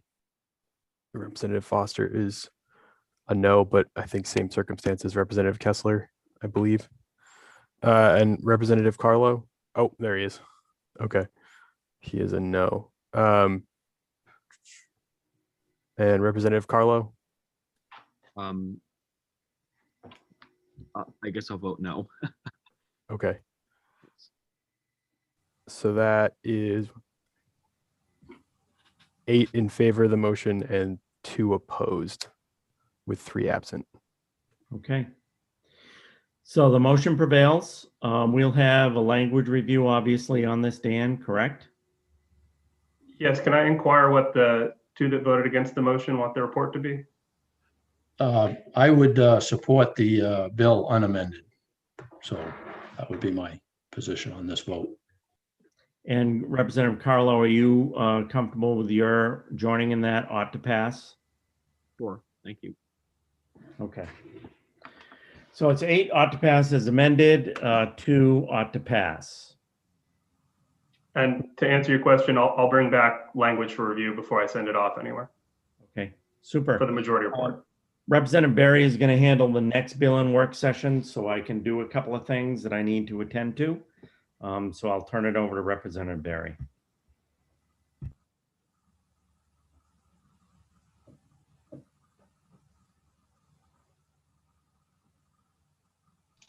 Great, and I am just pulling up the list that was sent out last Friday. It looks like we had LD 511, 11:30, and then 8:15 advertised. And I do try whenever possible to stick to the order advertised. Sometimes, of course, we do get requests that are clearly important and pressing. So we're going to go on to the bill from Representative Dodge, and I don't know if she's managed to stay with us or not. I hope so, but it's LD 511, an act to require telephone service providers to provide at no cost to customers services designed to reduce the number of so-called robocalls and automatically dialed telephone calls. And I'm going to turn it over to our analyst to walk us through the analysis. And I did send this one out a little while ago because I thought we were doing that one first, but let me screen share the analysis.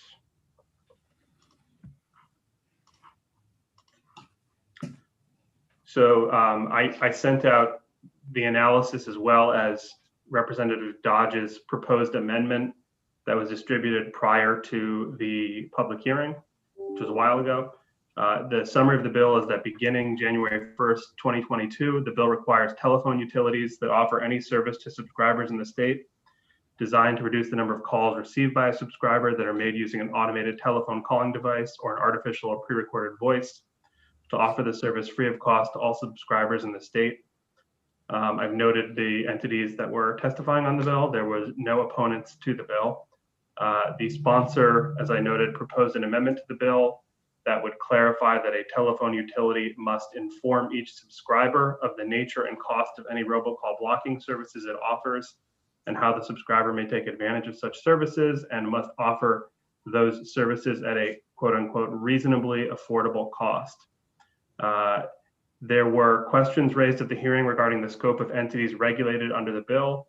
As used in the bill and the amendment, the term telephone utility has the following meaning, and this is from 35A MRSA section 102 subsection 19. I've included it here. Telephone utility includes every person, its lessees, trustees, receivers, or trustees appointed by any court that provides telephone service for compensation inside the state. It also includes a dark fiber provider, but it does not include any person or entity that is excluded from the definition of public utility. And I've included those exclusions here. Public utility does not include the operation of a radio paging service, as that term is defined in that section, or a mobile telecommunications services, and then there's an exclusion to that exclusion, very clear. The end result is, as suggested by the public advocate at the hearing, the definition of telephone utility used in the bill or in the amendment accordingly does not appear to include cellular or mobile telephone providers.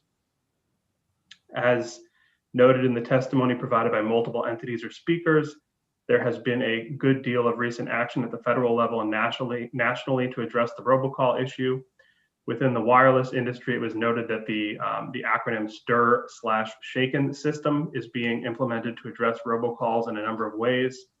It was noted that there's an ongoing partnership between national wireless providers to offer free call blocking and labeling and take other actions with respect to robocalls, and that there are ongoing consumer education efforts. As the sponsor noted in her testimony, the Federal Traced Act, which was passed in 2019, amended the Federal Telephone Consumer Protection Act, or TCPA, to direct the FCC to, among other things, require robocall blocking services to be provided to consumers at no additional line charge.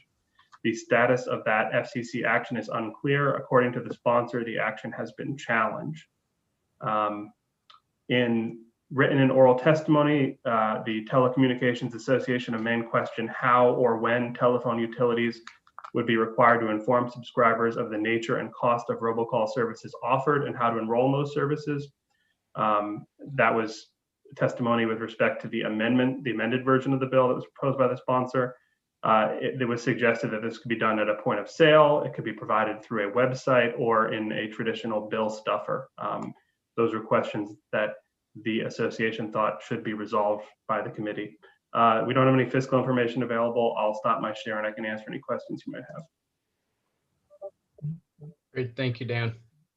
And I'll turn to the sponsor first. She's been very patient, and just see Representative Dodge, if you have any updates for us in the time since we last saw you. Thank you, Mr. Chair, and thank you to the committee.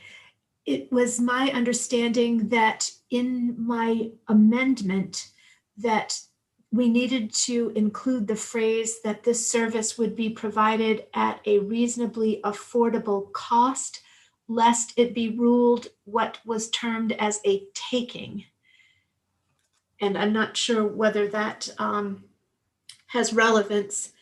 And the other thing is, I have not been able to sift any further through the FCC web of tangledness about how some phrase added to this bill might close the ability of entities to hide behind the FCC. That's way above my pay grade. Thank you very much, Representative Dodge. Is that helpful? Yes, it is helpful. Are there any questions from the committee regarding that piece of it? Okay, well, thank you for joining us and giving us that update. So what's the pleasure of the committee? Are there clarifying questions for either the sponsor or for Mr. Tartikoff? And if not, I'm going to hope for a motion. Representative Kessler. Thank you, Mr. Chair.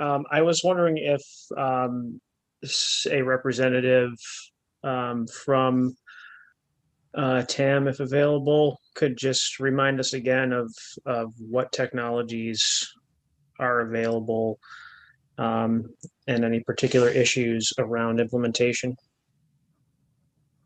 Jordan, do we have TAM in the attendee room? You'll have to let me know who that is. We have Cliff Krolik and Ben Sanborn. Okay.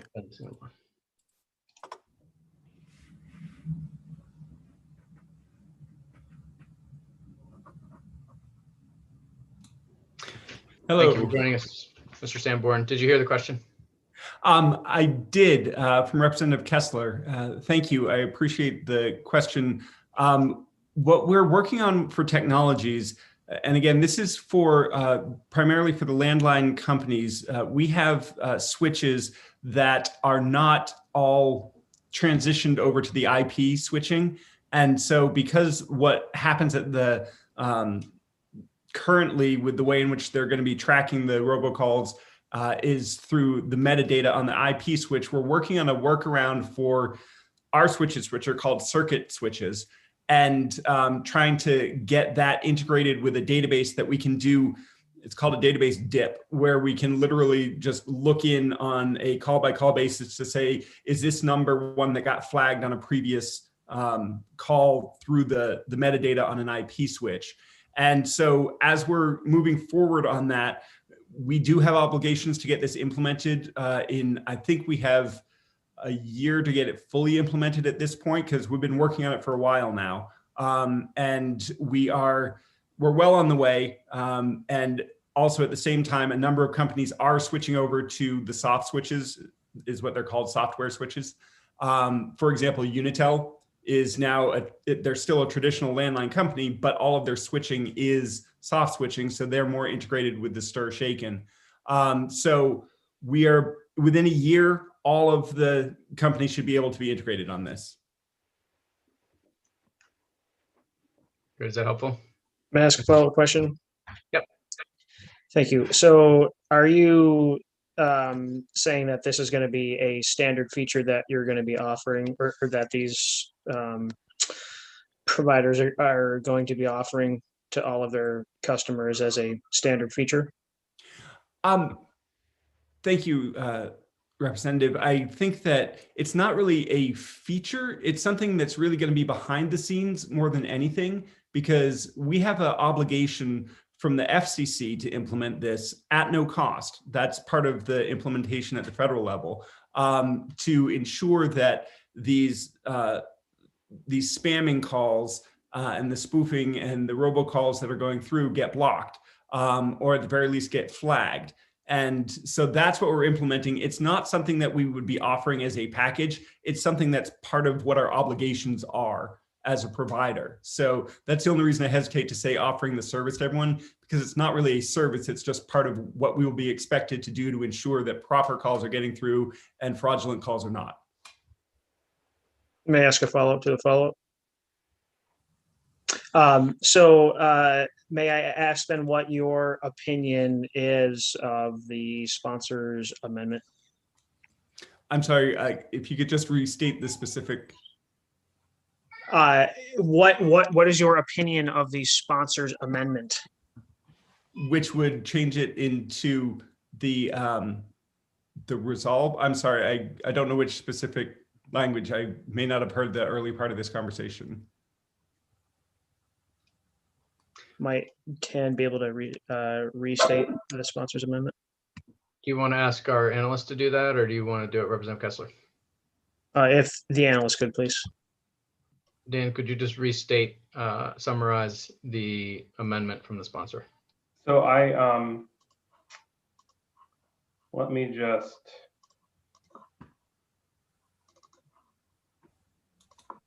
Share it. Is it the one that was part of the email that you sent out? Yes. Okay, It was distributed at the hearing. Yes, okay, I'm sorry. I didn't know if I had missed one earlier in this call. This is what we had had a comment on with regards to how exactly would we make that notification. And our suggestion would be at point of sale or on the website that we could certainly notify if there is a service. Like I said, what we're doing right now is not a service. That doesn't mean that at some point there might be something more robust that comes along once we've solved these problems to say, you know, we may have something that's a product above and beyond our core obligations that we wish to offer. If something like that happened, then I would say that we should make that known and available at, again, point of sale and available for a description on the website if we're going to be advertising that to customers. Great. That's all. Representative Kessler. Okay. Representative Foster. Thank you, Mr. Chair. Ms. Sanborn, so with your current obligations from the federal level, would you say that you will be able to meet the minimum requirements of this bill should it pass as is? With the amendment, obviously. Yes, and again, it's just sort of a question of, is this considered a service? If it is, then sure, we could let people know about it on our website and at the point of sale. I don't think we have a problem with that. It's part of what we're offering, so sure, we can let folks know about it. Great. Any follow-up, Representative Foster? Okay. And Dan, just to make sure that I'm understanding correctly, this would or would not include cell phone providers? The definition is a bit of a tangled web, but I think I would agree with the OPA statement, which was it would not include them. And part of the reason for not including them is constitutional. They're not a utility. It's interstate commerce. Is that the gist of it? There are a number of issues. I did sort of look into some of the preemption issues. It's very complex. There's, I'm sure others, including, I assume Mr. Sanborn would have a better idea of the dual regulatory authorities of the FCC and then of state entities, state regulatory entities, but. Yep. Okay. Any other discussion? And I think we're getting towards a motion here. Representative Kessler. I was going to move ought to pass as amended with the sponsors amendment. Okay, it's been moved ought to pass as amended with the sponsors amendment. Is there a second? Representative Cuddy seconds the motion. Any discussion? All right, seeing none, we will proceed to a vote, and I'll ask our clerk to please call the roll. But before you do, Mr. Tartikoff. This may have intentionally been left out of the motion, but as Representative Kessler had just asked Tam about it, the amendment doesn't include any description of how that notification would occur to a subscriber or when it would occur. And I believe their suggestion was at the point of sale and then to be available on the website. I don't know if you had intended that to be part of your motion or not, but I just wanted to get it out there before the vote was taken. Representative Kessler, was that your motion? Did you mean at the point of sale and on the website?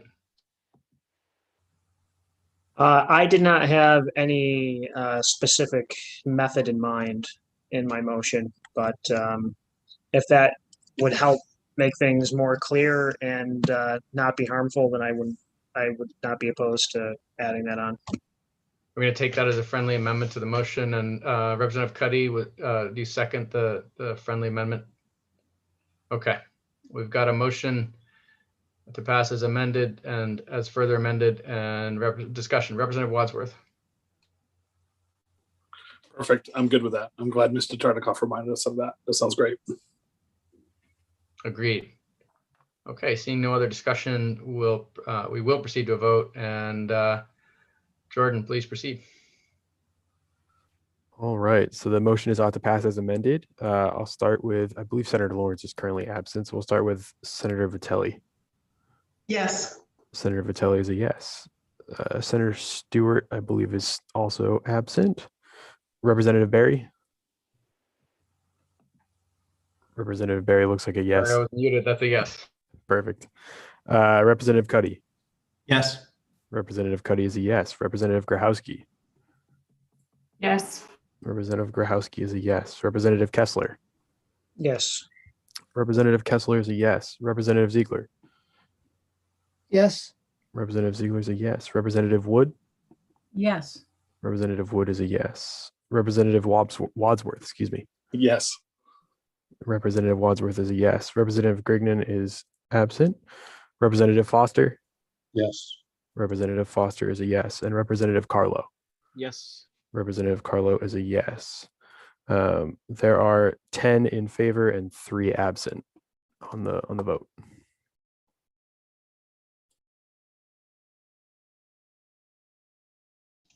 Thank you. So the motion prevails and others will vote later. Congratulations, Representative Dodge. Thanks for joining us.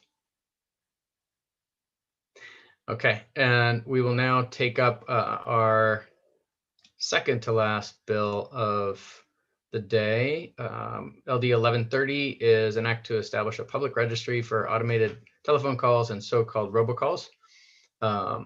It was sponsored by Representative O'Neill. I don't know if she is with us or not, but why don't we, oh, I see her now. Okay, and we'll start with the analysis from Mr. Tartikoff.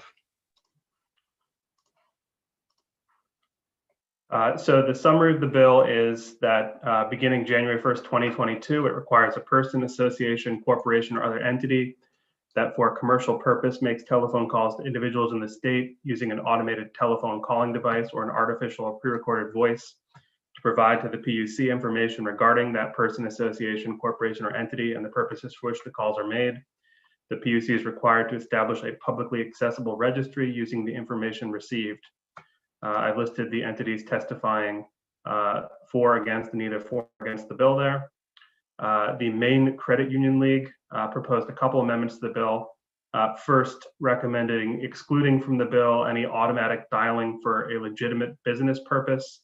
And they stated that there are many legitimate purposes for the use of automatic dialing in their industry. For example, financial institutions sending customer notifications using those services regarding deposit status, account activity, etc.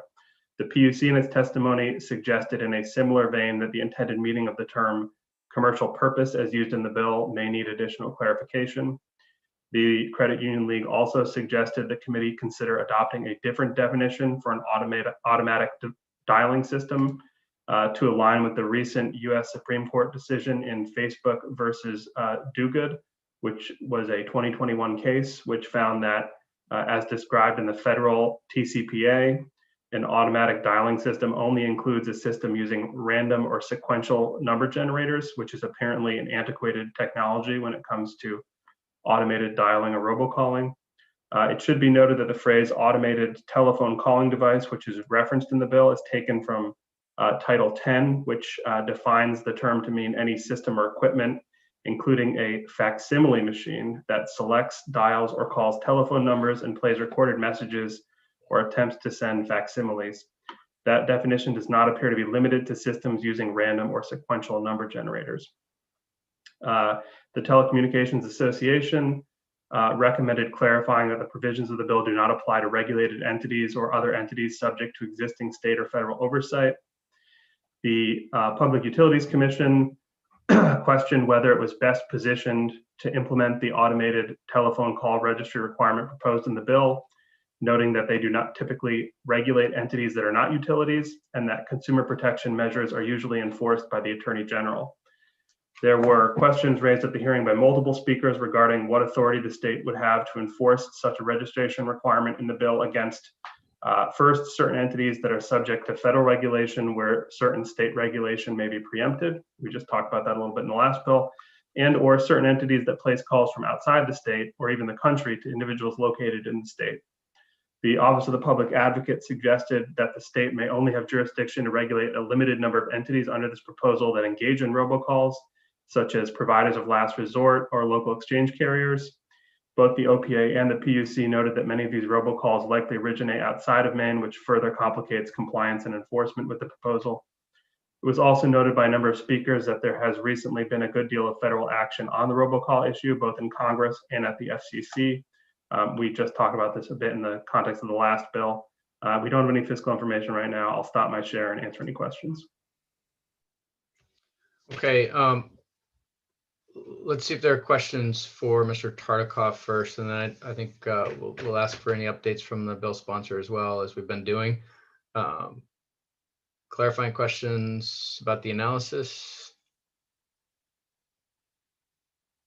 So, Mr. Tartikoff, can you just kind of go over for us the intersection between the bill we just voted on and this bill? To what extent do they bump up against one another? They both concern robocalls and automated dialing, but they go about addressing it in different ways. As I think the sponsor testified, the intent of this bill is not necessarily to stop robocalls, but to provide members of the public with more information on who is engaging in that activity through the creation of a public registry and a requirement that those entities that are engaging in robocalling would have to provide information on the calls they're making in the state to the PUC. Thank you. Discussion, any other discussion or clarifying questions for Dan, first of all? And why don't we then go to the sponsor and just see if Representative Bonilla, welcome, and thanks for sticking with us this afternoon. And I just want to give you a chance to tell us if you've got any updates for us on the bill, maybe discussions that you've had. Good afternoon. Thanks, Mr. Chair. My name is Maggie O'Neill. I represent House District 15, which is in Saco. And as for things to add, I think it would be just that I thought the testimony was a bit confusing during the public hearing, and I want to be clear that this bill's really simple in structure. It's not limiting the activity of businesses in any way. A registry, and the purpose of a registry is just to have folks that are engaging in these practices identify themselves. So it's pretty simple. You just say, you know, I'm this entity, I'm engaging in it. Here's my address. Here's, you know, the general thing that I'm doing. And that goes in a list somewhere. And it's a data mapping tool. There are, you know, parallel examples of efforts like this.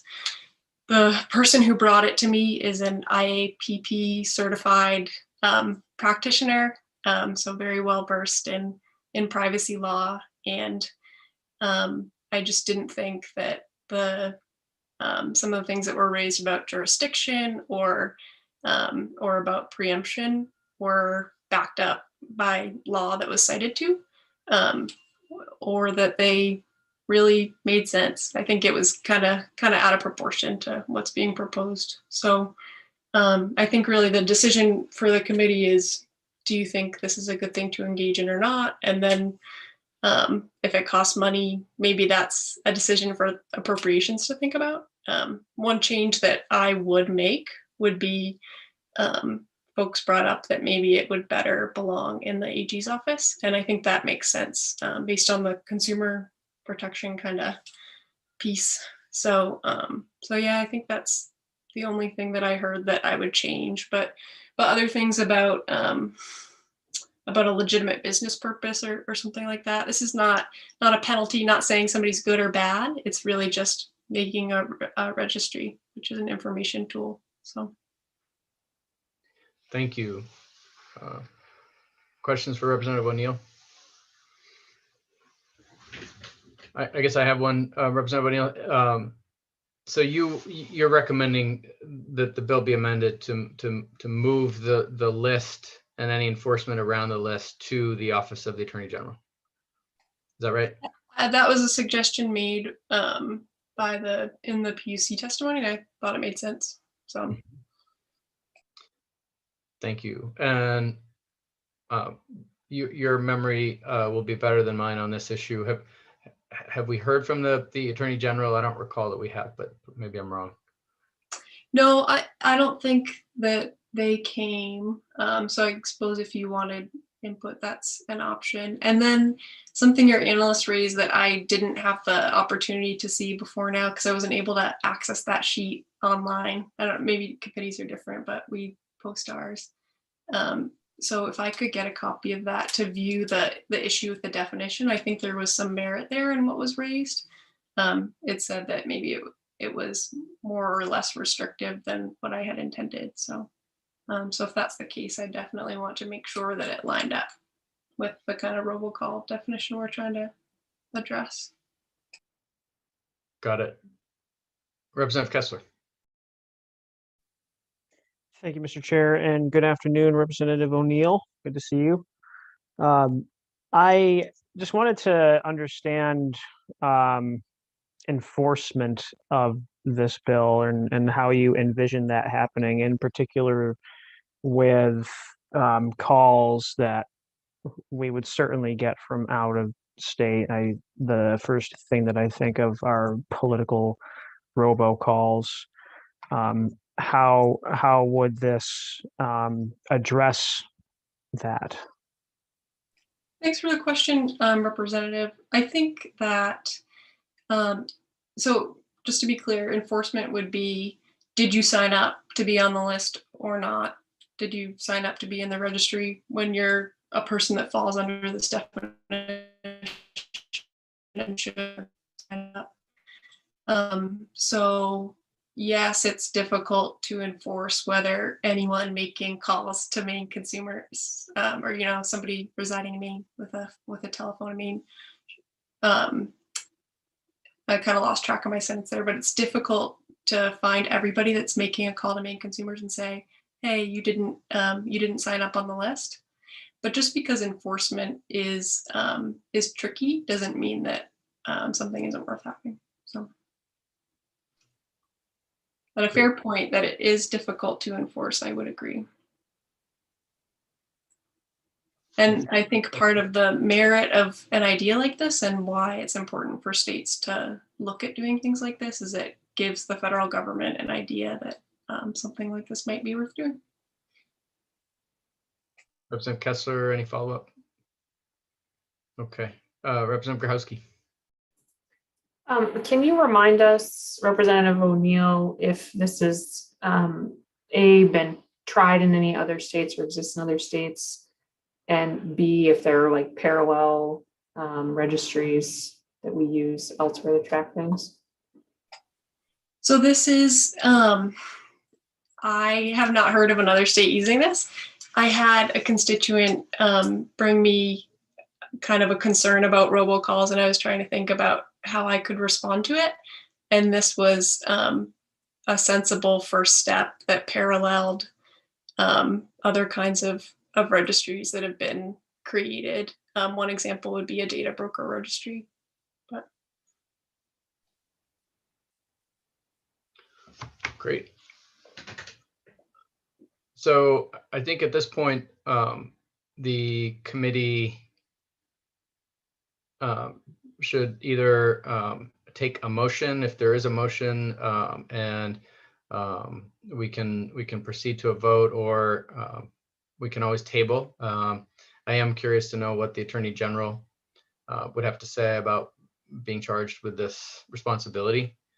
And we obviously don't have the Attorney General with us right now, so I might be inclined to table it for enough time to ask the Attorney General. Having said that, I'm gonna open it up to the committee, and if there are other motions forthcoming, that's fine too. Representative Foster. Thank you, Mr. Chair. I would also, along with what you just commented on, like to hear how that might meld with what the PUC raised as concerns they had in the hearing, to see where, legally this might fall, and whether or not it's enforceable, and who it would help, and so on and so forth. So I would move to table this. Okay, it's been moved to table, and is there a second? Seconded by Representative Wadsworth. And I see your hand, Representative Carlo, but unfortunately, a tabling motion, as you know, is not debatable. So we're going to take it right to a vote. And I'll just ask for a show of hands. All those in favor of tabling? And I don't, Representative Lawrence is, Senator Lawrence is not there. Anyone opposed to tabling? All right, it's unanimous. Representative O'Neill, good to see you.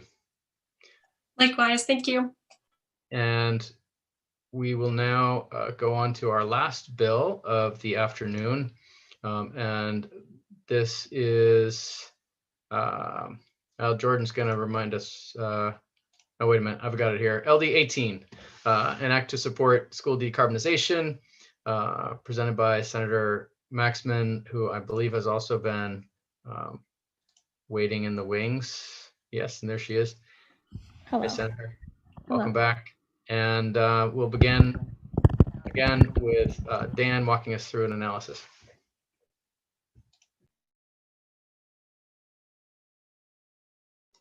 I just sent this out to all of you. The summary of the bill is current law requires the Efficiency Maine Trust to develop and administer a school energy savings program. This bill changes the program to a school decarbonization program and requires the trust to provide technical and financial support to help kindergarten to grade 12 schools become carbon neutral. The bill also repeals the school solar energy program administered by the trust. There was no opposition, a number of opponents, a number neither for nor against. The professional logging contractors of Maine had some concerns and some proposed amendments.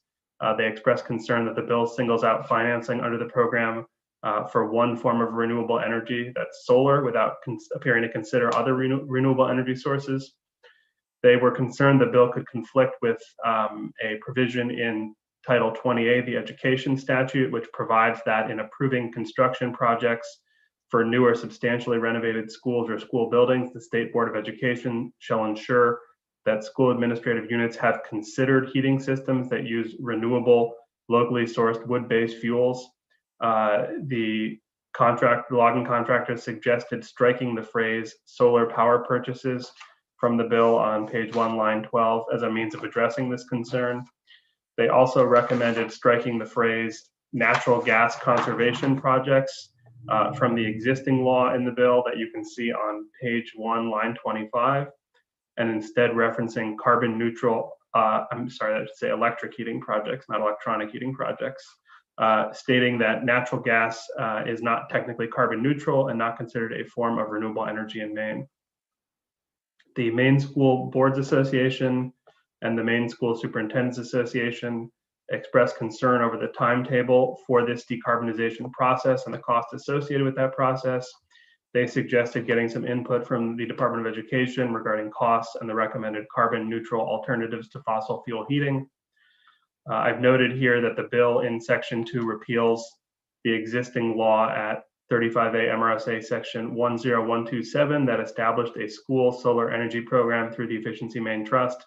As the trust noted in its written testimony, following the enactment of that program, it discovered a number of issues with the program that made it more complicated and less economically attractive for schools to use the program compared to the options available to schools on the open market under the state's net energy billing or renewables procurement policies. The Sierra Club of Maine recommended including technical assistance in the program for energy saving performance contracting as one method of funding school decarbonization projects, and recommended engaging teachers and students in the school decarbonization projects to the extent possible. I've noted here that at the hearing, Representative Foster requested additional input and information from the Department of Education on how this bill's proposed school decarbonization program would factor into or impact school construction projects, whether new construction or retrofits or improvements that the DOE facilitates. I believe he has gotten some information on that. I don't know if he wants to share that with the committee or if he requires more information, but that was something that was addressed to some extent. We don't have any fiscal information available, and I can answer any questions about that analysis for the bill if you have any. Thank you. And Mr. Tartikoff always goes right through very efficiently. So I personally sometimes need to refer back to that once or twice to really absorb it all. Representative Foster, you had asked for some information. I'm going to acknowledge you, and if you want to also let us know while you're at it, if you what you learned, that would be great. Thank you, Mr. Chair. I will. I'm trying to find that right now. I did receive information. I guess I didn't realize that everybody didn't get that. So let me give me a minute to find that, and I will send it to Dan or to Jordan, and then I will also share what I learned from it. Thank you. Would you like me to share that, Representative? I was CC'd on the email. Yes, please do if you haven't. I thought that would happen, but yes, please do. Excellent, thank you. Dan, are you able to summarize that for us briefly?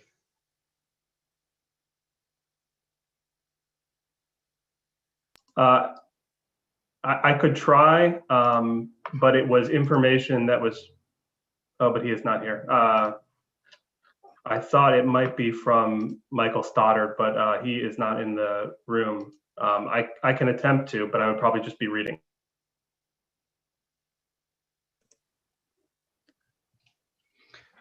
Representative Foster. Yes, Mr. Chair. I think if Dan shares that email with the rest of you, it's not very long, but briefly, I would say that Mr. Stoddard did contact Mr. Brown at the Board of Education regarding construction and confirmed that indeed they, even more so than they were 10 to 15 years ago when we built a new school here in the Ducks area, they are looking all the time at efficiency and as they plan these buildings. And also, as I stated with our building, they suggested a wood biomass chip boiler at the time and helped with the funding on that. And that is something they continue to do. But I think if you had that email or 4 or 5 bullet points, that may be helpful. Thank you. Great.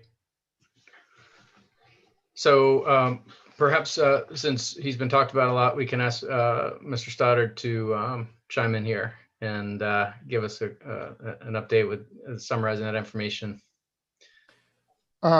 Good afternoon, Representative Berry, Senator Lawrence, members of the committee. I'm Michael Stoddard, the Executive Director of Efficiency Maine Trust, and I have the distinctly awkward posture of not having heard anything until this moment and being called on.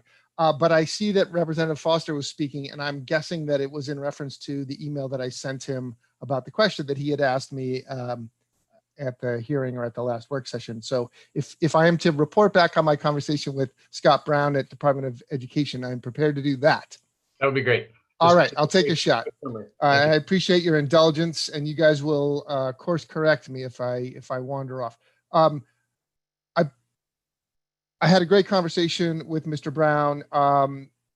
We generally arrived at a place of, and I hope he would agree with my characterization of it, but they do a great job with new construction projects. They have a team there. There's a finite and a limited number of projects that they have to really focus on each year. They have the resources and expertise to talk to schools about their options when designing and building new buildings. And so that doesn't appear to be a gap that would be usefully filled by us or really anybody else. And I think it would be duplicating the work they already do. So that didn't feel like a need that needed to be served, with one caveat, and that is he did say that it's getting more complex now to deal with solar project ideas. Who could own it? What are the ownership options? How do you pay for it?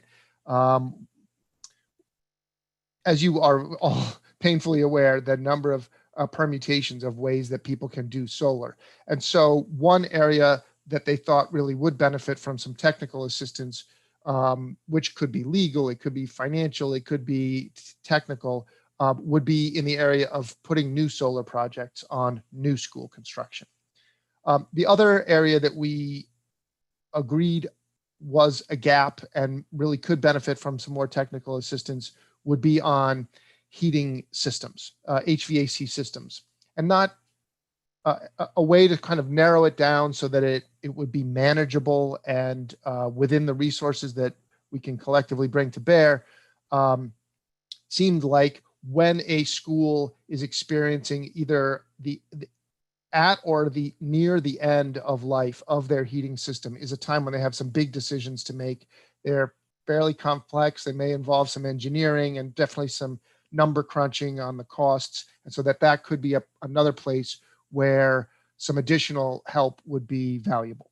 So we kind of pinpointed those two areas, solar on schools, and in the case of existing schools, when they have a heating system that is at or near the end of its life and they're reviewing their options for alternatives, that would be a place where we could usefully step in. So as I recall from memory, that's the gist of it, but we wanted to be clear that we do see some complementarity without tripping over each other and duplicating efforts that I think would be useful and fiscally within reach.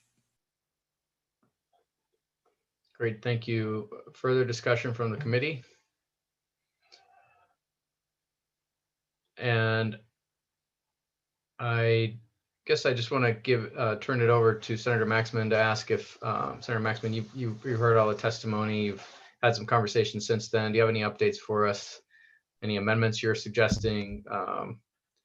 Just want any brief update for us before we go to a vote. Thank you, Representative Berry. I'm aware of the new information from Director Stoddard, and I don't have an amendment written, but if we need one to achieve the goals of the feedback that he got, I'm very open to that and agree with with the analysis that he brought back to the committee. Great, thank you. Just want to see if there's any other discussion. I guess not seeing any hands. I'm going to go to, I have a question for Mr. Stoddard. Can you speak about the some of the testimony that we heard suggesting amendments, possible conflicts with other section of statute? And you weren't with us, so maybe I'll ask Mr. Tartikoff just to briefly take us back to those concerns that were voiced about possible conflicts in statute or possible amendments. I think some of it related to wood and gas and other forms of energy. Mr. Stoddard, you may just be seeing this for the first time. Well, I believe if this is in reference to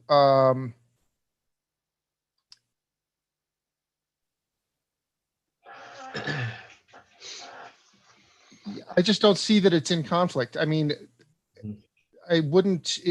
I was envisioning that that we would give consideration to wood heat projects and any other kind of project that either the school was interested in or seemed like it was economically viable and in their best interest. So that feels like it would be easy to comply with. I don't see a conflict. Without changes to this language. I guess so. I mean, I can't speak for the stakeholder who had that comment. I think they were wanting to make sure that we would consider them, and I don't see any reason that we wouldn't. If it's the law, we would certainly comply with that.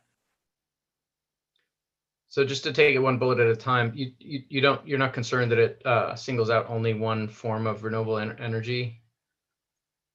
I viewed that was illustrative, and it's a sort of a vestige, I think, of the original of the original provision, which is now being amended because it proved to be unworkable. Also, I don't assume that Mr. Duran is thinking that we're going to use on-site chip boilers to make electricity. So if the school needs electricity, I'm guessing that solar is a more viable option for that. But if it's a heating system that they're in the market for, then not totally a wood-fired system would be appropriate to look at. Mm-hmm. And with respect to the second bullet, if we were to strike the phrase solar power purchases from page 1, line 12, what would that accomplish? Well, it would make that stakeholder happier, and it wouldn't change our, I think it was, again, intended to be illustrative of the kind of complexity that schools are facing in their energy purchasing decisions that we might be able to help with. So it was just something we were aware a lot of schools have been wrestling with, and where they're going to get professional assistance because they don't feel they have the in-house resources to figure that out. So I think that's all that was meant by it. So it wouldn't be, to me, it wouldn't change the outcome or our approach at all to strike that language. Got it. And finally, the last bullet, striking the phrase natural gas conservation projects. Can you respond? Yeah, I object to that because that's, I mean, I understand the thought process and the point that was made by, I believe it was Mr. Duran in the hearing. The thing is that we currently, this provision was put into the law largely, I think, at the behest of the committee to make sure that Efficiency Maine and the Scott Brown's office were collaborating and coordinating, and that anytime a school renovation project was doing something major, that it would be, there would be some assurance that they were being made aware of any program activity that, any program offerings that Efficiency Maine would have that could benefit them. So I think it was really intended to just be a reminder, hey, anytime one of these situations arises, please make sure you're checking in to take full advantage of these programs. Unless the committee wants at this time to repeal Efficiency Maine's natural gas energy conservation program, which you're totally within your rights to do, then we will continue to have a natural gas conservation program. It will continue to be funded by the natural gas utilities, and schools would be eligible for that fund. So I would hate to see you send the signal that they're not eligible for it. I don't think that was the intention. So I don't know. We have a natural gas efficiency program today. We have for 7 years. And I think this was simply intended to direct us to make and Scott Brown's office to make sure that we were communicating.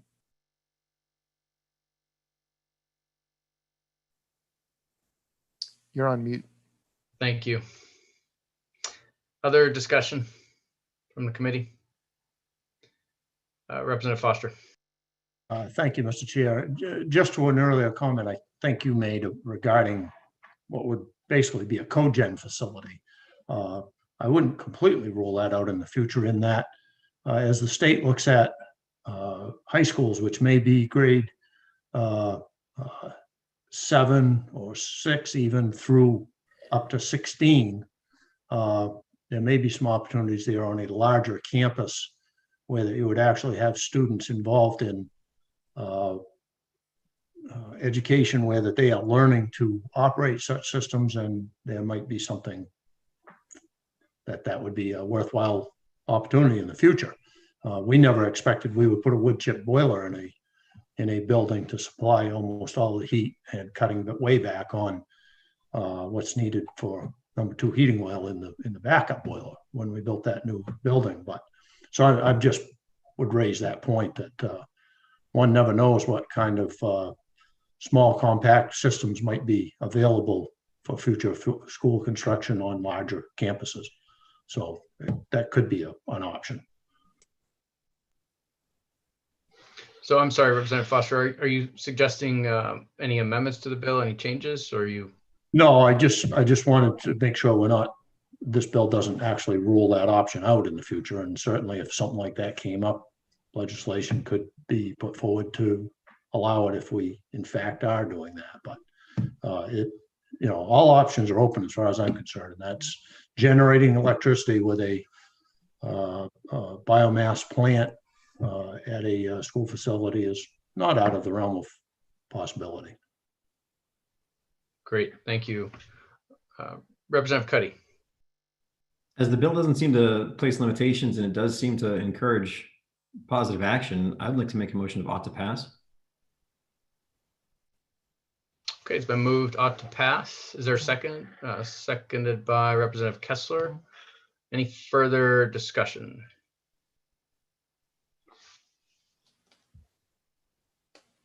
All right, seeing none, we will proceed to a vote, and I'll ask our clerk to call the roll.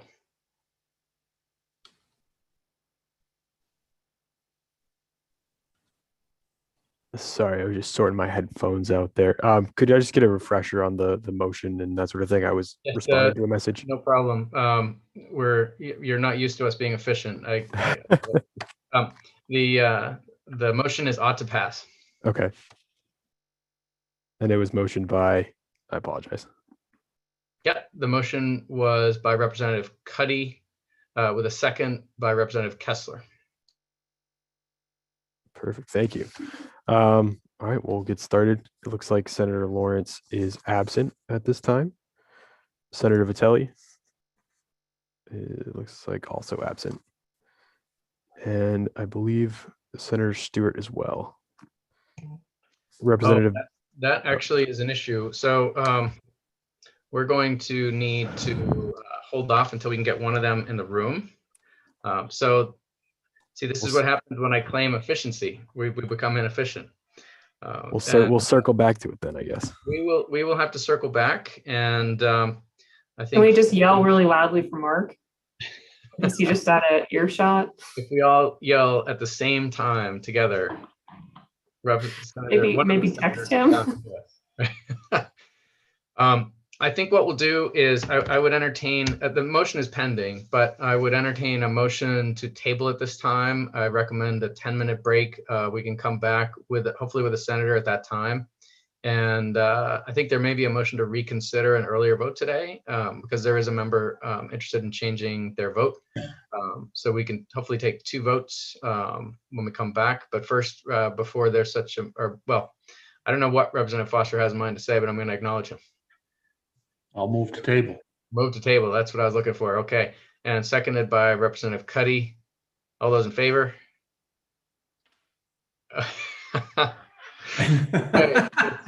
It has now been tabled. However, we now have a senator. So why give ourselves 10 minutes off if we can if we can get some voting done? So Senator Lawrence, just to bring you up to speed, we just tabled LD 814, I think it is 815. I'm forgetting whichever LD 15. It was. Thank you, 815, and it's our last bill, our last full work session of the day. There's one reconsideration pending, but we did not have a senator. Now we do. I move to untable. Okay, it's been moved to untable. Seconded by Representative Cuddy. All those in favor? Okay, it's untabled. We are taking it up, and the motion is ought to pass. Any further discussion? Very good. And Mr. Clerk, could you please call the roll? Right. The motion's ought to pass. We'll start with Senator Lawrence. Yes. Senator Lawrence is a yes. I believe Senator Vitelli and Senator Stewart are still absent. Representative Berry. Yes. Representative Berry is a yes. Representative Cuddy. Yes. Representative Cuddy is a yes. Representative Grahowski. Yes. Representative Grahowski is a yes. Representative Kessler. Yes. Representative Kessler is a yes. Representative Ziegler. Yes. Representative Ziegler is a yes. Representative Wood. Yes. Representative Wood is a yes. Representative Wadsworth, I believe, is absent. Along with Representative Grignon.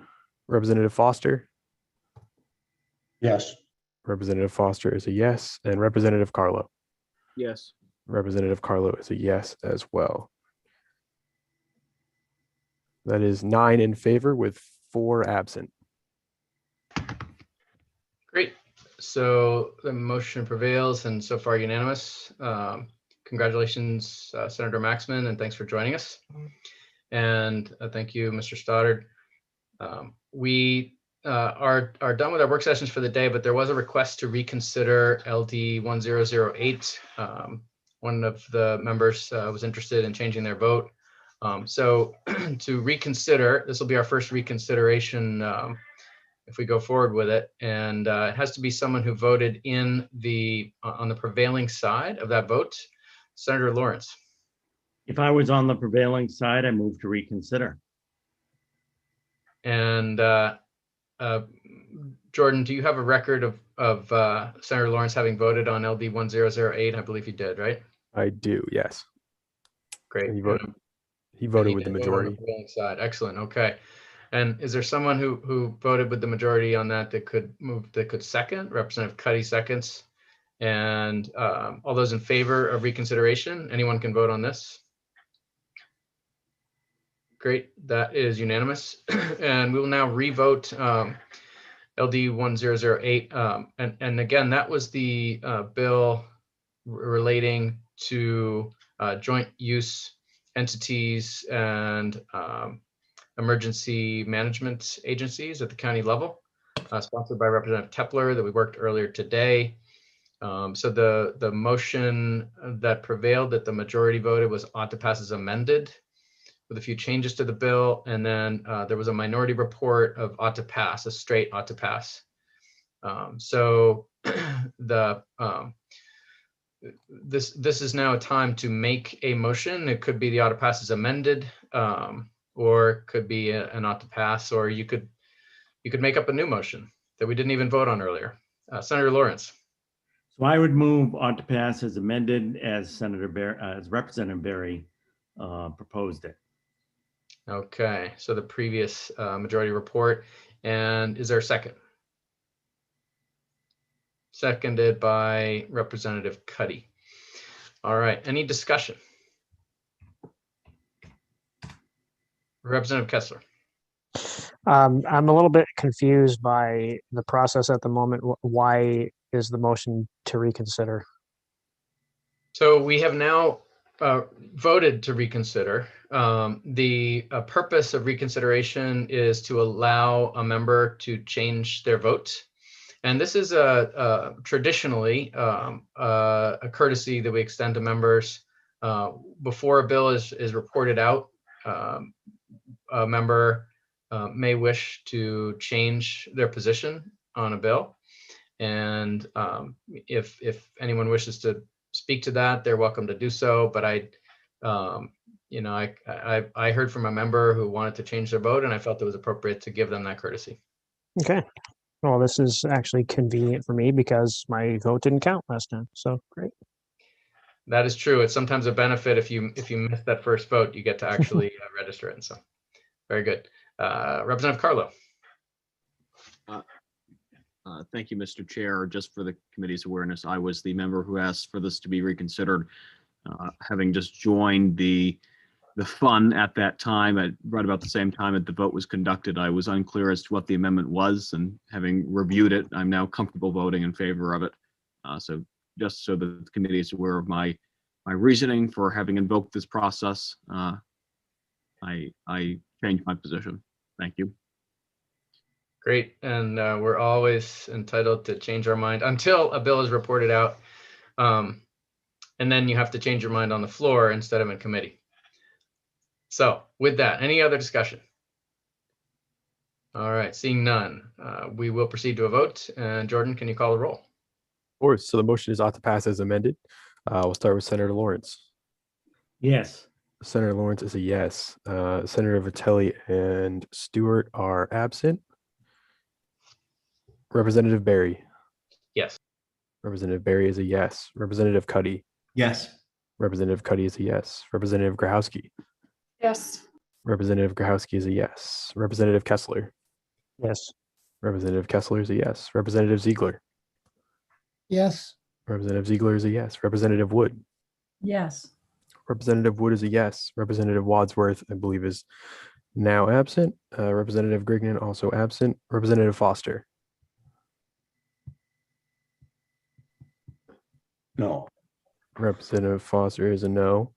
Is there a motion to that opposition? Yes, ought to pass without the amendment. Thank you. And Representative Carlo. Yes. Yes. Representative Carlo is a yes. So that is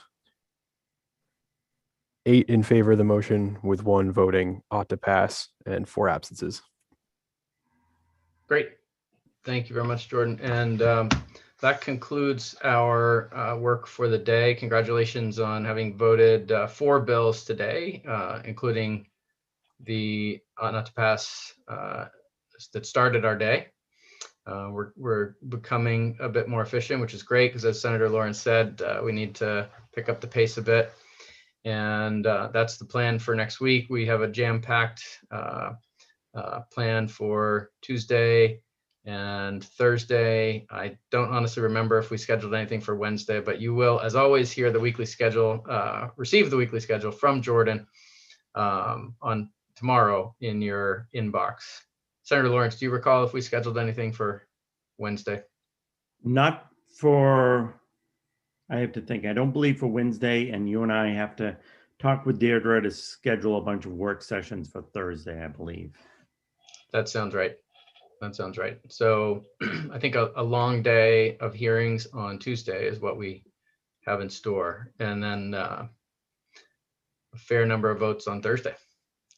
And if anybody's got any bills they really want to vote for Thursday, just let Representative Barry or I know. Yes, good advice. Good advice. And we will, as Senator Lawrence said, try to think about bills, in groups. There are a number of bills on a given topic, and we probably need to just reserve one for our committee's use, and set the others aside, vote them out not to pass, so that we can start to narrow things down. So And so everybody knows we've been limited to 9 carryovers. and that's out of about 90 bills. So there will be a need to dispatch most of our bills before we conclude our work next month. Representative Wood. What do you mean by carryover? 9 carryovers. Yep. Senator Lawrence, do you want to explain carryovers? Sure. There's a procedure for bills that were introduced this session to be carried into next year. Okay. If they're not, we have to act on them and report them out of committee. So carryovers require the permission of presiding officers. So we'll get a list at the ready at the end of the work this year and just say these are the 9 we want to carry over. And presumably, if we're within that limit of 10% of the committee's workload, we will receive the permission of the presiding officer. But if we, send them 15, there's a good chance they'll send it back with, a denial. So the goal is 9, and I think that concludes our work for the day. Senator Lawrence, unless there's anything else. I can't think of anything else, and other than it was a joy not to have to be the chair all the time. So thank you, Representative Barry. Well, thank you, Senator, for giving me the opportunity, but I'll be more than happy to give you the gavel back next week. It takes a lot of concentration on Zoom. It does. It does. Very well. Senator Vitelli assisted ably as well. And I know there are a number of members who can take the gavel at a moment's notice. So be careful, everyone, because it might be you next. Thanks, everyone. And thanks to the staff, as always. We will see you next Tuesday. Hope you have a great weekend. And